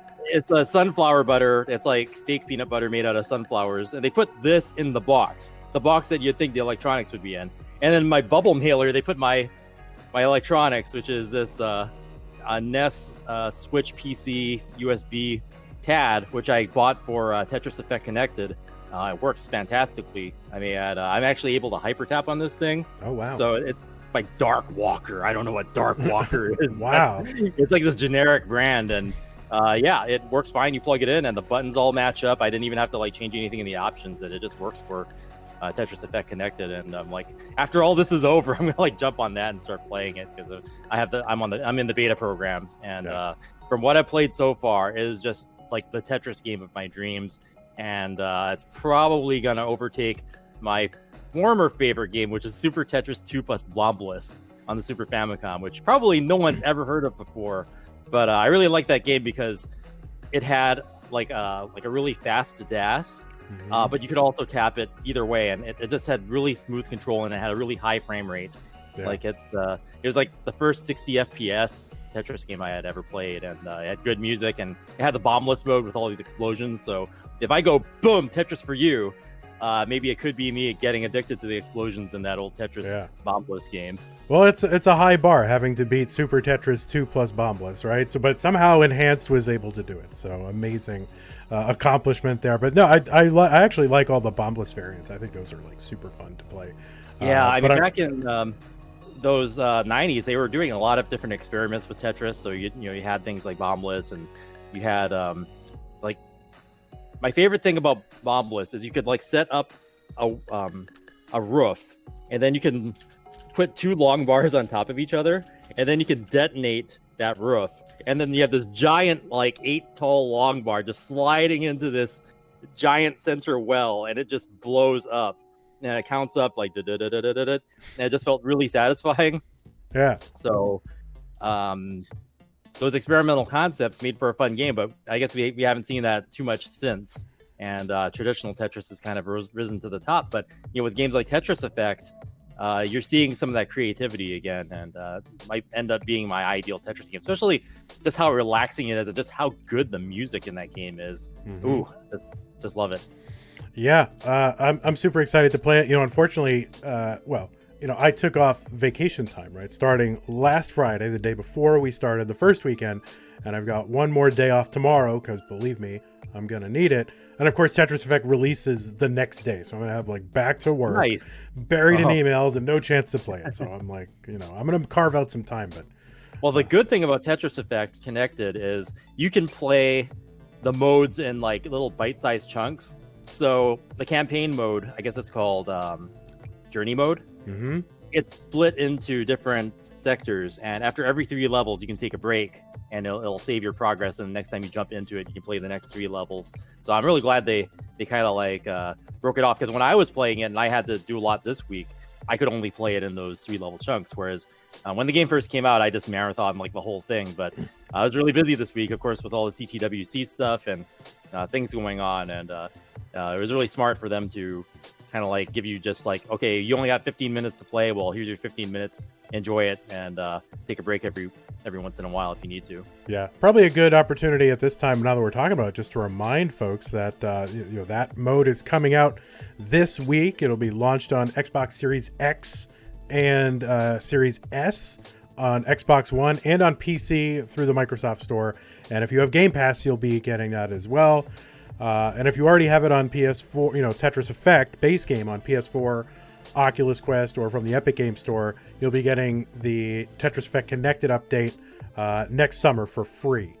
And definitely, you might have seen the video played during the break here, but if you missed it, go to YouTube, look up A Game Scout, just like it sounds. A Game Scout, all one word smushed together. He has a video series here explaining the new multiplayer modes on his channel, and also on the CTWC YouTube channel. So there's going to be like a whole series of videos released. And the real thing that we're excited about here, is the new Classic Score Attack mode, which is modeled after the NES mechanics. The game that you're seeing right here, the classic 1989 version of Nintendo for the Nintendo Entertainment System.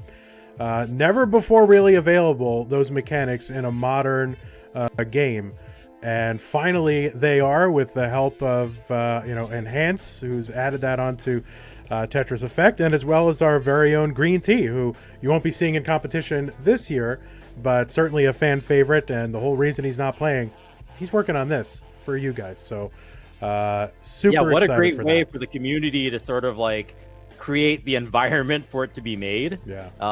We impressed the designers at Enhanced Games, and they wanted to incorporate the excitement that we're able to bring to you in our tournaments, and now you get a new game to play at home that brings that tournament experience in a convenient package for a modern platform. You don't have to have 2 CRTs and two Nintendo systems next to each other and do all the crazy things that we need to do online to facilitate this stuff. It's all just right there for you to play. Oh, and with the computer AI too, so that's pretty cool. Yeah, no doubt. Hey, let's go take a look at our players warming up for our next group of matches here. That is Joseph Saley in the top left-hand corner. Known probably to this audience pretty well. Two-time reigning world champion, 2018-2019 champion. Really ushered in a whole new era, I think, for this game. Really, just the excitement around his victory and, his personality drew a whole bunch of players, including, nearly everybody you're seeing in this competition today and throughout the Joseph last week. Proved that Classic Tetris just wasn't this old game for people who were around in the NES era. He proved that anyone of any age could pick up the game and learn it and get really good at it within a short amount of time and do well. And he's been an amazing representative and ambassador, following in the footsteps of Jonas Neubauer, to be able to represent the new generation of players. And he's inspiring new people every day to pick up NES Tetris. And what a wonderful way to give an old game a second life. Yeah, no doubt. We'll also, so that's the top left quadrant. We also have Richard. So Richard is a very well-known and accomplished online player. Has won, numerous online championships and events, including some events that I run and other events throughout the community. One of the few players in the world to have a 1.3 million in this new kind of uncapped score era where everyone's like playing well past max out. Back in the day, you'd get a max out and top out. You were so excited and exhausted to get one. You would just top right out. But nowadays, players are pushing themselves to play past that max out. Richard is one of those few players, and he has had several notable battles with Corian and other players in this competition. And he is certainly known as the comeback kid. And, Joseph, obviously, I think anybody would feel like would be a favorite in any field. But Richard is no slouch and will put Joseph through his paces. So very excited to see Richard from the UK. And then down the bottom, we have Jerpy Dude and Benji coming up through the losers bracket. Jerpy Dude was first knocked out by Benji in the top bracket, and now Benji and Jerpy Dude, Jerpy Dude was knocked out by Richard, and Jerpy Dude now rematching Benji, trying to get his way back so he can make his attempt to try to get into the top 8. It's going to be a tough They're road trying to hoe. fight their way back into the to have the right to fight whoever loses the battle between Joseph and Richard. Yep. So we are just about ready, my guys. So I think as soon as the players have indicated that they are ready, we can go ahead and do the same. Now, the way this is going to work, Joseph and Richard still in the winner's bracket. When one of those folks loses, they're not out of the tournament. They will go back down into the loser's bracket and face the winner of the match on the bottom. Those players will duke it out, and the winner will come back to face the winner of the winner's bracket. So assuming you have an advanced mathematics degree, you followed all that. Don't worry though, we'll hold your hand the entire way and let you know what is going on. So we've got readies from all the players. Richard is reseating himself, and Chris, I think we are ready to get this started. All right, I'll try to average that count down so it works for everybody. 3, 2, 1, Tetris. And for those of you watching who haven't seen Richard play before, the reason why he goes off camera is because his PC is located elsewhere in the room. So he's not walking away from the mat. He's getting ready for it. Yeah, it's a little bit of a meme where it's like, oh my God, Richard is popping off. Richard is rage quitting. Richard's just walking across the room trying to get on his computer. Legit rage quit for a CTWC online event is when the webcam goes dark. Yeah, that's what I like to say. Yeah, you'll see that. Or controllers are thrown, and then it just kind of like, you'll know it when you see it. Yeah, actually, I got to see probably the first Tetris rage quit at the Nintendo World Championships 1990. It was the Los Angeles City Finals, the one I won, but this was like the second week, and one of the competitors oddly his name was Jeff. He topped out early, and I don't even think he made a Tetris, and he just got mad and he started swinging the control over his head and he smashed it into the station, and everybody's just jaw hit the floor because no one had ever seen a rage quit like in the history of gaming. I mean, there probably had happened, just not in an event like that. And from what I know, he was banned from Nintendo events ever since then. Oof. So up top here, early goings, we got Joseph at 119,000. Richard at 103. It says Rich on the screen, but he likes to go by Richard, or at least I've been calling him that for 2 years, and he hasn't corrected me.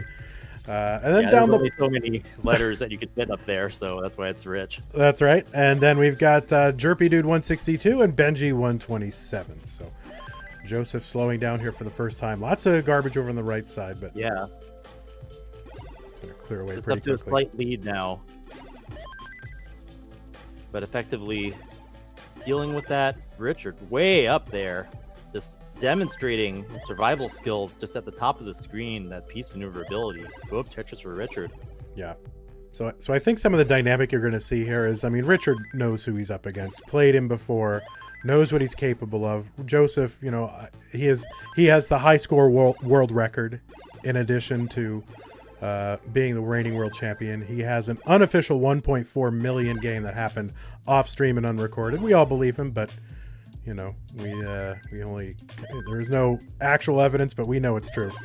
But you know, even without that, he also has the score world record. So Richard knows what Joseph's capable of. So you're going to see some aggressive and daring play, and maybe some gambles to try to stay ahead in pace. Right now, Joseph ahead by 33,000 at Tetris and a half. Meanwhile, on the bottom, Jerpy has opened up a big lead, 93,000, now 99,000 points at 308,000 points versus Benji's 210. So Benji's got some work to do, but Benji's got a great-looking field, and he's been playing consistently today. No early top-outs or anything, so if he can keep up that pace and that consistency of play, then he's going to give Jerpy a fight. But Jerpy bangs down another Tetris now, 120,000 points ahead. Richard just with that high left stack, taking a triple there. Yep. So he's playing risky, but he's also compromising on points, taking so many triples like that. Yeah. Well, you know, there's an advantage to survival. I mean, it's better to be still, you know, in the competition, especially with his reputation for being a comeback artist. You know, has hung in there with the best of them, including Corian. I remember one TTM where he was back by over 250,000 points, like late in the game, 23-24, and came back even though Corian was still alive. So it was incredible. Mm-hmm. But yeah, being able to play that high, you get confidence, and with that, oh man, we see a early top out from Benji there, and Jerpy's going to take the first round. Yeah, just like that spiraled out of control really fast. Mm-hmm. All right, we'll get that game started once the players are ready. Up top here, Joseph with a little bit of burning to do. He's got a hole in his stack here. Took a triple. See if he takes the burns or what he's going to do. Maybe he'll build center well. Joseph stashing that Z piece in a creative place on the left. That is not a misdrop. That is him stashing that piece there. Then, you know, he's gonna deal with it later. Yeah, I'm just interested in seeing what he's going to tuck in there. He does a nice Z-spin there, and then I guess he's just going to burn it off the top. And Richard just still really high stack, taking a double and a single, and that's what gives Joseph like a 2 Tetris score advantage now. Boom Tetris for Joseph, widening that lead. Mm-hmm. Joseph's stack looking excellent right now. Yeah, Richard with a little bit of burning to do. And by the way, this is not a one-way effect. Joseph also knows who he's playing against as well, and very much the same kind of considerations on his mind. Richard's going to transition here for 55. Relatively low transition for him. And Joseph's not even on level 19 yet. He's got a couple of Tetrises to go that he can make before that. So his lead is actually deceptively lower than it appears. Mm-hmm. Yeah, it's good. Richard was, you know, playing high, so the pieces have a shorter distance and time to fall until the next one comes. So you end up getting a few lines ahead. Mm-hmm. Yeah, Joseph keeping it clean, now playing a little higher. Boom Tetris for Joseph. And Rich is going to have to fill out that left side. Boom Tetris for Richard. Down 50,000 points. Joseph at 611,000. Richard at 561. On the bottom, Benji's playing up high. Boom Tetris for Benji. They're neck and neck, but it's early on in the second game of theirs. Yep, Joseph level 20, Richard level 22, separated by about 50,000 points. Richard would have taken a triple there. Yeah, Richard, his playfield finally kind of in the right zone to continually score Tetrises. But he's waiting for a long bar. It's not coming. He's getting a drought. Ooh, it's stacking up high. And I don't think he's going to be able to survive that. So Joseph takes the first round. He just waited too long, and the drought came suddenly, and he wasn't able to burn down. Well, what he did is, Richard built up sort of, kind of the columns over on the right, excluding the, Tetris well, and the columns on the left, but left this big canyon in the middle waiting for the right piece. But unfortunately, it didn't come. He ended up having to put, I think, a Z piece in there, which left a gap. And so it left him just not the ability to burn. And by the time he was able to get a piece over to the left, it was just too late. He didn't get the long bar he wanted, and he was kind of all in on it. So Jerpy was playing super high and just made a really, really high dirty Tetris. Like one of the dirtiest high Tetrises I've seen today. Hanging in there. Yeah, 205 for Jerpy, do 240 for Benji. About 60 lines in, and Jerpy up high. Yeah, he's been there for a while, and he scored a Tetris up there, and he's surviving. Jerpy showing off some excellent piece maneuverability and digging skills. What a dig. Okay, he skims that off the top, so he's not Tetris ready up there again. But he makes a well. Let's see if he can turn that into something. Holding out. Long bar not coming. Having to settle for some clears, and the long bar doesn't come. Oh, it he succumbs to the drought. And Benji takes that one, so we're 1-1 on the bottom. Yeah, I hate to say the word RNG, but yeah, the RNG for the games on top and bottom there. You have a player just waiting for that long bar, and it doesn't come. It can be fatal. So let's see if our players can adjust to make it a little more survivable and not have these early top outs. Although in case of Richard, he was deep into the 19 speed, so that was a little bit of a different situation.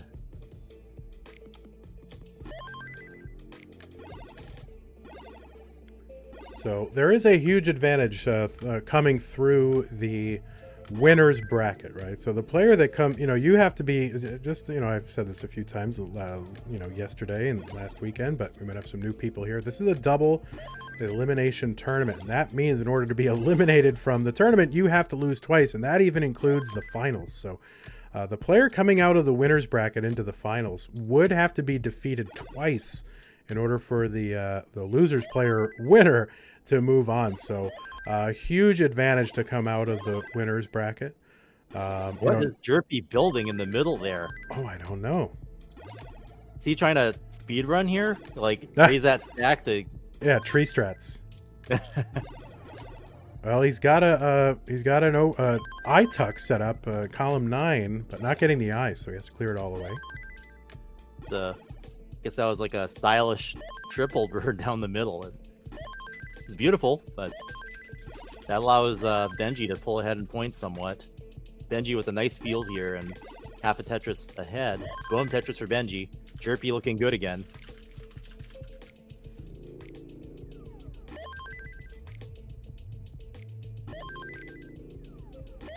And boom Tetris for Jerpy.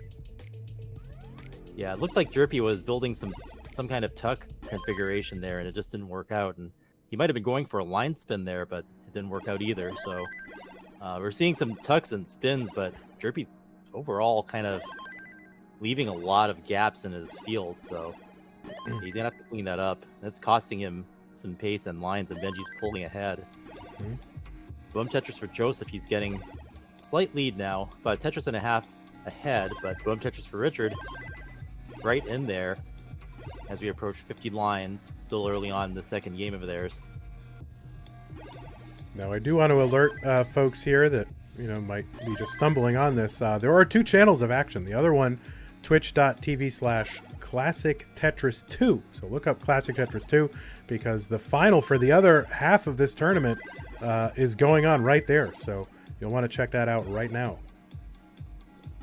No spoilers. I just glanced over there and spoiled myself, unfortunately. But yeah, it's some good Tetris action that you should not miss. Yeah, you can have both of them open. It's okay. We checked, and it is totally legal. 327 for Joseph, 292 for Richard. Joseph's going to Tetris and another Tetris, so 80,000 point lead for Joseph here. Down the bottom, 184 Jerpy Dude, 224 for Benji. We give score checks here, even though you can see it on stream so that the players can hear it and know where they are relative to each other.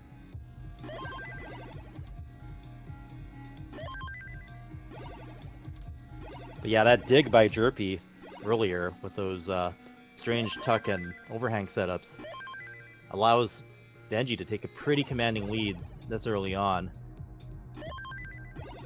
Benji's got a double well dependency there. Needs some line eyepieces to fill that in. He gets them. He's got about 3 lines to burn before he can have that well back open. Opts to use the T on the left, not the right. Okay, he's going to open that up with a double.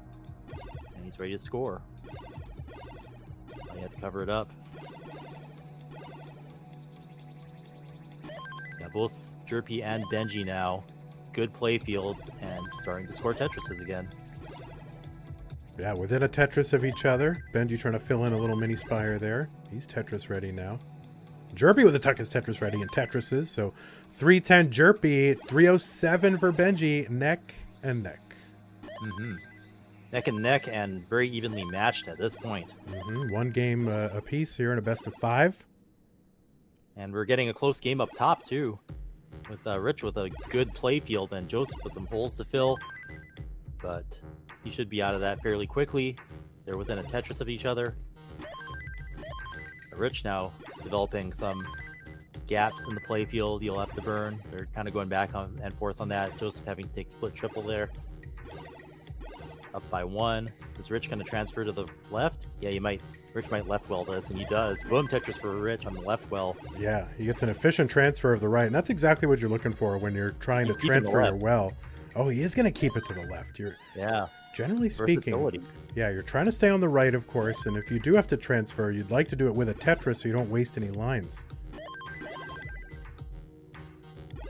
Players, if there's one overriding commandment here, it's don't waste lines, right? Every time you burn a single or a non-Tetris line clear, it's that many fewer Tetrises that you're able to score. So Joseph's going to transition 566, and Richard is 1 piece away here. And there it is. Boom Tetris for Richard. 561 transition. So really neck and neck on the top. And at this point where the players are just scoring so many Tetrises and with such a high proportion, yeah, you're starting to count the number of lines that aren't Tetrises as the difference between the players. Yeah, and really, well, we'll see what Joseph is able to do here. He's got a spire going here. I'm going to work around it. This is not easy. Yeah, this is a tough survival burn here, but he's doing it. Yep. And not to give away any spoilers here, but we have seen margins of victory where it came down to 1 or 2 burned lines. Joseph in trouble. He's scrambling up at the top of his stack right now, and he's not ahead. And I think he's going to top out, and he is going to top out. Tops out at 614. Richard's good. Richard is good. 1-1. Wow.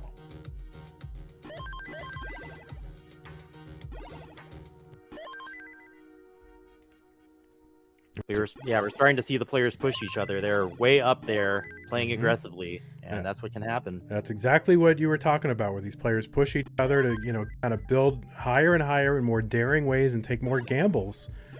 Banking on their ability, especially for hyper tappers, to be able to get, stash pieces over on the left. There's Richard drinking Joseph's milkshake right there. Oh, wow. But the cup was silver, so what does silver indicate, Richard? So maybe you got to get yourself a golden cup there. All right, so we're going to wait for them to get ready. Down at the bottom, Jerpy Dude, 648, 573, Benji. Benji getting droughted all in on a long bar, gets it. He's going to have a really tricky down stack here. If he can even do it, and he hangs a piece. Can't get anything else over there. So Jerpy's going to take this one. Now with the elimination situation, match point here. Jerpy up 1 over Benji. Benji has to win to stay in this. Yeah. Yeah, really evenly matched down there otherwise. Yeah, you bet. Now, the bottom match is an elimination match. The player who loses will be out of the tournament. So everything on the line down there. And, you know, the player that, you know, obviously there are cash prizes. The cash prizes start at the top 16. So players, if they come out of the losers bracket, that will guarantee that they do make the prizes. So, all right, let's go ahead and get both of these ready. They're both. I can work with that. 3, 2, 1, Tetris. But yeah, both Joseph and Richard able to play up so high, able to take those risks. So you're going to see more of this really pushing each other, and a clinic on high-speed survival at the very top of the screen, as these are the two most capable players in the world of being able to live to tell the tale, or at least try. Yeah, this game becomes, when it's played at a very high level, it becomes a contest of efficiency. And that means not burning. And for these hyper tappers, their way to deal with pieces that they can't really immediately use is to stash them over to the left as high as they possibly can while not making any gaps. That does lead to some very high and precarious builds and to taking some daring risks. And sometimes it does blow up. So it is high stakes, a high wire trapeze act. And yeah, Joseph was pretty high just a little while ago, but he's able to tear it all down. And once the long bars finally do come, then you can score. But if it doesn't, then you're in for a survival dig. Yeah, no good place for Richard to put these S pieces, and the game's just feeding him S pieces right now.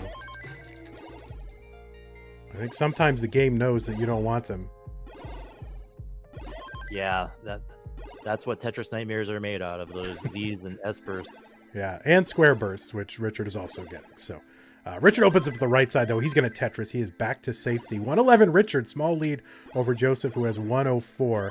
Down the bottom, Jerpy Dude, 163, and Benji, 90,000.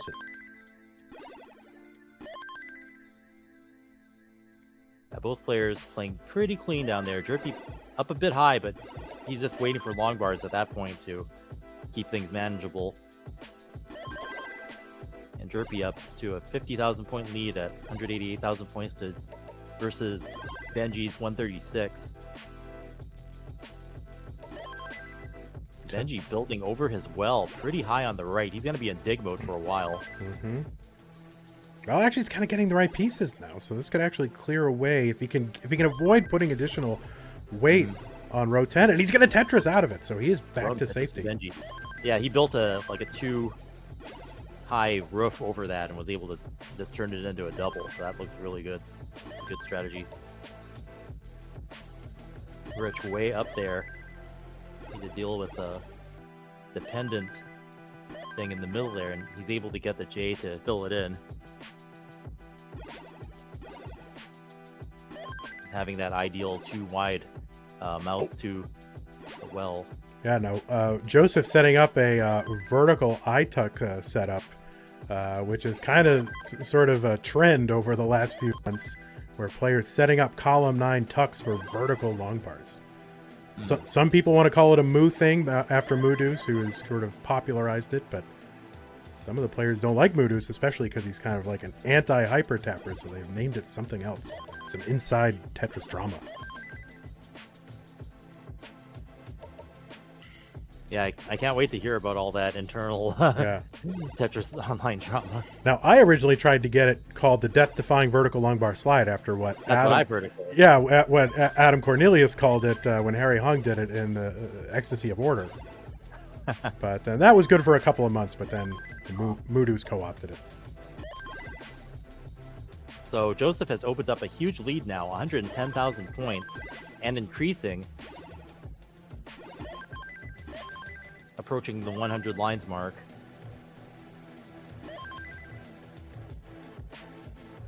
Yeah, 429 for Joseph. Richard's going to Tetris 341. Down at the bottom, 426 Jerpy, 330 for Benji. Benji building up high here, but he's going to get a Tetris, and so is Jerpy. Yeah, so also about 100,000 point lead there for Jerpy.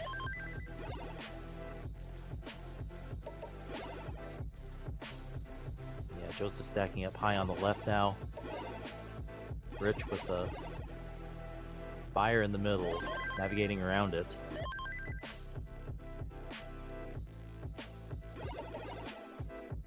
And he blocked off as well. He's going to have to fill in that left if he wants to be able to burn. Yeah, you see you see Richard stashing those pieces over on the left, like way higher than any DAS player would be able to do. He got what he needed to burn that down. Boom, Tetris for Richard. Probably very relieved after that sequence of pieces. Boom, Tetris for Richard again. Joseph's been scoring as well, so even with that, Joseph maintains his lead of 90,000 points. Yeah, 506,000. Richard about to transition here, 127 lines. He'll hit level 19. A little miss. Jerpy's in trouble. Oh, no. Really up high and dependent. He's got to have a perfect piece to get in there. Barely making that. And he's going to need a long bar or a J or an L to put down the middle. Wow. This is excellent survival skills by Jerpy here. Yeah, but transition is looming, and he's going to be up pretty high. Yeah, that's going to be a very high transition. It'll be impressive if he can survive this.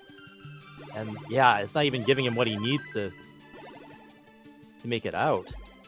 Yeah, that right side is just kind of closed off. Can't See, get right? over to the left Yep. anymore. So he's going to top out, and Benji's going to Tetris immediately after and get the points he needs. Yep, just on that. And now we are even on the bottom. We have come to a D-Cider. A D-Cider, the most delicious drink in all of Tetris. A D-Cider. Now up top here, we've got Joseph versus Richard. 641 for Joseph, 482 for Richard.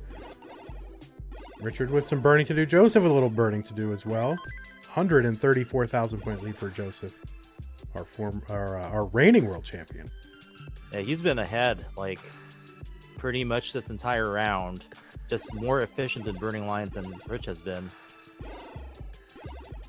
Just with those last second rotations, Joseph's timing is on point. Richard getting droughted, so going to have to take a triple. He's safe again. He, boom, gets the Tetris, Richard. Boom, Tetris Richard, yes. So back by 155,000 points still, though. They're Tetris for Richard. All right, And Joseph's not letting up. His pace is just on fire right now. He's actually getting better and more aggressive, as we see some players do. Post 19. All right, Richard's going to clear away the cover on as well. Would like a quick long bar here. Gets it. Boom Tetris for Richard. Boom Tetris for Joseph. Oh, we both did that at the same time. You owe me a Coke. Boom Tetris for Joseph again, now widening the lead. 176,000 points at 827,000 versus Richard's 684. Joseph just tearing it up, clearly on max out pace now. Just another day in the office for the two-time world champion. Boom Tetris for Joseph. And now Richard having to burn some more lines. Yeah, at this point, Richard kind of hoping that JD just kind of tops out. It's so far behind right now with so few lines that it's going to be really difficult. Enough lines to catch up. But Joseph's kind of in a dicey burn here. Ooh. Not sure we intended that rotation there, but he survives it. And Richard up top, he's going to top out. Tops out. And Joseph is good. Don't know if he's going to... I mean, I think he knows with that sigh there, but he's going to score one last Tetris just for for why not. Completion's sake, yeah. Yeah, but players at this level, and they say, "Oh well, we're within max out pace." It's not. It's a huge deal for me if I got one, but for them, it's like, another day at the office, like Chris said. So they don't really go, "Oh, I'm going to bend Mullen and hold out for the max out." They're just going to, "Hey, let's go play the next one." Mm-hmm. They're both here to compete, so Joseph's just like, all right, no need to play anymore. I'll just start the next match. All right, so out of the match. Joseph 1 game away from winning the winner's bracket and sending Richard down to the loser's bracket. Richard's going to do everything he can to prevent that from happening, and has the capability and the history of coming back. Comeback kid is Richard. Has done so. Both of his CTM victories were huge comebacks. All right, we got readies up top. Let's go ahead and get them started. And Richard has some momentum. He took a game from Joseph, and that's not an easy feat. So he can keep up the good work there and possibly survive this. Benji's got some holes in his stack. He's trying to clean. He's up by 40,000 points, and Jerpy's also needing to dig that back down. So both games on the bottom just in dig mode right now. Yeah, and it's a decider. So, I mean, the player that loses is out. So, I mean, this is like high stakes, and neither player with really stacks to write home about. Benji, 43,000 point lead, 234 on his side, 193 for Jerpy. And Jerpy finally opening it up, ready to score. Gets Tetris ready before Benji does. The long bar, boom, Tetris for Jerpy. Now within a Tetris away at 216,000 points versus Benji's 240. And Benji was Tetris ready, and he's gonna play one off the bottom, and boom, Tetris for Benji. Keeping that dirty Tetris well in business. Nice tuck there. Boom, Tetris for Benji. He's gonna stay there with the row 2. Oh, he burned it off, and he's exposed his floor, and will have a clean playfield. Yeah, I think he's just going to take the opportunity, at least, having a small lead or within a Tetris, to just get his playfield back in order. Yeah, Jerpy did catch up there, so now there's still a Tetris apart. Up top here, players sort of just getting underway. 139 for Joseph, 128 for Richard. So just a Tetris and a half lead for Joseph right now.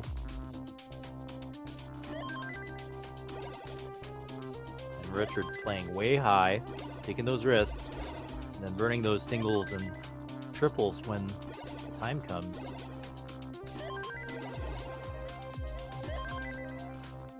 And Joseph's style is a bit different.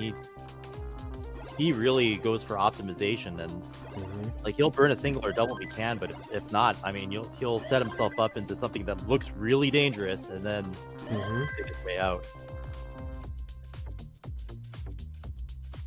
All right, Joseph 235, Richard 203, down the bottom 404 for Jerpy Dude, 386 for Benji. This is pretty good pace for Jerpy Dude. And with that, Jerpy's gonna jump into the lead now. 62,000 points at 450,000 points versus Benji's 389,000. And yeah, Benji having to do some burns. He has a dirty well set up, just waiting for a long bar. There it is. And boom, what a dirty Tetris from Benji. And Jerpy continuing to score, so still about 60,000 point lead, now 80,000. But Benji keeping that dirty Tetris well alive and scoring with another one. And his stack is good again.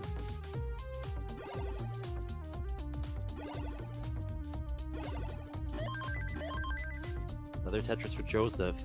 Maintaining a lead, 60,000 points. At 330,000 points, now 353,000 points versus Richard's 285,000 points. Richard taking a single there. He's trying to get Tetris ready again. There he is. Benji has transitioned. Now at 471,000 points. Trailing by about 73,000 points now to Jerpy at level 20. Benji needing to drill back down to the bottom. Jerpy with a perfect stack right now. Tetris ready.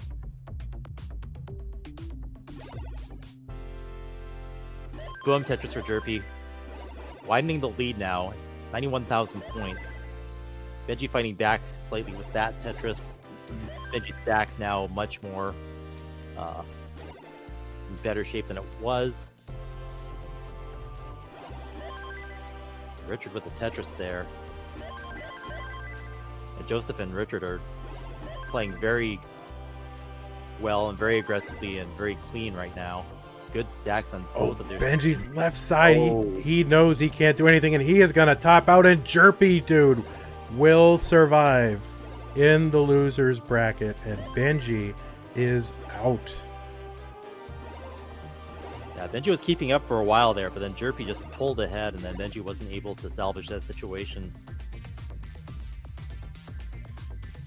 But Benji playing a lot of games today, and performing very well for this bracket. And now we'll have Jerpy facing off against whoever loses this match.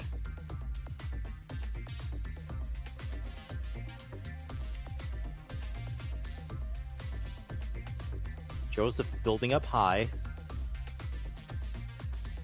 20 drought. Has to burn a double there. We're going to see some survival movements here.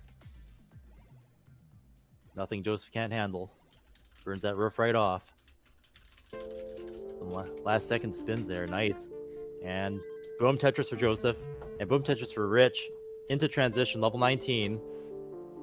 Joseph still a Tetris and a line away from level 19 speeds. There it is. Joseph with a nice clean play field going into level 19. Building for more. Rich having a slight spire in the middle. He's having to fill in the left first. Boom Tetris for Richard. And we are neck and neck. Richard up by a few lines, so Joseph with a slight advantage. And up by points now. But we are hurtling towards the finale here. Yeah, and Richard actually set up for another one already. If he gets it, he would take the lead with Joseph burning. Mm-hmm. Joseph starting to have to burn here. Set up for a triple there. See what he does. Now he's going to skim off the top. Yeah, Richard having to take a brief break here to burn. He's set up for a Tetris. It would give him the lead. He gets a Tetris and boom, Tetris for Richard. Oh, and Joseph! With some trouble there. Yeah, this should clear down, but I mean, it's not a given. And then, you know, of course, he's going to have to expose that channel over there, which he does. Gets the triple. And that mad survival skills getting the split triple there. Staying in it. And another Tetris for Richard, who's got a 55,000 point lead. He's at 695 to Joseph 640. Yeah, they're about even on lines. Another Tetris for Richard. He's building on that lead. Richard trying to force a decider. Way better. Yeah, Joseph's getting his play in order, but, you know, and Richard with another Tetris, 100,000 point lead. Wow. Yeah, this is the most I've seen. Joseph down match. Richard taking a double. Yeah, Boom Tetris for Joseph. Catching up a little bit. Now down 80,000 points at 684,000. Richard at 763. Boom Tetris for Joseph. Catching up a little bit there. Joseph is behind just by a line, so that's not much. They're pretty much... The score is what you see as the difference. Yeah, Richard taking a couple burns here. Boom Tetris for Richard. 110,000 point lead here on level 25. Boom Tetris for Joseph there. Since they're both scoring aggressively, Joseph is still behind. The movement for Richard getting those pieces over to the left. Amazing. Joseph keeping that alive. He's got some holes in his stack. He's going to have to burn some to stay alive. Yeah, Richard's a lot cleaner right now. Boom Tetris for Richard. 903. He's got some cleaning to do now. 81,000 point lead for Richard. Yeah, Joseph's playing really well. He managed to survive it. Yeah, he's got to burn down to the bottom. Maybe Joseph is planning to make his points post 29. But you could see Richard slamming pieces over the left and Tetrising. 944 for Richard, 844 for Joseph. Boom, Tetris for Richard. He's within a Tetris of a max out here. He's got 6 lines till the thrill screen. He's setting up in the 8th column. Boom. Tetris for Richard. Max out. So Joseph's gonna have to do something post kill screen here in order to catch Richard. Richard's setting up just down the middle, trying to so much lead. Okay, so Richard's going to top out at 101, 1,019,000. So Joseph needs to get to 1,019,000. He's so high right now, and he can't. Does not get the long bar. Wow, and Richard's going to force a decider. Mm-hmm. Wow. And yeah, Joseph was playing amazing there. It's just couldn't get that long bar at the end. But yeah, that pace by Richard just setting. And Joseph reacting to the situation. He knows he's got to play this decider now. And our chat is just going wild now. Wow. What a game. The comeback kid against the reigning world champion to see who will represent the winner's bracket. A huge advantage in this tournament. And you just saw Richard played like the best game thus far in the tournament. It's as if Joseph is the one just igniting the fire that he's capable of and making him bring it. So yeah, that's what it takes sometimes. Sometimes you have to be up against the best in the world to become your best. That's right. We saw it with, well, maybe your match yesterday. You'll have to go back and watch it. And we might see it right here again. We are in a decider. We're up in the winner's bracket. Joseph versus Richard. The loser is not eliminated. They will go down to the loser's bracket to play against Jerpy Dude to determine who goes into the grand finals here. Richard taking some time. He's doing the fingers, hydrating. As Alexi would say, do your fingers. Do That's your fingers. That's right. The creator of Tetris himself. And I can't wait for this match to start. But first, this commercial message. I'm just kidding. No, we're going to go right into it. That was a total joke. Okay.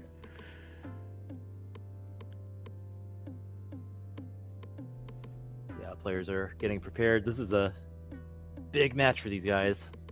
Everything's on the line here. All right, we got a couple already. Chris, Mm-hmm. do your magic. All right. Joseph getting that water. Stay hydrated. 3, 2, 1. Tetris. Off with both players getting a Z and an S, forcing a tuck early on. The game knows. And just a huge stack of eyepieces for Joseph there. That is just... Is that a middle finger he's building? I'm not sure what that is. Or is that like a I'm rocking out hand pose? I think that's what it was. Let's assume that. But yeah, you don't see that formation too often, and you don't see someone survive that formation too often. But Yeah. Joseph has some of the best dig skills that you'll see in any player, so it's not a problem. Yeah. So really a goofy stack for Joseph to start off with.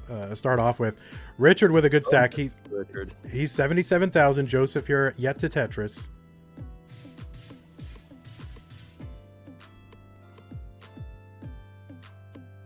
Yeah, Joseph should be able to burn that back down, and Joseph just reacting physically to his situation right now.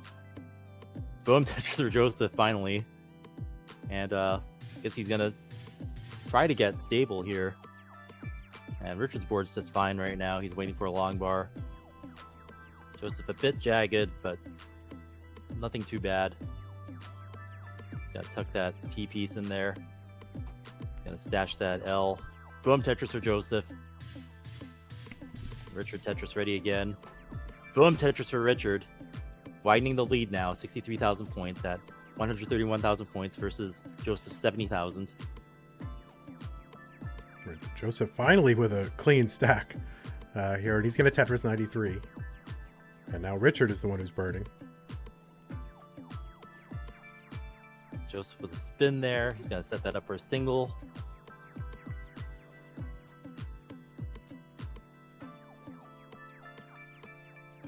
Finally, Joseph has a nice high stack ready for a Tetris. Boom, Tetris for Joseph. Yeah, you see these players building stacks that no DAS player ever would. It's much more, skewed, like a high left, low right side.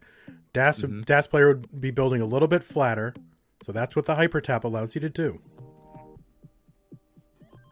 Yeah, and ultimately, you're able to reserve more long pieces for that high well and have a better piece efficiency. Ooh, Richard missing a line spin, actually. It's going to cause a couple extra lines of burning here.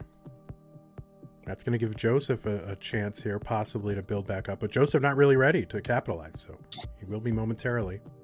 He's behind by about 4 or 5 pieces, so yeah, they're about even. It's neck and neck.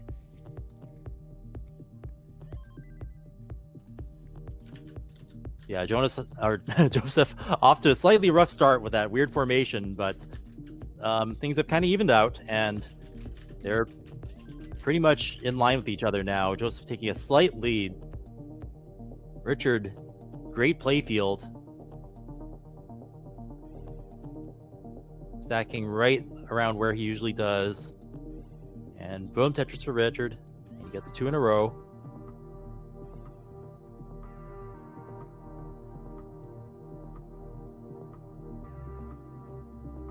I think Joseph needing another long bar to clear out that triple. And he's not going to wait for it. He's going to cover it up. Boom, Tetris for Richard. Starting to build a lead now. Boom, Tetris for Richard. Having a much more efficient game this time. Just slamming down Tetrises. And Joseph is being forced to just kind of build on top. And for what's going on here. Usually see him play a little more aggressively. Yeah, it's just it ends up kind of having a leave that, you know, the piece that's coming doesn't really match here. So Richard, yeah, up 85,000 points and pouring on more. Joseph's going to get some of it back. 280 for Joseph, 365 for Richard. Yeah, Richard looking really good and clean this round. Hasn't even built up like super high yet. Well, he might start here. Yeah, not getting gray pieces there. Does get a Tetris. And that's going to clear down pretty efficiently. See if He settles for a couple of doubles, but you know, he's in the lead now, so. Yeah, I was curious. I was curious to see if he was going to build up in column 8, because he got so much in 9 and 10. So I can't imagine him burning all that out without getting a Tetris out of it. But we'll see how he deals with it. Yeah, he's got some double well going on here. So Richard's going to be in dig mode for a bit. This is going to allow Joseph's super clean playfield to catch up. Boom, Tetris for Joseph. Yeah, it looks like Joseph got things in order. It's under control. And this is back to the kind of stack you're used to seeing him have. Yeah, I think Richard was considering building a dirty Tetris in column 2, but thought better of it, brought the piece back. Joseph stashing that Z up there, waiting for a tuck later on. There it is. Richard transitions now. He's still up by half a Tetris. Yeah, and through all that, Richard did not lose the lead. There was a lot of burning from Richard and sort of held on to the lead, at least through transition. Joseph's got a small bit of it back now. Yeah, we're neck and neck. Boom, Tetris for Joseph. Richard's got one set up.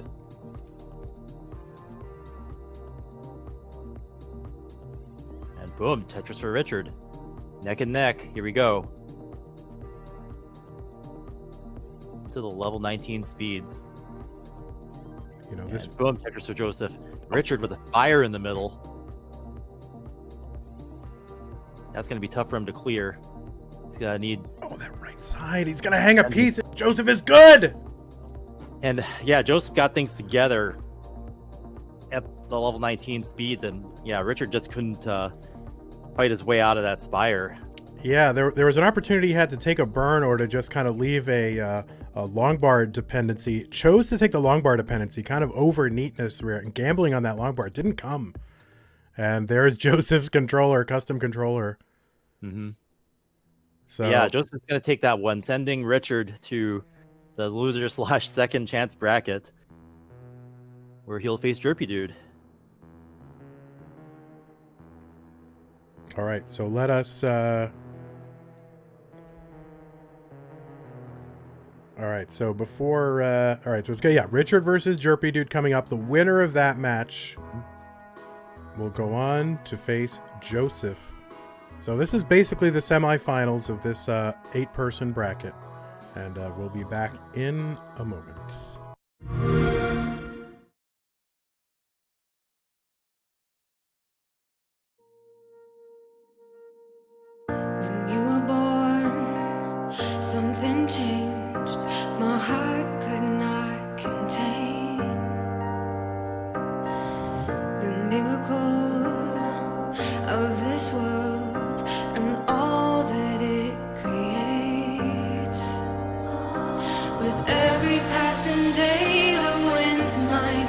stronger, carry us away, but we will hold on to joy to light the way, to keep the reminder that love does not escape.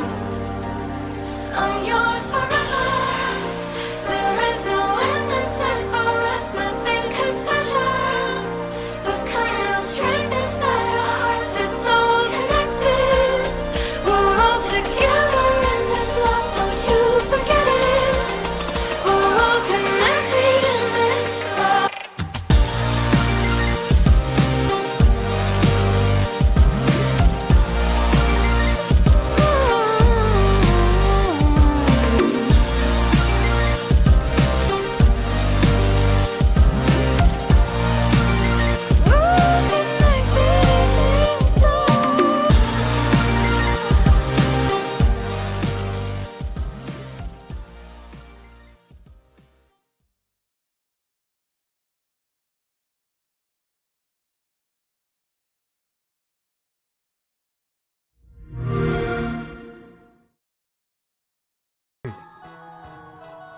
All right, everybody, we are back. Thanks for watching that. I love that commercial every time I see it. And you get to see some of our superstars in it.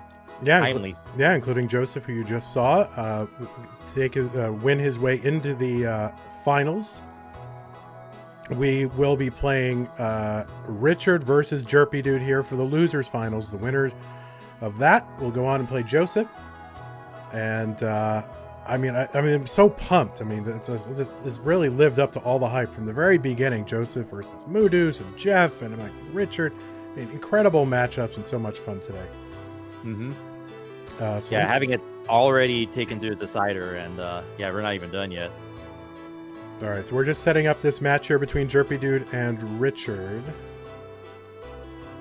We're just having a little bit of technical this and that. You got a Chris Forrest sighting, of course, so you know it can't be good if you see Chris Forrest in your cam here. Yeah, they're gonna have to add a Chris Forrest equivalent to the next version of Tetris Effect CTWC mode. And there's Chris. There he is. Oh, he loves being on camera. You can tell he was made for the camera. Oh, why am I showing?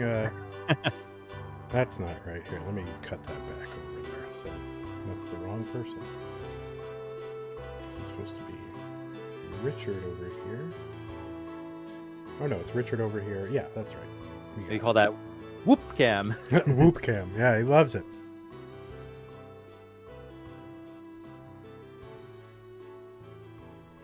All right, we got this. We're just waiting for Richard and Jerpy to be ready. They're both sitting in Max Out Club. We just need them to come on cam, indicate that they are ready.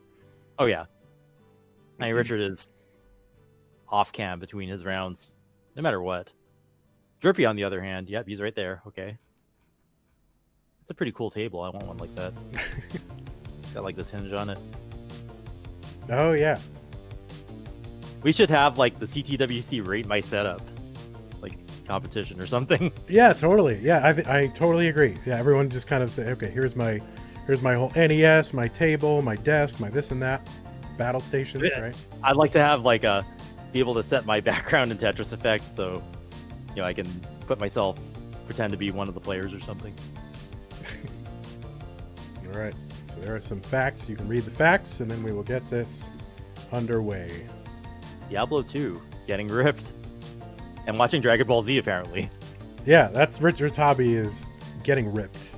That's so awesome. Okay, 3, 2, 1, Tetris.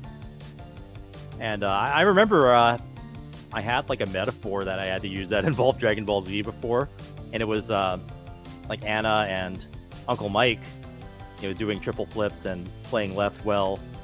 It's like Goku in Dragon Ball Z when he's got the weighted armor on and playing kind of with a handicap, but you know, once those players learn the best practices, it's like taking the weighted armor off, and then you get to see them fight at their full potential. So there's some Dragon Ball references going on there. And even Harry Kong, his entire identity is kind of tied to that. So pretty cool. Yeah, there's a lot of Dragon Ball Z happening here in the Tetris scene, and I don't know how I feel about it. I I don't know either. I didn't grow up on that stuff. I don't know a Dragon Ball Z from a Pokemon, from a this and that. I don't know any of it.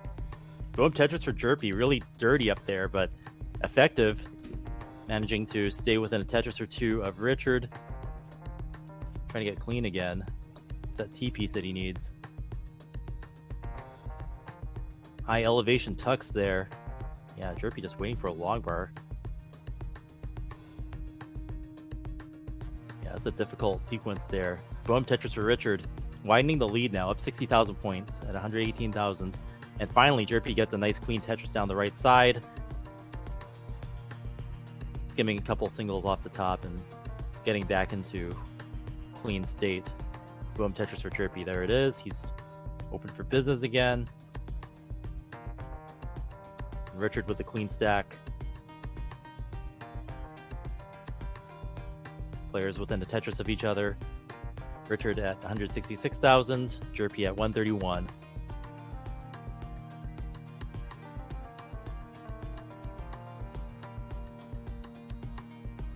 Both these players, hyper tappers, able to play high, take a lot of risks. Boom Tetris for Jerpy, and boom Tetris for Richard. Yeah, Richard playing super aggressive, getting a lot of Tetrises in succession. Jerpy playing as well as can. Also firing back, but there's a triple there, so did that to keep his stack healthy and follows it up with the Tetris. But every triple that you take, that's a potential Tetris that could have been scored. Usually triples are best taken if you need to survive, but if you have a good stack like Jerpy did, I'm not sure if you want to do that. Yeah, triples worth basically seven singles, and Tetrises are worth 30 singles. So definitely a bias for getting Tetrises, and every time you score one of those triples, that's just like more lines you could have used for Tetrises. Especially if you're set up already for the Tetris. Well, for the triple, and then it's like, well, it seems like you could pile one more. You know, not always, and sometimes it is good to take a triple, especially during a protracted down stack. You know, if you know you're going to take a single and a double, then definitely take the triple. But other than that, these players do not like triples. Boom Tetris for Jerpy. And I'm not sure if you wanted to put that there. Yeah, he's going to have to take a double and a single to get rid of that. So Richard with slightly better piece efficiency here jumps into the lead again. 55,000 points. Boom, another Tetris for Richard. 283,000 points to Jerpy's 305. So just that efficiency widening the gap. Jerpy having to build a dirty wall there. Let's see if he can turn that into a Tetris. He can right there. Boom, Tetris for Jerpy. Dirty and resourceful, but that's what we like seeing. Jerpy setting up for the square tuck. There it is. Yeah, very nice setup for Jerpy. With another Tetris, boom Tetris for Jerpy. And Tetris for Richard. Don't forget, it was Richard who knocked Jerpy Dude down into the second chance bracket in the first place. So Jerpy with an opportunity here for revenge and redemption. And that's the great thing about this format, Chris, is if you have a game where it's like, well, God, maybe I felt like RNG or I just didn't have it, you are not immediately eliminated. You have a chance to like regroup and kind of say, all right, what did I need to do, and let's change and let's alter course and let's see what I can do. Yeah, you have some players actually increase their aggression and skill over the course of the tournament. I mean, we saw like Nenu play and he was like just getting better and better, and Jonas had the same sort of thing where he was playing pretty good at first, but by the end of the tournament, like he was on fire. And then, of course, yesterday, Corian and Dog also increasingly got better and better as the day progressed. So, not being out after just one loss is making the tournament a lot better. Ooh, Rich player real high there. Yeah. Nothing too dangerous. We are approaching transition here. 554 Richard, 496 for Jerpy Dude.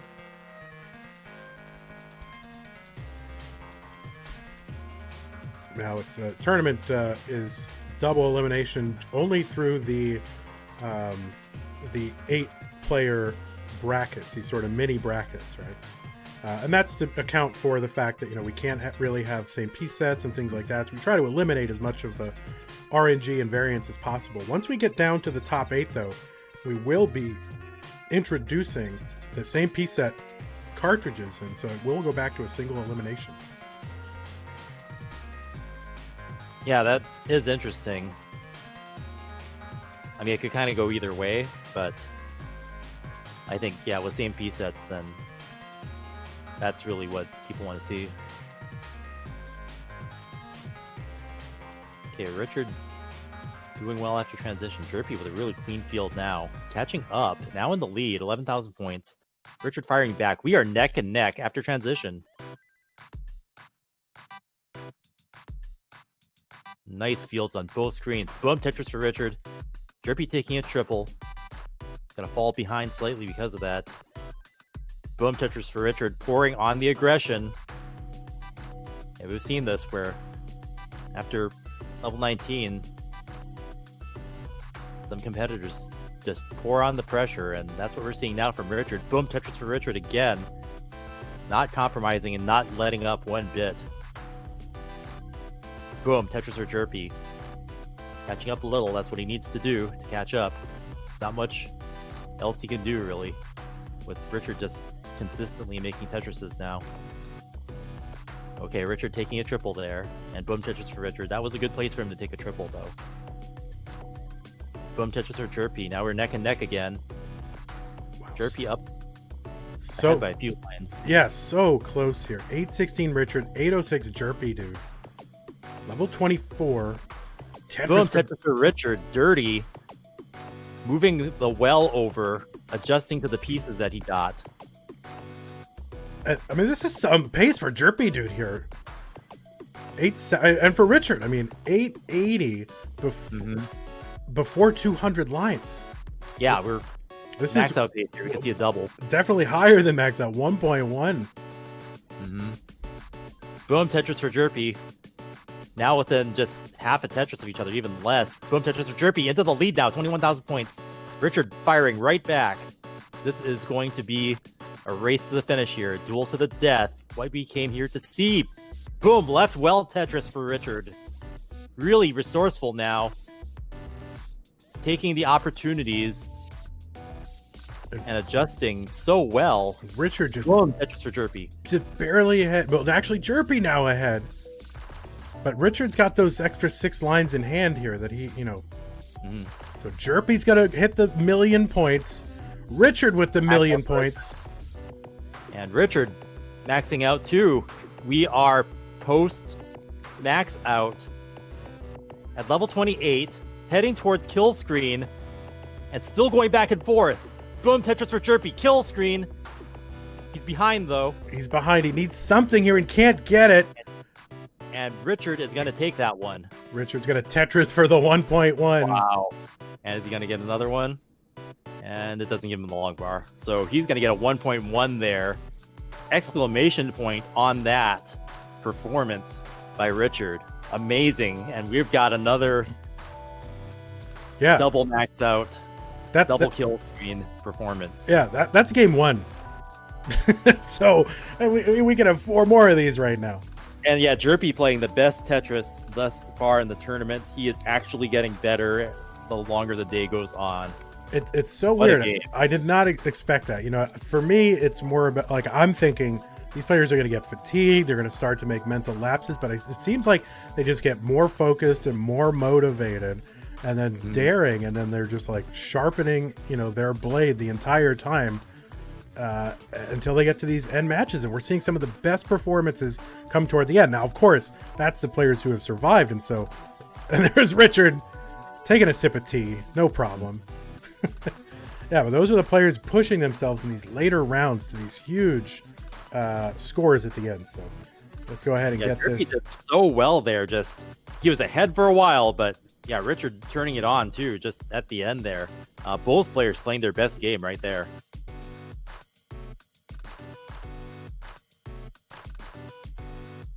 And we're off to round 2. And to think that they've got to face Joseph after this. Like, you make your 1.1, you make your highest scores, and you're not done yet. Yeah, and really, that's the real advantage of being in the winners bracket in this is you just, you've got the time sort of as the winner to sort of reset and kind of relax, get something to drink. Here, you've got to play so many matches extra, just so many extra games. Mm-hmm. But, you know, not unheard of. No spoilers to come out of the loser's bracket. Yeah, it's definitely possible. Both of these had been in winners for a while, so they're not quite at the same level of having to play as many matches as, say, Nanu did. Mm-hmm. Richard waiting for his long bar there. He's going to get a Tetris. 55,000 for him, 92 for Jerpy. Mm-hmm. Both builds are clean and ready to score. Boom, simul Tetris. Jerpy with a slight lead, but Rich having more material on his playfield to work with. Converting that into points with that Tetris. Jerpy rebuilding, getting Tetris ready with that. With that, Richard getting a Tetris. We are neck and neck.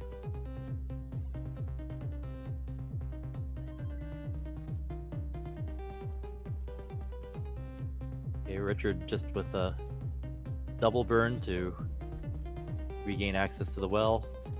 It's going to allow Jerpy to be a little more points efficient. Also having to do a couple of burns, but the same amount. Richard building high, opting to take that triple there to keep things safe. Boom, Tetris for Richard. Boom, Tetris for Jerpy. Jerpy maintaining the one Tetris lead. Spinning that T-piece at the last second.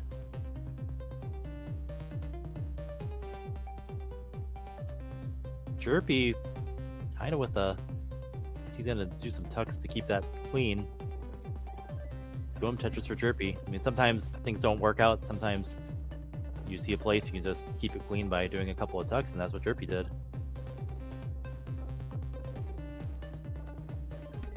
Boom, Tetris for Richard. And boom, Tetris for Richard again, just burning down all the pieces in that stack and building back up. We are neck and neck. Yeah, for a moment there, Jerpy Dude had like 15 rows built up with no red pieces. I found that very satisfying. Jerpy having to do some like precision tucks there just to deal with, I think, what might have been a misdrop. But yeah, with an effective line clear like that, doesn't even look like a mistake. So Richard's going to Tetris into the lead, and with Jerpy burning, this is going to give Richard an opportunity to pile on and get ahead. Yeah, Jerpy's out of it, but he had to take some burns, and they're neck and neck again. Yeah, Richard was kind of waiting for a long bar, never came, and so Jerpy able to sort of hang on to that lead, but Richard takes it right back, so we are neck and neck.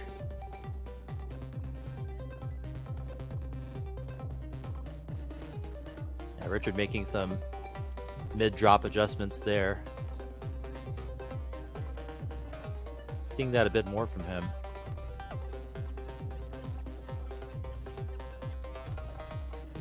And the worst thing to have happen is you had a decent answer as the piece drops, and then you change your answer, and then you end up misdropping, and then everything falls apart. But Richard keeping it together there. Yeah, you must have watched videos of me playing, Chris. Perfectly describe that. 378 Richard, 400 for Jerpy Dude. Jerpy building up. Richard is ready. Richard building up high. Taking a double for safety. And boom, Tetris for Richard. Still neck and neck.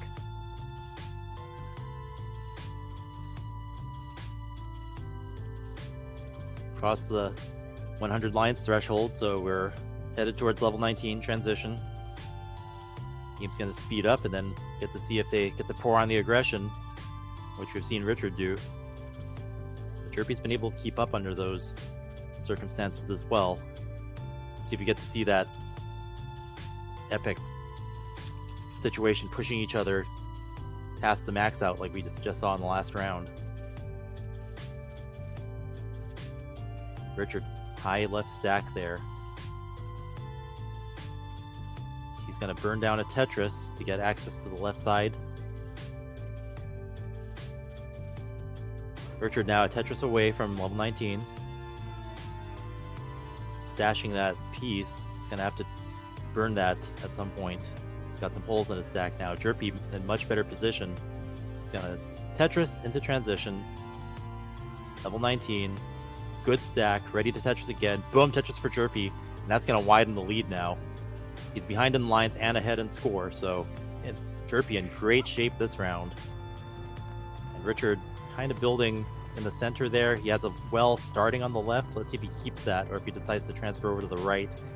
Double well dependent now. Let's see what he does with this. Uses the long bar on the left side, so that means he's going to go back to the traditional well. And now he's got a good, healthy playfield again. It gave him the long bars he needed. Boom, Tetris for Richard. Ready to score again. Jerpy now having to build a high, dirty Tetris well, but he manages to score the Tetris there. It wasn't too high, but it's like 2 off the field. Very resourceful, though. Mm-hmm. Right, so Richard finally clean again and actually set up for a Tetris really quick. Gets a long bar and bang Tetris for Richard. But back by 70,000 points right now and ahead by 4 lines. So Richard with some ground to make up. Not out of it by any means. Yeah, Jerpy's lead is a little bit higher than the numbers would say. But Richard, as you said, has the ability to come back, and he was down a bit before in that last round and then just ended with that exclamation after the max out. Okay, boom Tetris for Jerpy. Richard having to play high now. Covered his well. There's going to be some burning. Jerpy's going to have to take the triple there, so not quite points efficient, but given the speed that the game is at and the condition of his stack, the best he could. Boom Tetris for Jerpy, playing 1 off on row 2. Comfortable there at this speed. Ooh, but he's got a Spire in the middle. No. And he held up for the Tetris and he gets it, but his board health is not gonna allow him to get any more Tetrises than that. Yeah, and we're in a chase down situation with Richard. Yeah, Jerpy tops out 836. Richard needs to get to 837. He's got time. This is basically a Tetris and change worth of points. Yeah, Richard's board is in great shape. He's going to be able to get that Tetris and take that round. 837 is good. Yeah, Jerpy was in great shape there, but he went all in on that Tetris and waited just too long for the long bar. It didn't come, built a Spire in the middle and couldn't survive. Yeah, just hung That's a going piece. to allow Richard to pull ahead. This is a match point situation. Jerpy has to win to stay in this.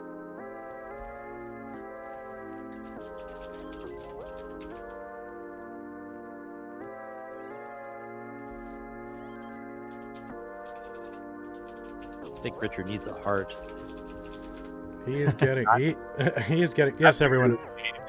Richard needs a heart. Anyone that can donate a heart, please. Heart for Richard. There it is. And he's gonna get kill screen and top out at 990k. All right, we're waiting on readies here. We got Richard up 2-0. Of course, Jerpy Dude trying to take out the player that knocked him out, and Richard trying to win the right to face the player who knocked him out. So, match point here. Yep, max point. This is an elimination match. The loser is out of the tournament. Jerpy clearly showing that he belongs here with Richard, putting Richard through his paces here. We had a double max out kill screen, all that situation in game 1. So Jerpy definitely capable of this.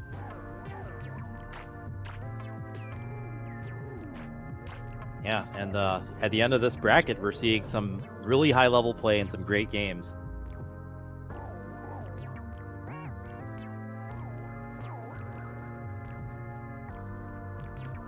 All right, we're just about ready.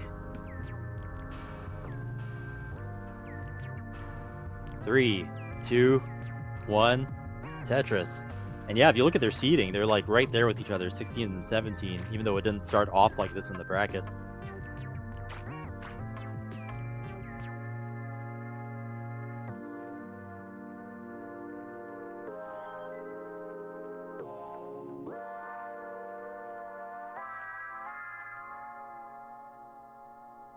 Yeah, in the bracket, you had Richard at 16 facing off against the 49 seed. And then this was like the other side of the sub bracket with Jerpy Dude at 17 against Benji at 48 seed. So they ended up meeting, and we're getting this great, evenly matched challenge here. Jerpy with some early burns, having to dig back down, managing to survive that. So Richard up to an advantage early on. Jerpy finally getting back to a clean playfield.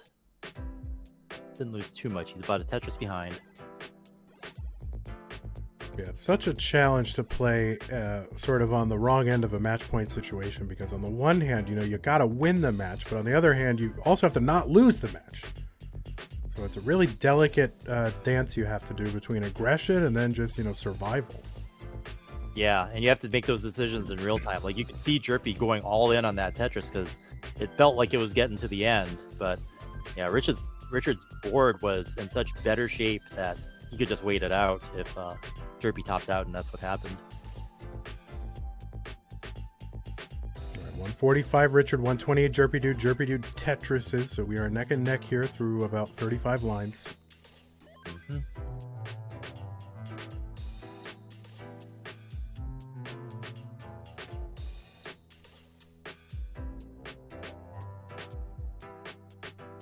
Richard very efficiently just filling in the holes and getting set up. Not seeing too much super high building this time. Richard adjusting on the fly. You can see him sometimes. You think he's committed to dropping it somewhere, and then he'll surprise you. Like right at the end, he'll see the next piece and then shift it over and accommodate like a much cooler looking tuck.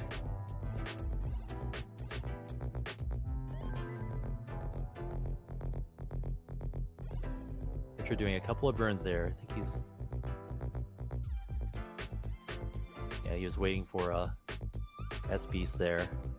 Taking some triple. And that's going to allow Jerpy to take the lead. Just by one Tetris.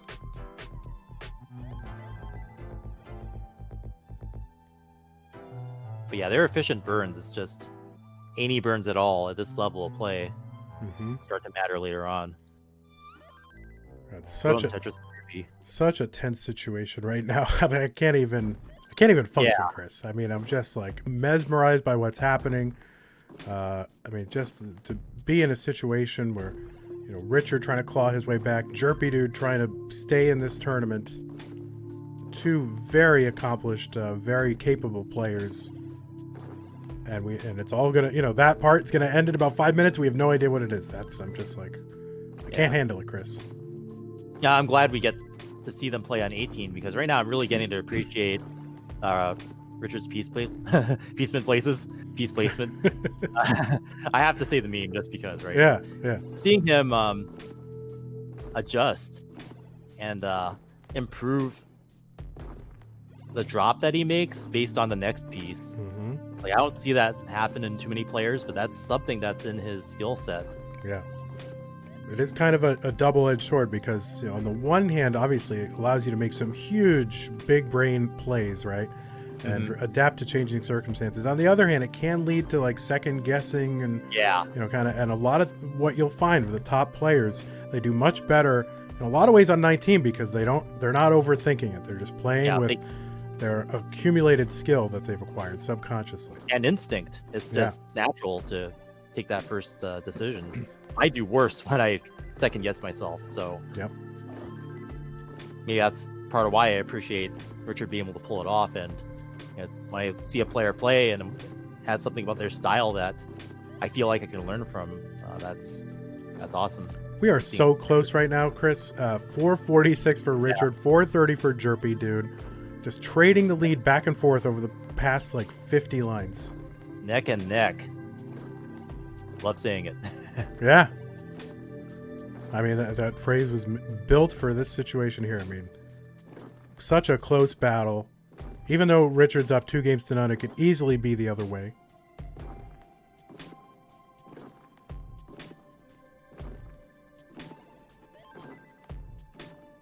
Yeah, just super close. Yeah, Richard's starting to stack up high on the left. We are approaching transition, so players need to get their houses in order. They're in decent shape now.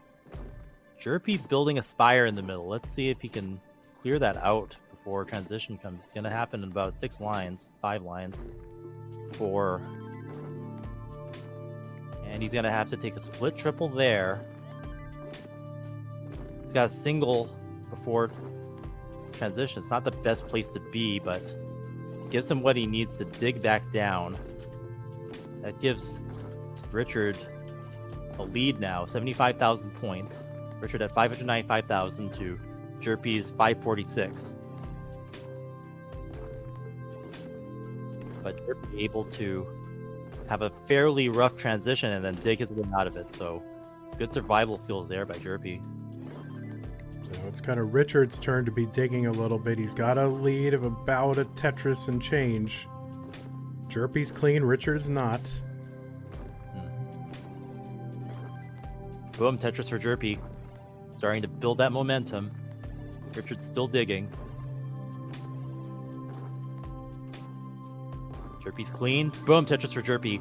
And now he's going to jump into a slight lead. We are neck and neck again. Boom, Tetris for Jerpy. And Richard's going to take a double and a single there. So, yeah, Richard's board is finally looking good. It's ready to score. Waiting for that long bar. Having to take a triple there, so gave up some points. But boom, Tetris for Richard. Finally firing back within a Tetris of Jerpy, who's set up with a clean board.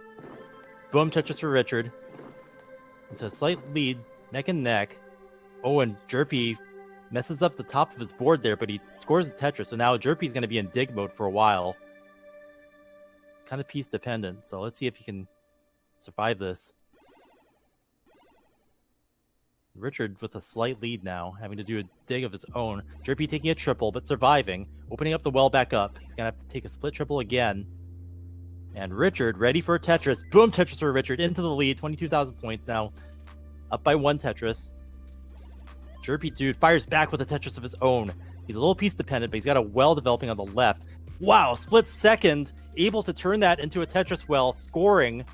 And we are neck and neck still. Richard's playfield being in much better shape. Jerpy hanging in there. Jerpy with a nice tuck. Jerpy able to carve that board back into shape somehow. Oh, his board's very dependent right now, Chris. And both of them, Jerpy with like a 5,000 point lead, and both of the birdie. Jerpy's going to top out at 809. Richard needs to get to 810. Does he know it? And he's going to get 811. Yeah, Richard takes this one just barely, but yeah, he was high up there, and he digs back down. So, yeah, Richard is good, and he sweeps Jerpy in this semifinal of this group bracket. So that's it for Jerpy. Jerpy has met the end of the road here in CTWC 2020. Initially defeating Benji, losing to Richard in round 2, and then taking out Pokey Nerd and Benji again, trying to get some revenge here in the losers bracket finals, but Richard is going to go ahead and sweep him. Let's give that man his heart. So thanks so much, Jerpy dude. I mean, you really played your heart out, and it was super fun. And yeah, that was great skills on display, pushing Richard to do that double max out game. Awesome. Yeah, and may I say, Jerpy looks like he has a very comfortable couch, and I'm kind of envious there. So, all right, well, we have our lineup for our grand finals of Group A. It's going to be Joseph versus Richard in that matchup that people have been talking about, wanting to see, and they're going to get to see it again. All right. So before we do that, we just got to set that up. Chris, you want to talk about a couple of our sponsors here while I get all this set up? Yeah, absolutely. So you just saw the spot earlier, featuring Joseph, who we're going to see in the tournament in just a few moments. And we'd like to thank one of our sponsors, Enhanced Games, who's going to be releasing Tetris Effect Connected on November 10th, which is just a couple of days away. And it's got an all-new multiplayer mode, which is Classic Tetris. Classic Score Attack. Yes, Classic Score Attack, which is inspired from the Classic Tetris World Championships. That's where I was like, wait, Classic Tetris World Championships. I have a pet name for it, which is like CTWC mode. So in my heart, that's kind of what it is. But yeah, the official name for it is Classic Score Attack. So it's got new multiplayer modes, not just that, but other multiplayer modes too.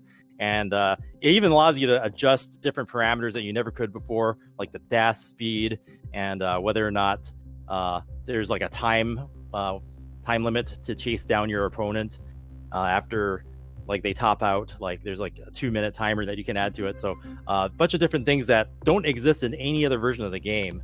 But really just not being able to have or not requiring two Nintendos set up next to each other with CRT TVs is an amazing selling point in itself. But relive the excitement of the Classic Tetris World Championships, and the new modes in Tetris Effect. So it's coming to Xbox Series X and S, Xbox One and PC through the Microsoft Store, and it'll also be coming to Game Pass right from the get-go on November 10th.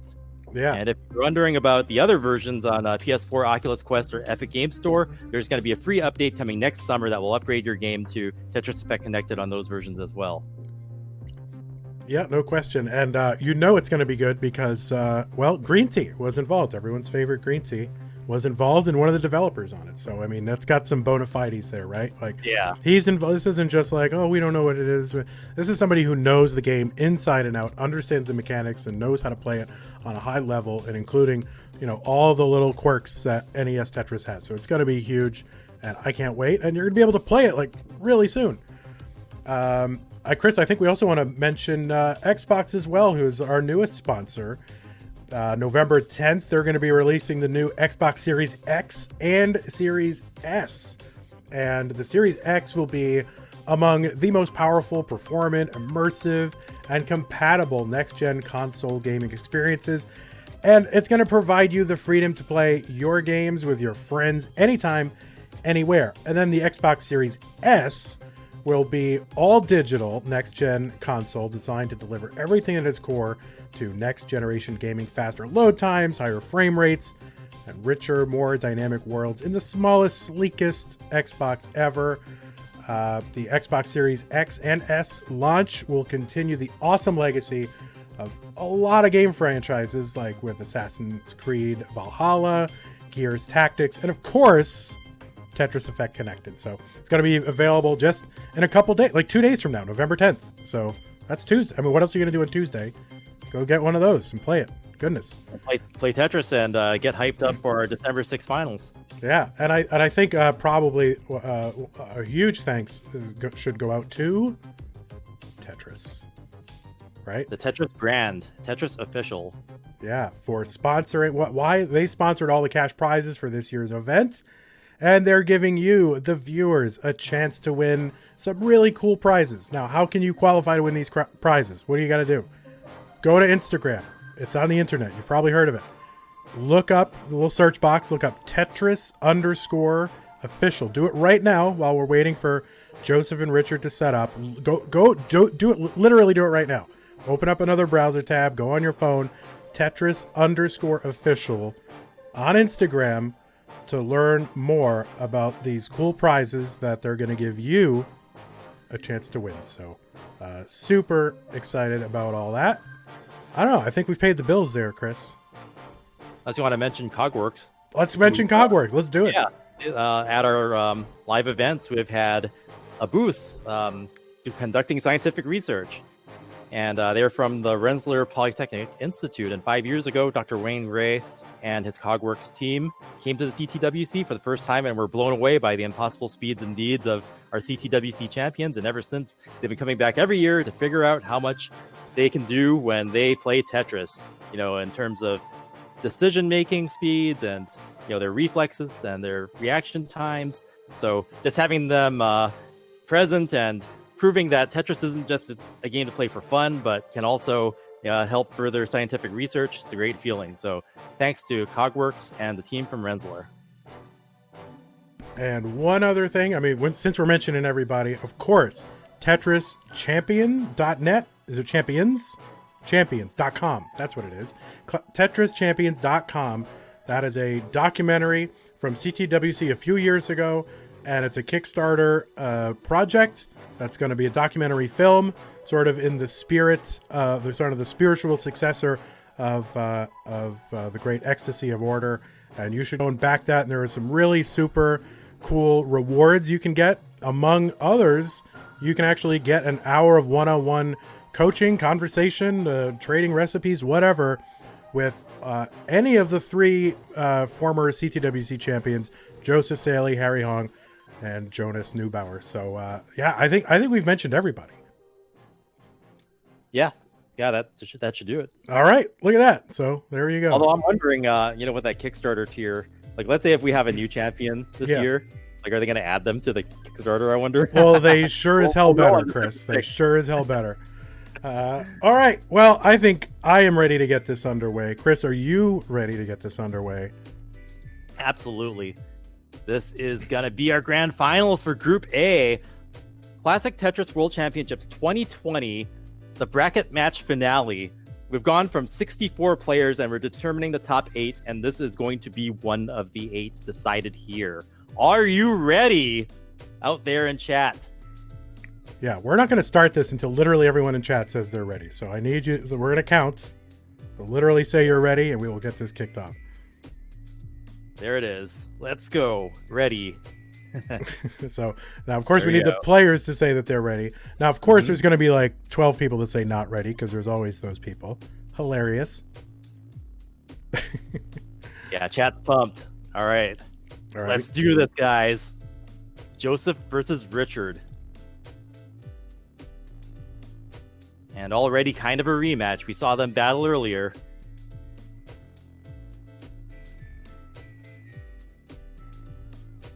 All right, we got 2 readies, Chris. Mm-hmm. Here we go. Joseph, some rehydration.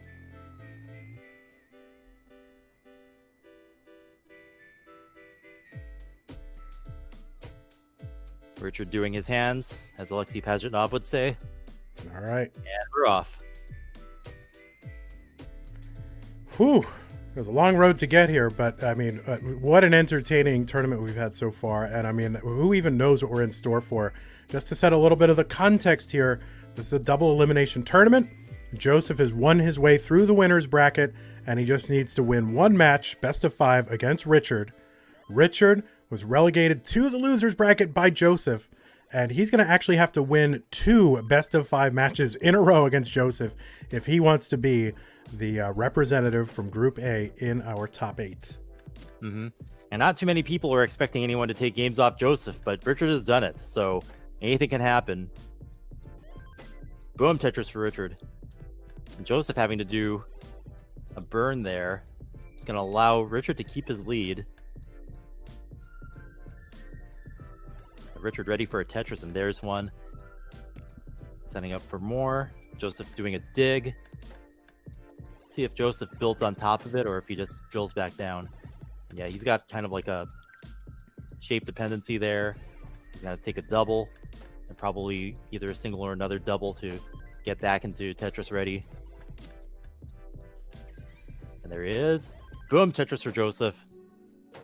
Richard's lead now 38,000 points, him at 120,000 versus Joseph at 82,000. But Joseph's looking good. Simul Tetris. Now, these 2 players have met before in sort of official kind of big tournaments twice. First in January 2020 in Classic Tetris Monthly Masters. And then just about an hour ago here, Joseph has won both of those matchups. Joseph swept Richard in January and won against Richard just a bit ago, 3-2 in a decider. So, and the other thing is, okay, we've talked a little bit about ELO, the ranking system that we use for players. We are getting the number 1 ELO player against the number 5 player, ranked player. So, huge fireworks. 2 heavy hitters in this scene right now going at it, and what could really be a finals match. Mm-hmm. So, interesting thing just happened. So I had the ELO prediction sheet up from the last time they fought, and it said that Joseph was a slight favorite with a 67% chance of winning. But I hit refresh on the browser, and it actually updated, probably based on what just happened a few games ago, and it says Joseph is a slight favorite with a 68% chance of winning. So because of what happened in the last 2 games, the percentage for Joseph went up by 1. Yeah. Yeah, I mean, look at our crack research team. I mean, incredible, right? Crunching numbers, all for you guys. For these Amazing. online facts. Yeah, big shout outs to Rory and Pumpy Heart once again for providing our online facts and making it accessible for us commentators and really helping the education and the future of our sport. And most importantly, making us look smart, right? So we don't really say all this stuff is coming from them. We just say it like we know it off the top of our head. But really, it's all coming from them. Boom, Tetris for Joseph. Now up into the lead now, 33,000 points. Richard with a nice high stack, though, ready to fire back. Covers up as well, so he's going to have to wait for a couple more lines. And there it is. Boom, Tetris for Rich. And again, so back and forth we go. We are neck and neck.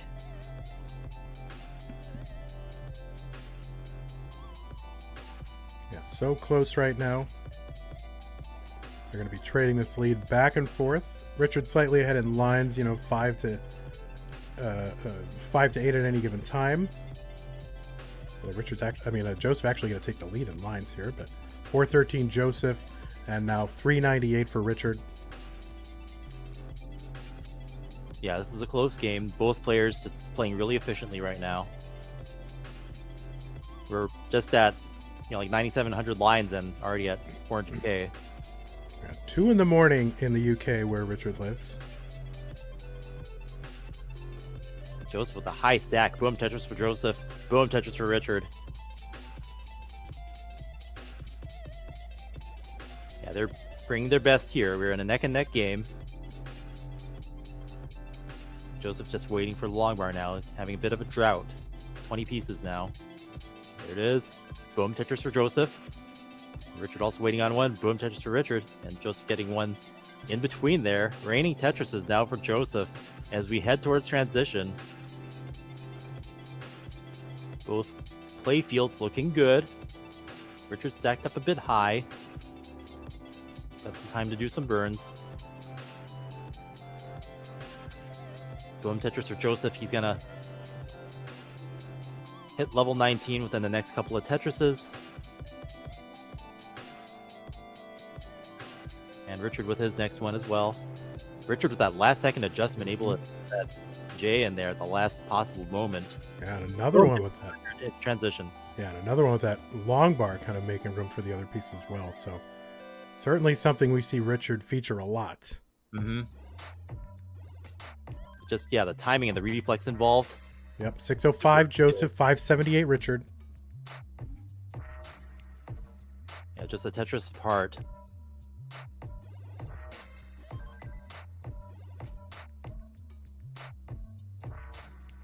Joseph building a spire and getting the long bar for that Tetris. Yeah, he's just stacking those Z's on top of each other because that's the place that they can go in that arrangement. Richard having to do some burns. Yeah, That's going to allow Joseph to jump into the lead now. 76,000 points at 685,000. Richard at 609. Playing up really high. And Richard's in trouble. I don't know if he's going to be able to burn that down. I don't think that's survivable. And Joseph's going to take first round.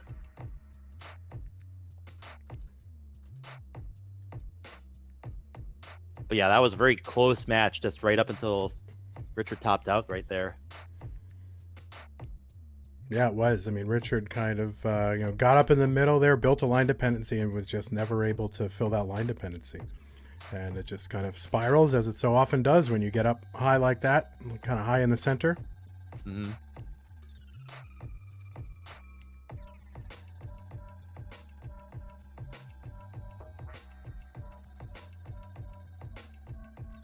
I forgot to do the the player bio, so I was like, I can... Yeah, there we go. Sense Vince, just seething, right? He won't do it anymore because I could keep calling him out, but I know that he's just seething in the background. Yeah, a lot of people really wanted to see Richard come out to our live events, back when live events were still a thing. But after the apocalypse happened, all bets are off, and now everybody gets, playing the CTWC online, so facilitating this dream match that so many people have wanted here in 2020. I love it. I love it, Chris. I think this is such a great format. It's been such a great experience. If this is the apocalypse, and bring on more of it, because this has been a fantastic experience getting all these players all around the world all of whom wouldn't necessarily get the chance to fly into Portland and take their shot. We've seen some incredible matchups from players all around the world. So this is amazing. It's a gift, and you have to think that before we went online, this was going to be held at Portland, and Portland moved their dates, and that totally made it so our preliminaries all got nuked. So this is actually a blessing. Just it's better. Yeah, good than it would have been. What? 3, 2, 1. Tetris. I forgot to do the countdown last time, so I had to do it this time. Okay. With the echo effect.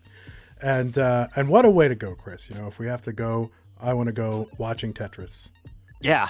No, I mean, this has been good for morale for a lot of people.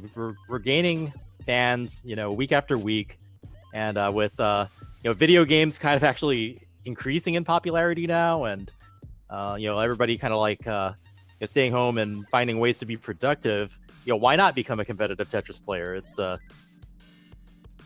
of becoming the cool thing. I thought it was great that Uncle Mike and Anna had mentioned seeing us on ESPN. So a lot of times just events line up, and it all connects in a positive way.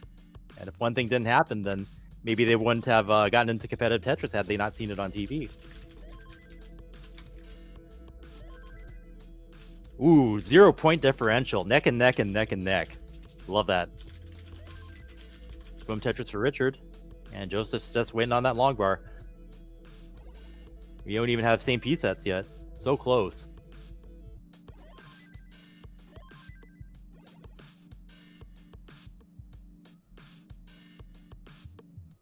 Just less than 1,000 points away from each other. Joseph's then getting a Tetris. Okay, Richard having to burn a double, but he goes right into the Tetris, so they're just right there with each other. They know how perfectly they have to play. Joseph one-handing it for a while there, demonstrating his, I don't even know what to call that, ability to play in any conditions. Mm-hmm. Yeah, I remember before I had seen Joseph play live, he had been posting videos, and one-handed play was like, what's this guy doing? He's like showing off or something, but no, that's something he just does. And could do it well. Look at him go. Hey, scratching his ear for you, Chris. See? One-handed tournament. If there was a one-handed tournament, like Joseph would just dominate. Next year, one-handed tournament. Line spin from Joseph. Look at that. So I think he scratched his ear for you one-handed, and I think he did the line spin for me. So there you go. We each get a little gift. Yeah, you have people say, like, if he set up a one-handed tournament, they'd be like, well, you just set that up so Joseph would win it, right? Because it's just like he's known for being able to do that. Yeah, but then again, what tournament isn't he going to win, right? So, or at least have a high probability. 285, Joseph, he's going to Tetris 307, Richard 266. I'm still waiting for them to have that dance pad challenge. Yeah, bring it on. I won't play, but I'll happily watch you people do it. Yeah, we're still neck and neck. Yeah, I love the side tournaments and the wacky stuff like the invisible Tetris and the mind meld. And yeah, I guess they're going to be doing some stuff on your stream, right? With stupid Tetris. Oh well, I wasn't going to mention that, but now that you have, yes, next weekend here on this channel, Saturday and Sunday, it's Stupid Tetris Monthly. It's an offshoot, kind of a variant of what I do called Classic Tetris Monthly, where we play all kind of side variants like no next box sprint and level sprints and secret grade competitions and min out, which is not a max out. It's getting the minimum score you possibly can, and all these other weird modes. So next weekend. Nice. I think Vince is going to get mad at me, though, because I was only supposed to mention it once, which I already did. So you got me in trouble, my Chris. fault. Yeah, blame Chris. Take it out of his paycheck. Hey, no one told me I wasn't allowed to talk about it. Well, that's true. That's true. 445 Joseph. He's got a Tetris 468 and 389 for Richard.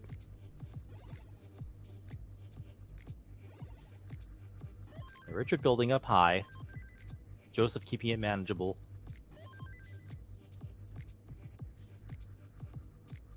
Richard one-handing it for a second there.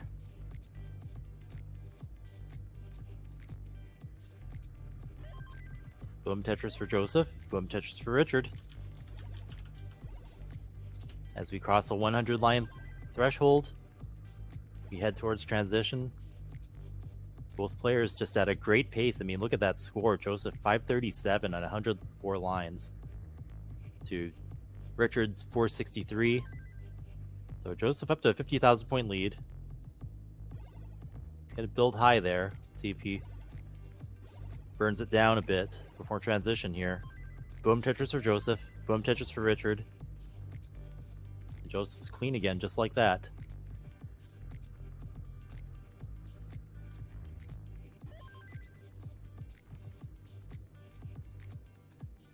Richard piling up high, as we're used to seeing him do. Boom, Tetris for Richard. Joseph maintaining that 55,000 point lead. That's right. 633 now, Joseph. 555 for Richard. Tetris for Richard. Both players 126 lines. Richard's going to Tetris into transition, and so is Joseph, and here we go. Here we go. This is that turning point that can change the complexion of a match, but these are two masters of the game that can handle it. So now you'll start seeing them push each other.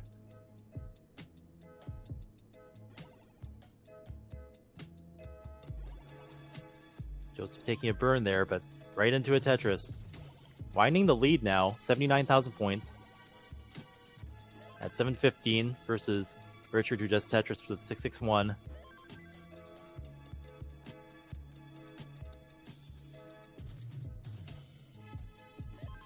Richard taking a Tetris there. Yeah, it's been about the same difference for, I don't know, what, about 70 lines here? So Richard, pretty much perfectly keeping pace with Joseph from that time on. Mm-hmm. Right, there hasn't been much variance. It's still anybody's game here. And as we know, level 19, so unforgiving. Even for hyper tappers, one false move could spell the end of anyone's game. Mm-hmm. And then with the resilience of these kind of players, the ability to chase down, really up there with anybody. Yeah, Richard with some holes now. And Joseph kind of with a... Okay, he's clean. Joseph's clean now. And, yeah, Richard's almost there. Yeah, there it is. Yep, 835 Joseph. He's going to Tetris 864. 771 Richard. Yeah, Richard having to burn a double there. Joseph with the Tetris. And Joseph burning a couple of lines. I think he just wanted to have the well on the right side, so... Yeah. I mean, that's how it is. When people burn a couple lines, we notice it because that can be the difference in the entire match. 900 for Joseph here on level 24. 835 for Richard on 25. So huge pace here for both players. Joseph in striking distance of maxing out here. 71,000 points ahead. Boom, Tetris for Joseph. He's one away from maxing out. And he's just waiting for the long bar. Taking a double there on the way. Boom, Tetris for Richard, catching up. Now neck and neck. Boom, Tetris for Joseph, max out. And boom, Tetris for Richard, almost to max out. He's like a couple hundred points away from max out. Yeah, 41,000 point difference. 104 for Joseph, 999 for Richard. And Joseph kind of in a little bit of trouble here. Look at that piece on the left. That is going to slow him down. Now he opened back up. Richard into the lead here on level 28. Joseph with a long bar. Boom, Tetris for Joseph. And they're still neck and neck. Level 28, so post kill screen. Oh no, that placement from Richard covering that well. Can he burn that off? He's at 224 lines. He opened up the well. Joseph on kill screen. Up by 48,000 points, so that's a little bit more than a Tetris. And Richard's going to top out. Joseph takes that one. Double kill screen, double max out. Well, not almost double kill screen, but it was the double max out with Joseph hitting the kill screen. Yeah, Joseph 1.12, Richard 1.07. And that's what it's kind of taking at these high levels are 1.1s. Mm-hmm. And yeah, Richard just waiting trying to get that log bar in there to even up the score. It still wouldn't have been enough, though. He was down by more than a Tetris, but amazing effort there. And that was down to the wire. All right, so now Joseph was already up 1-1, right? And then one game to none, and so that's heart number 2 for Joseph. I want to make sure I get this right, or the memes will be huge. Yeah, we are in a match point situation here. Richard needing to win to stay in this tournament, and Joseph just one victory away from being in that final top 8. Richard with 2 mugs. If he's gotta juice up for this, now's the time to do it. Yeah, he's double mugging it. Double mugging it. That sounds violent in a way. It does. It's a double mugging here. Well, that's what Richard's hoping to do, right? He's hoping to come back. Yeah, if we see a reverse sweep here by Rich, then we'll say Joseph got double mugged by Richard. Now I just want to see it happen. All right, I don't know. Obviously, I'm not rooting for anyone, but I kind of want to see the double mugging. We just want to see them play the best Tetris of their lives, and we're well on our way to seeing that. I mean, we're seeing 1.1s here, so they're not leaving anything on the table here. The chat loves it. All right, double mugging. They are ready, so let us not stand in their way. Here we go. Oh, I see Joseph with the bottle flip there. The bottle flip, yeah. Oh, he can do it all. He's cubing, he's bottle flipping, he's Tetris, he's trumpet, he's everything. Trombone. 3, 2, 1, Tetris.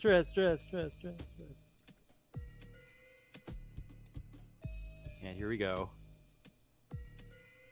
Big smile on Joseph's face. Stone cold concentration of Richard. It's kind of like you and me, Chris, right? Like the smiles for you, and then me, I'm just like stone cold killer, right? Yeah, I kind of like the smiles. Yeah, there you go. See? I could be stone cold too. I mean, I think when I showed up to tournaments, I was a stone cold guy, but now that, I guess, entertaining people is kind of a thing now. Yeah.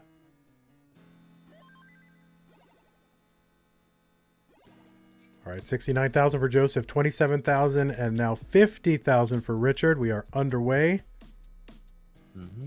Joseph having to do a single there, but follows it up with a Tetris, and Richard just made a Tetris there. So Joseph just up by a Tetris, but no real difference here. It's a matter of Richard getting that long bar, and we are neck and neck.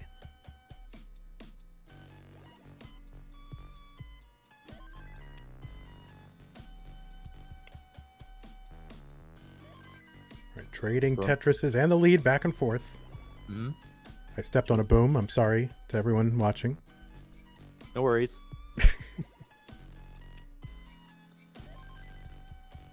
Boom Tetris for Joseph. And boom Tetris for Richard. Just right with each other in points and lines.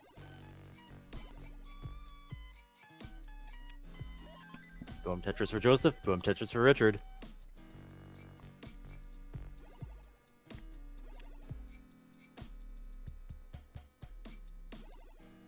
Yeah, thus far, I mean, I could definitely say this is the best Tetris I've seen played over the course of these past 2 weekends.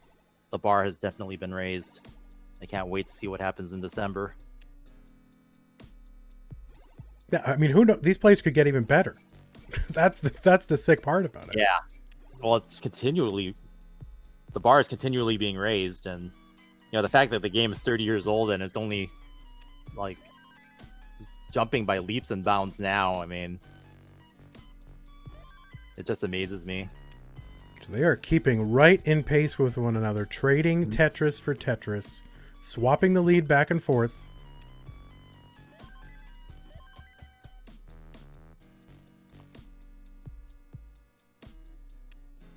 And considering these players were all in different groups for to make the top 8, and we're seeing multiple groups of players rising to the challenge of 1.1 class scores. Yeah, it's going to be an amazing showdown. Yeah, December. With the rate that players are improving, I mean, even Moodus could have a shot in 2021.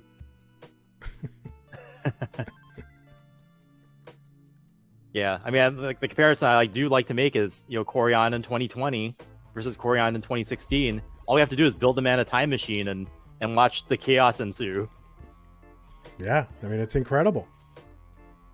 But who was really around, see, back then? I mean, obviously very talented players, but really playing at this level to push each other, which I think is part of what it takes.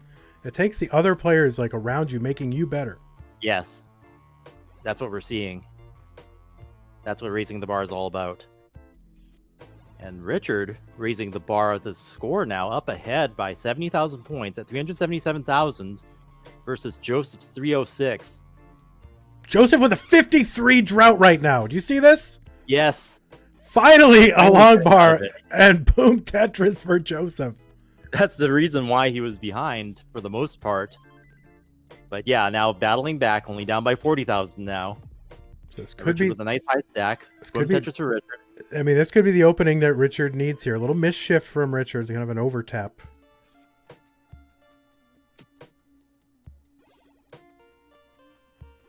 Maybe it's already happened. Maybe time machines have already been invented and Joseph is from the future. Is that what you're saying?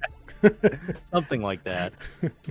384 from Joseph, 455 from Richard. So there's considerable lead right now for Richard, but still a lot of Tetris to be played. Still about 120 lines to go.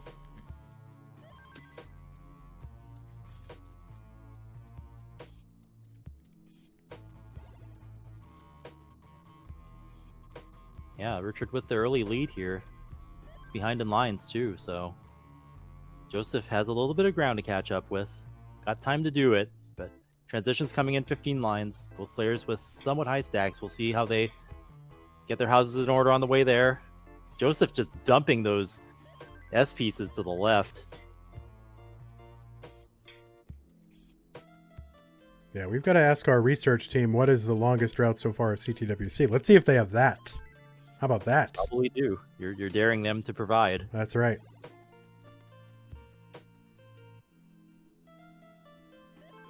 Boom, Tetris for Joseph into transition. Richard now having to clear off a double, or two singles. That's what he's going to go with. And he takes that double going into transition, followed by a Tetris. And his lead has shrunk. Joseph now neck and neck with Richard. And their lines are about equal. So truly neck and neck here. No neck spared. Ooh, Joseph, some last second rotations there. Takes a double, keeping his stack clear, takes a triple, playing it safe. Richard jumping into the lead with that, but boom, Tetris for Joseph. Firing back now. But Richard getting to maintain a slight lead because of those compromises of the score that Joseph just made.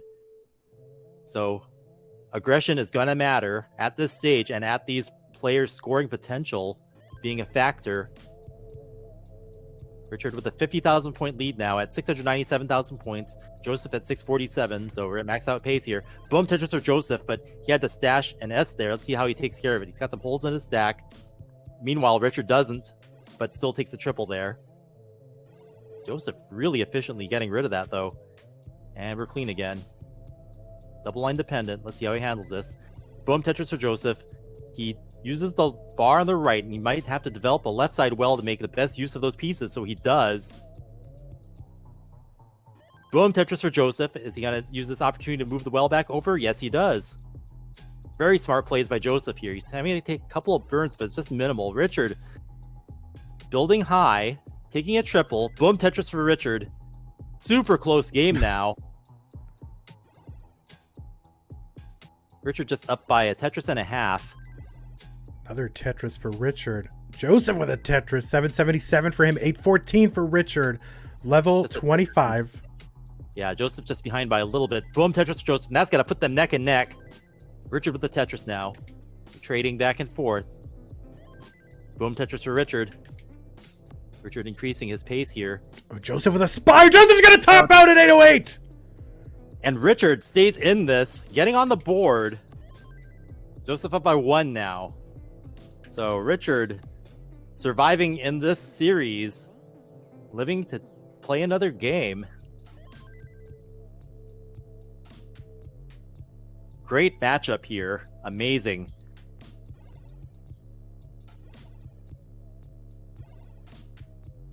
But yeah, Joseph getting hit by a couple of droughts in key positions there, so definitely looking forward to seeing same piece sets in the next phase of our tournament. Richard Ben Mullening it out a little bit. While I guess Joseph's taking up speed cubing.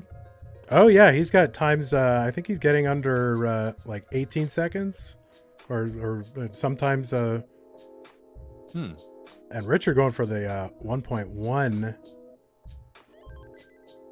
Yeah, there's a little speed cubing kind of subculture developing too.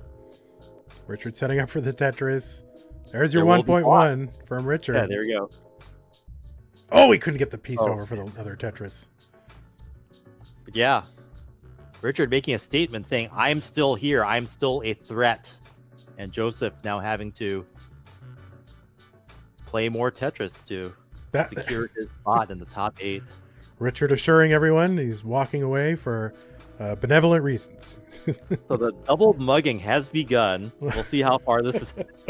Richard can take this. Yeah, no matter if Richard gets through and forces another match, either way, it is a double mugging. Right? We'll call it a double mugging. That's it. And now we'll have to have CTWC mugs so we can profit off of the mugging. That's right. Someone get Vince on. Vince is already on the phone to someone to get those mugs made. He'll get mugs made, and then he'll have it with the logo printed in reverse, so you can hold it up with the webcam. Well, that's what you got to do. You have to have one side of the logo the right way, the other side the other way, so it doesn't matter which way they flip you. That'd be kind of cool. Yeah. I mean, people wouldn't have to buy 2 mugs at that point, but hey. Well, that is true. Yeah, he's got 2 separate mugs, one way, one the other. That makes a lot of sense. See, you're wasted here in this video game stuff. We got to get you in marketing. Uh-oh. Joseph missed the bottle flip. So Richard with a beverage stability advantage here.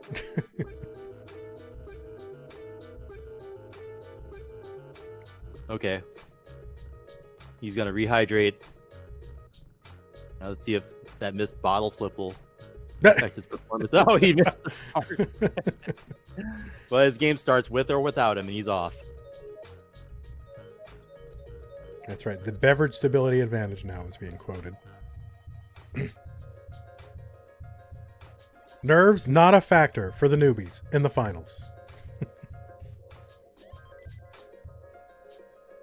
And yeah, I'm not sure how much of a newbie. So at what point do we call Joseph a veteran? Because at this point, if you look at our bracket, he's kind of the most veteran of the CTWC that's there. I mean, having been involved in this is his 3rd year, so yeah, I guess after this, we're gonna have to call him a veteran. Yeah, I mean, if anybody that's left, there's one player who's been there one time.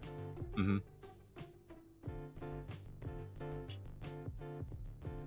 But yeah, that was also part of the Boom Tetris for Jeff meme was nerves are not a factor for the newbies in the finals. Yeah. But back then, yeah, I mean, it was a smaller field, and even being in the finals was a select number of players. Yep. Richard building up high. We're still neck and neck. Yeah, pretty high, but also safe. Kind of that sloping kind of thing. It's when you get these really high stacks with only like a 2 or 3 wide on the right side, then you're up like 16 lines right at the top of your stack, where a hangarang is like any moment. So if you can slope it, if you can get a very kind of really sloping board, it's okay to build up that high. Mm-hmm.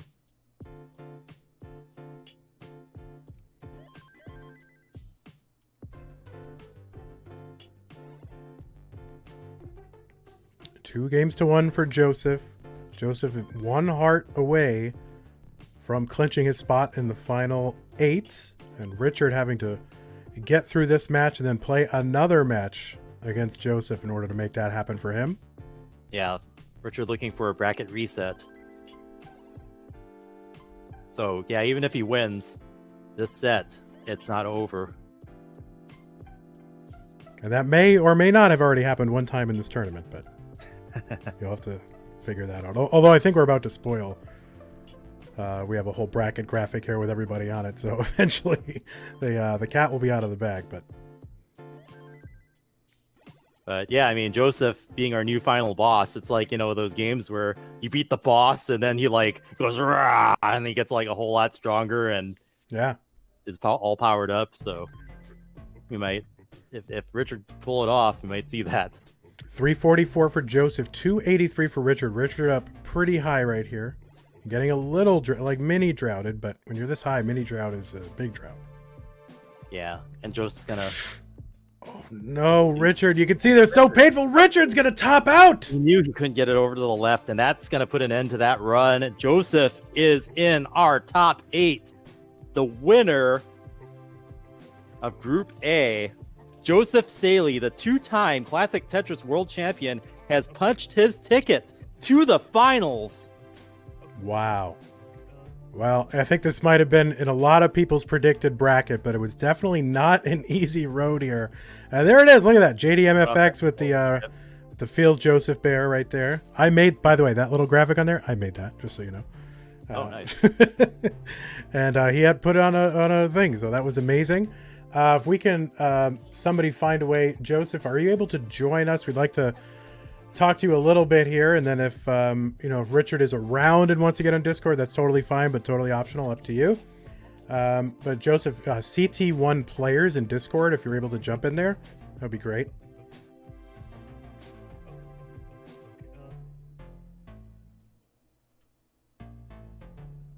All right, he's there. I'm dragging him in. Ready?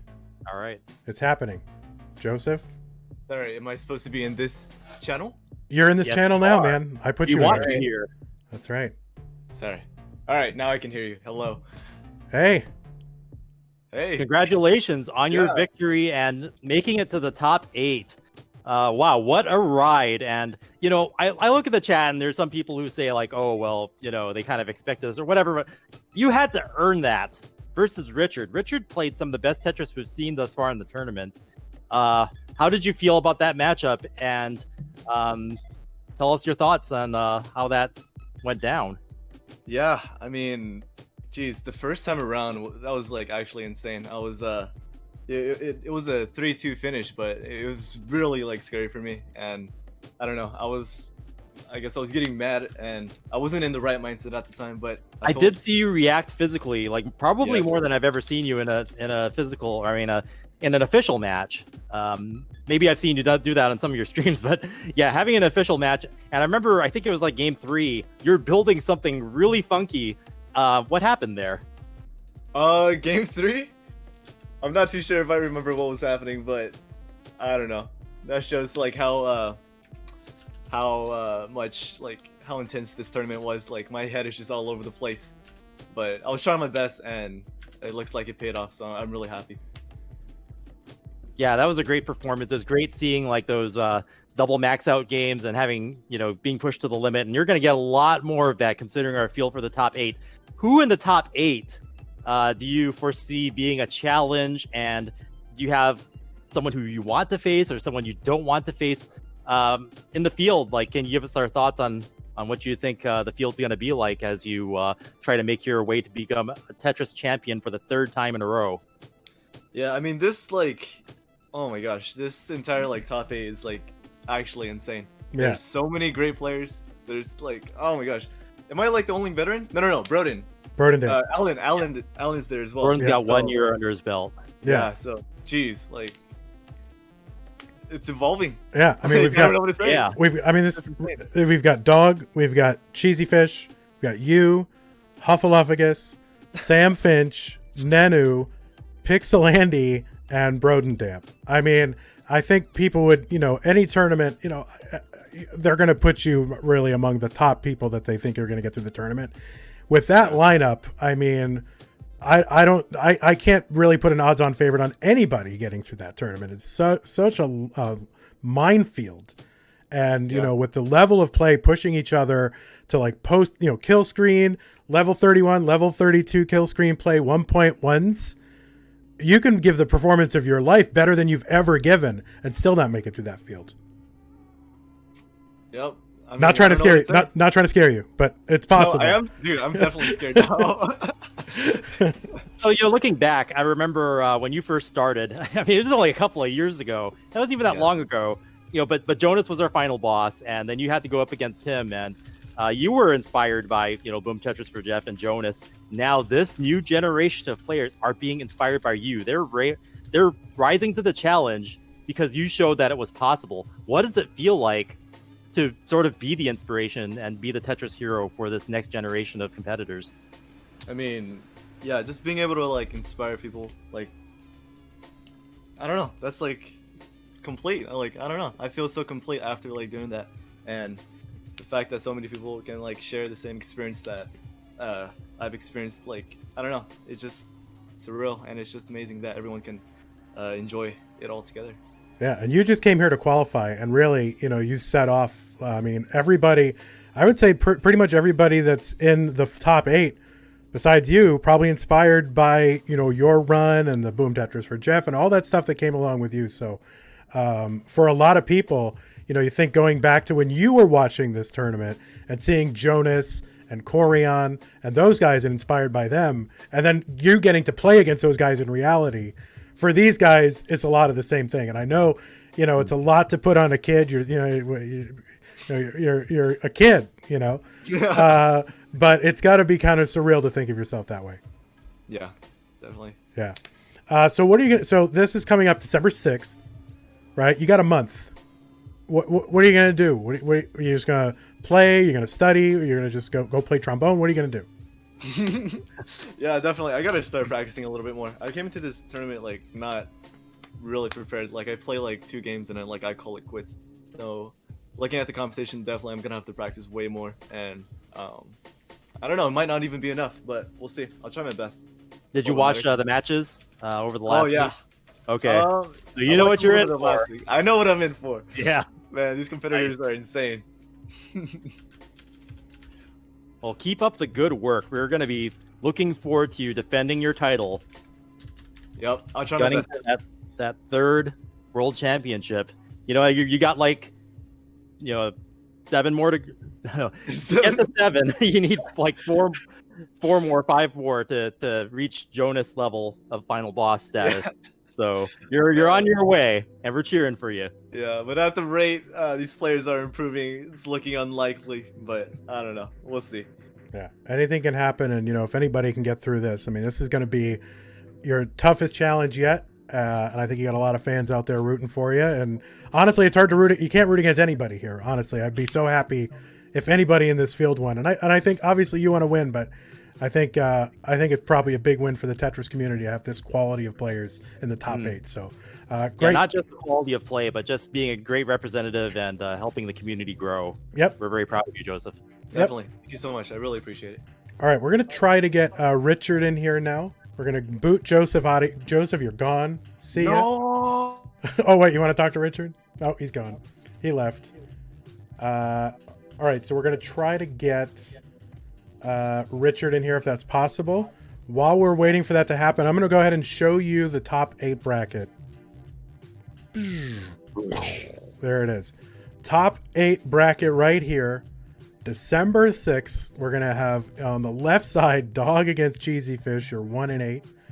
Joseph comes in at the 4th seed. Now, the seeding isn't random. It's all based on tournament performance, right? How many games you lost and that whole thing. Joseph against Huffaluffagus, and they're on the same side of the bracket. On the other side, we've got Sam Finch, we've got Nenu, Pixelandy, and Alan. And I think one of the stories here is it's very cheap for them to mail out these cards to 7 of these players, and the other one's going to be a challenge. So, yeah. So we've got 8 Americans, and we got Nenu here representing. Well, Annette got Indonesia. the Nenu just fine, so maybe the cartridge will too. All right, I've got Richard here, so I'm going to bring him over here, and then let me go see if I got a scene where I can pull him up. Richard, are you here? Richard is muted. Let's go ahead and see if we can bring him up. Richard. Yeah, you're muted. Can we unmute him? How do we unmute him? Is it something we have to click? Maybe he doesn't have perms here. You know what, Chris? I mean, can you jump into CT1 players? You see that room where Beast and Shen is right now? Okay, good.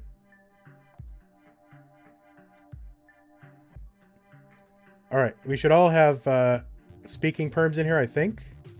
Chris, you're muted.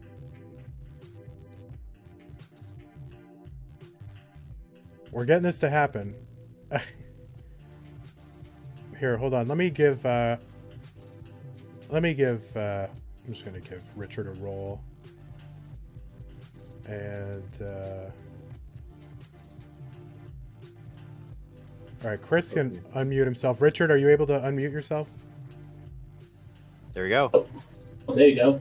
Hey, Hi. there you are. How's it going? Yeah, there we go.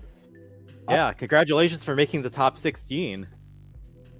Thanks a lot. That was closer, than I expected. A few of those games. I'm really happy with it. I expect to take a few games even. So I'm 100% satisfied. Even though I didn't win, I think I put up a good show, and I think that's more than enough for me. That's good to hear. You performed exceptionally, and you had games where you pushed each other. You had 1.1 games. That was a fantastic performance, Richard. You have nothing. You should be very proud of that performance, and we're going to look forward to seeing that matchup and many others happen once again as the years go on. Yeah. So I'm definitely. So you had a tough row, to hoe here, because you were anybody in a bracket with Joseph. I mean, that he's a figure that kind of looms large over that, and you got to be thinking, I'm gonna have to face him eventually, probably to get through this, maybe multiple times. So, did you tell me about kind of how you approach a game like that, where you could be pushed to like a 1.0, 1.1, 1.2 maybe? Oh, if I play against, a tougher opponent, I find it much easier to get into that zone. I don't really care too much about my move. I think if I play against someone caliber of Joseph, Corian, I think I'm able to zone out much more, and I'm able to, play more consistently.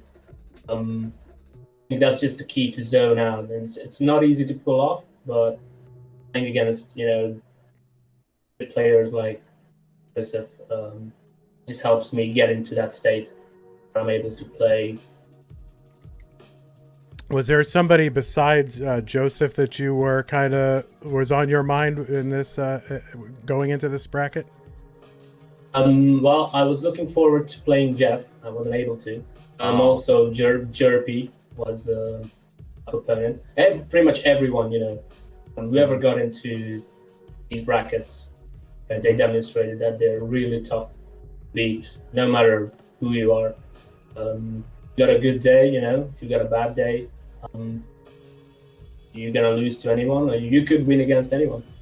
And luck matters just as much, I think, as skill. Not easy, but I'm happy with the performance I got on today. I noticed that you do something that other players don't do, and that is at the very last second, sometimes you change where you place the piece based on what the next piece is. Are you aware? How aware of you are you that you do that? That's an amazing skill and talent. I pretty much got to the point where it's just instinct, it's just a reflex. Don't really think about the adjustments too much, but that sometimes can be, backfiring. It's a double-edged sword. Sometimes I do make, unreasonably many adjustments that I shouldn't do, but it keeps getting better. And at this point, it's just a reflex. It's just muscle memory, pretty much, and pattern recognition. That's good. Yeah, that really impressed me. So yeah, keep up the good work. Yeah. Thanks a lot. In my mind, Richard, I don't know, I kind of felt like you were 50-50 even to join this competition. I know you went through a couple of months where you maybe stepped away from the game. What is it that kind of convinced you to come back and try your hand at this? Well, I was just thinking to myself that, I can afford to quit after, this, investing so much time and effort into a game like this. And I just, don't want to give it up. I had moments when I wanted to, just stop playing, but other people, encouraged me to keep going, and I just ended up returning back to the scene. And I think I made the right choice. I don't want to stop anytime soon. I just want to keep, playing, having fun, and that's the only thing I can do. Having fun is the most important thing. Are we going to see you in CTEC next week? Most probably. I'm just ordered a PAL cartridge because I didn't actually have one, and I hope it's going to arrive in time. And if it does, then I'll be able to qualify and then play next week. Excellent. And yeah, are you gonna be playing in Stupid Tetris Monthly? That's the question. Do those happen at the same time? I think CTEC happens on the 14th of November. I'm not sure exactly. All right. You'd think I would know. Check. As the organizer, you'd think I would know, but I have no idea. So we'll figure it out. Yeah, definitely. I hope it's not at the same time. I hope it's not. That would be a bummer. I would like to play in both, but I have to choose. I don't know honestly which one I would choose over the other. What's more prestigious, right? Some European Championship or Stupid Tetris Monthly, right? And hey, yeah. One other question for you from my side, not to put you on the spot, but we've got Dog, Cheesy Fish, Joseph, Huff, Sam Finch, Nenu, Pixelandy, and Alan. Who do you want to win?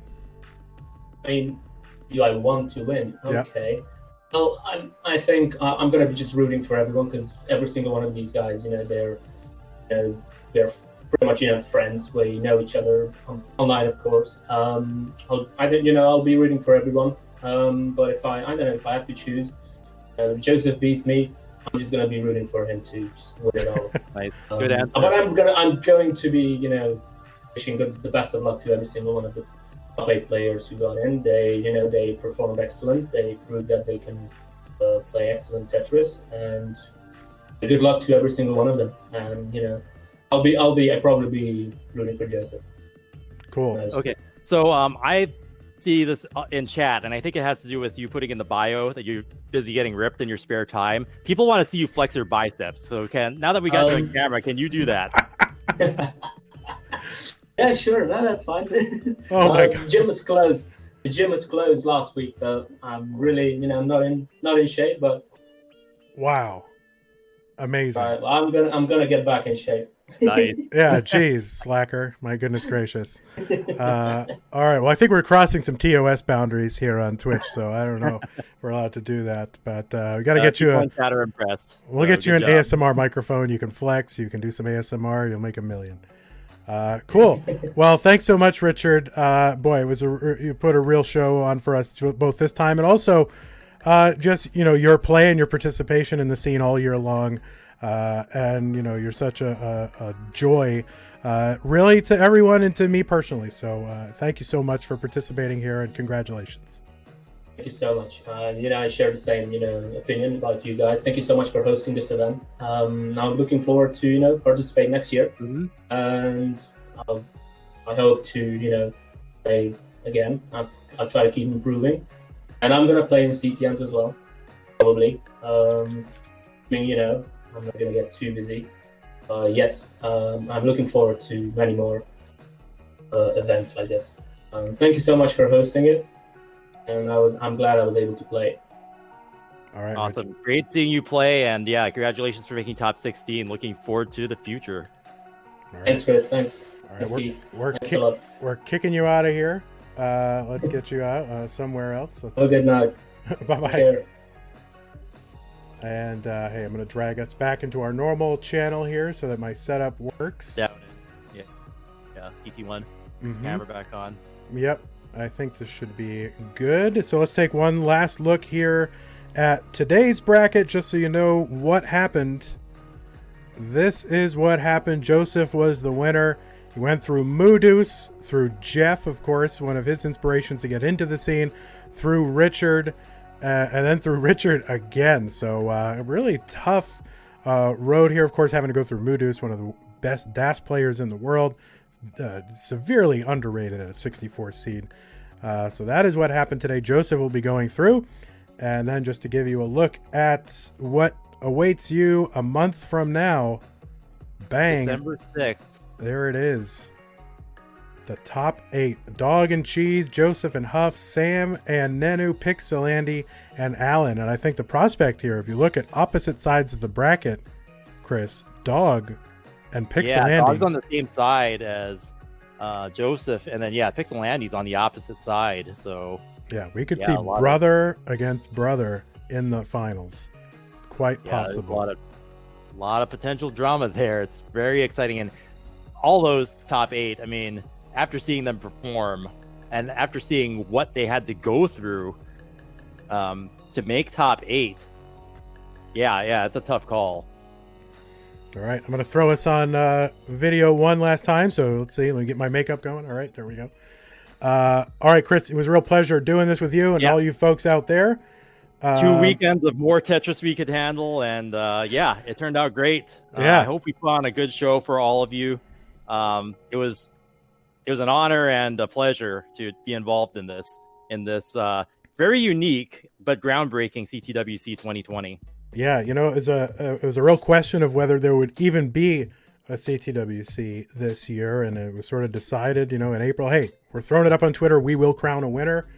And then we figured out how to make it happen, right? And that was the real tough part is, all right, we've declared it, now what do we do? And so the question was, are we going to be able to do it live, or are we going to have to do it virtually? And like so many things nowadays, live wasn't an option.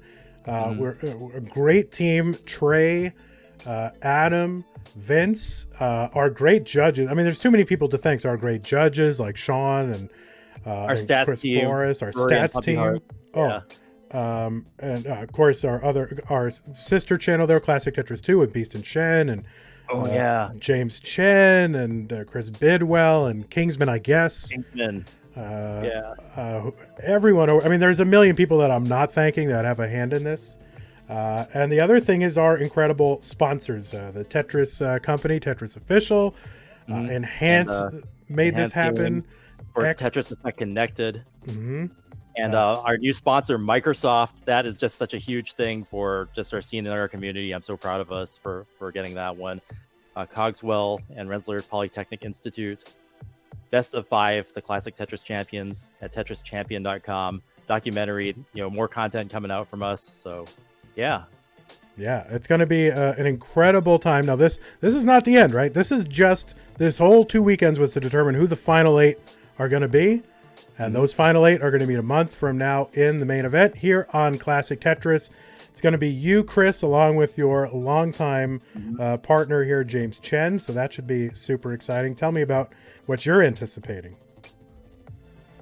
I'm anticipating a Tetris bloodbath. I mean, just knowing what these players are capable of, and the fact that we're not even that far, and we've had double 1.1s and kill screens, and having I really hope that the players are going to be practicing their level 29 and getting lines and maybe even getting their pushdown points, Harry Hong style, because it's getting down to the wire.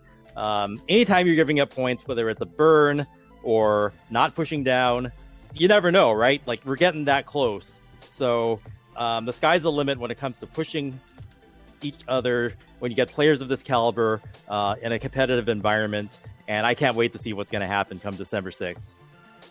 Yeah, it's gonna be huge. So I'm gonna be there, watching, and so, I don't know, maybe I'll be involved in some capacity. I'm certainly willing to help out. So God, thanks to everyone. Oh, Blaze CC just gifting a bunch of gift subs, so thank you so much for that. And look at let's not forget about the silver bracket. So I want to watch that too, and your stars, like Sharky and Joseph commentate. So that's gonna be fun. Yeah, that's gonna be 65 seed through 96, and some of your fan favorites that came up and emerged through qualifying. That'll be happening on what is that, the 21st and 22nd? Do I have those dates right? 21st and 22nd of November here on Classic Tetris. So make sure you watch that. And I have been cleared, Chris, probably most importantly, besides all the Tetris action that has happened today, I have been cleared to give one more plug. For Stupid Tetris Monthly. They couldn't do side game events this year. There was just too much going on. Just getting the regular tournament on and side events is something that people really were missing. So we went ahead and decided for Classic Tetris Monthly, the thing that I run, to do Stupid Tetris Monthly, which are all these side event games like No Next Box and Secret Grade, B-Type, Dirty Tetris, Min Out, No Rotation. And some of the people you've seen throughout the last 2 weekends will be there, like Dog and Joseph, probably Richard, Pixel Andy, Brodendamp, Kowser, Opox, Miles of TikTok fame, Jake, Pepe, SQR, Sodium, Tristop, Ang Johan, Doge, Radmir. The list goes on and on.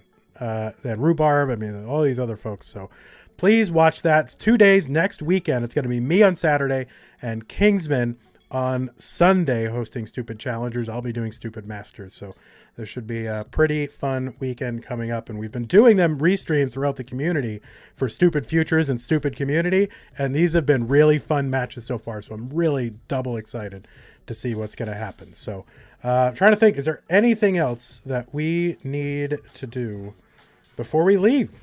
I'm trying to think. Chris, anyone you want to thank or final thoughts? I mean, as been said before, but yeah, the organizers and Trey, Vince, and Adam, of course, for making this possible and all the great planning. We already listed all of our sponsors. I mean, I'm really hyped to. I'm going to get on some Tetris Effect Connected beta after this, so there's that. You, Vandy, for being my broadcast partner these past 2 weeks. I'm looking forward to doing it in the future. Our chat and our community for coming together and just supporting each other and allowing all this growth, and for us to have the expansion of our sponsorship and the expansion of our field, and for something like the classic mode in Tetris Effect Connected to exist, like the excitement and the interest and the participation had to be there. And I think without all of our community, whether it's players or streamers, people making videos, people coming to our events, people viewing our videos, even on YouTube and leaving comments, things like that, every little bit has helped build us. So we all did this. And the future is just, after seeing all that's happened, like the sky's the limit, and I can't wait to see what's going to happen in the future. I'm so proud to be a part of it, and it's really an honor to be involved. So thank you, everybody, and thanks for letting me be a part of this. I think I didn't get to mention this anywhere else in the stream, so I guess I will. I don't know if you guys have checked out, there's a series on Netflix called High Score, and I'm featured and kind of starring in that show on Netflix, and I was able to get Boom Tetris for Jeff onto that.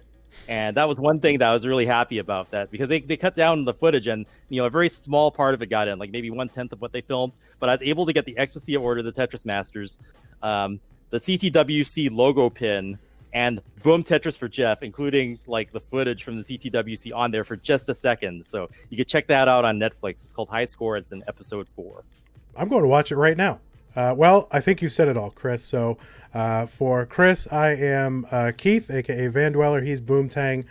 Thank you so much for watching, and we will see you whenever we see you. I'll see you guys December 6th, and you'll see him in his next Classic Tetris Monthly, Stupid Tetris Monthly. There it is. All right, bye, guys. Looking forward to it. Take care and have fun. Boom Tetris for you.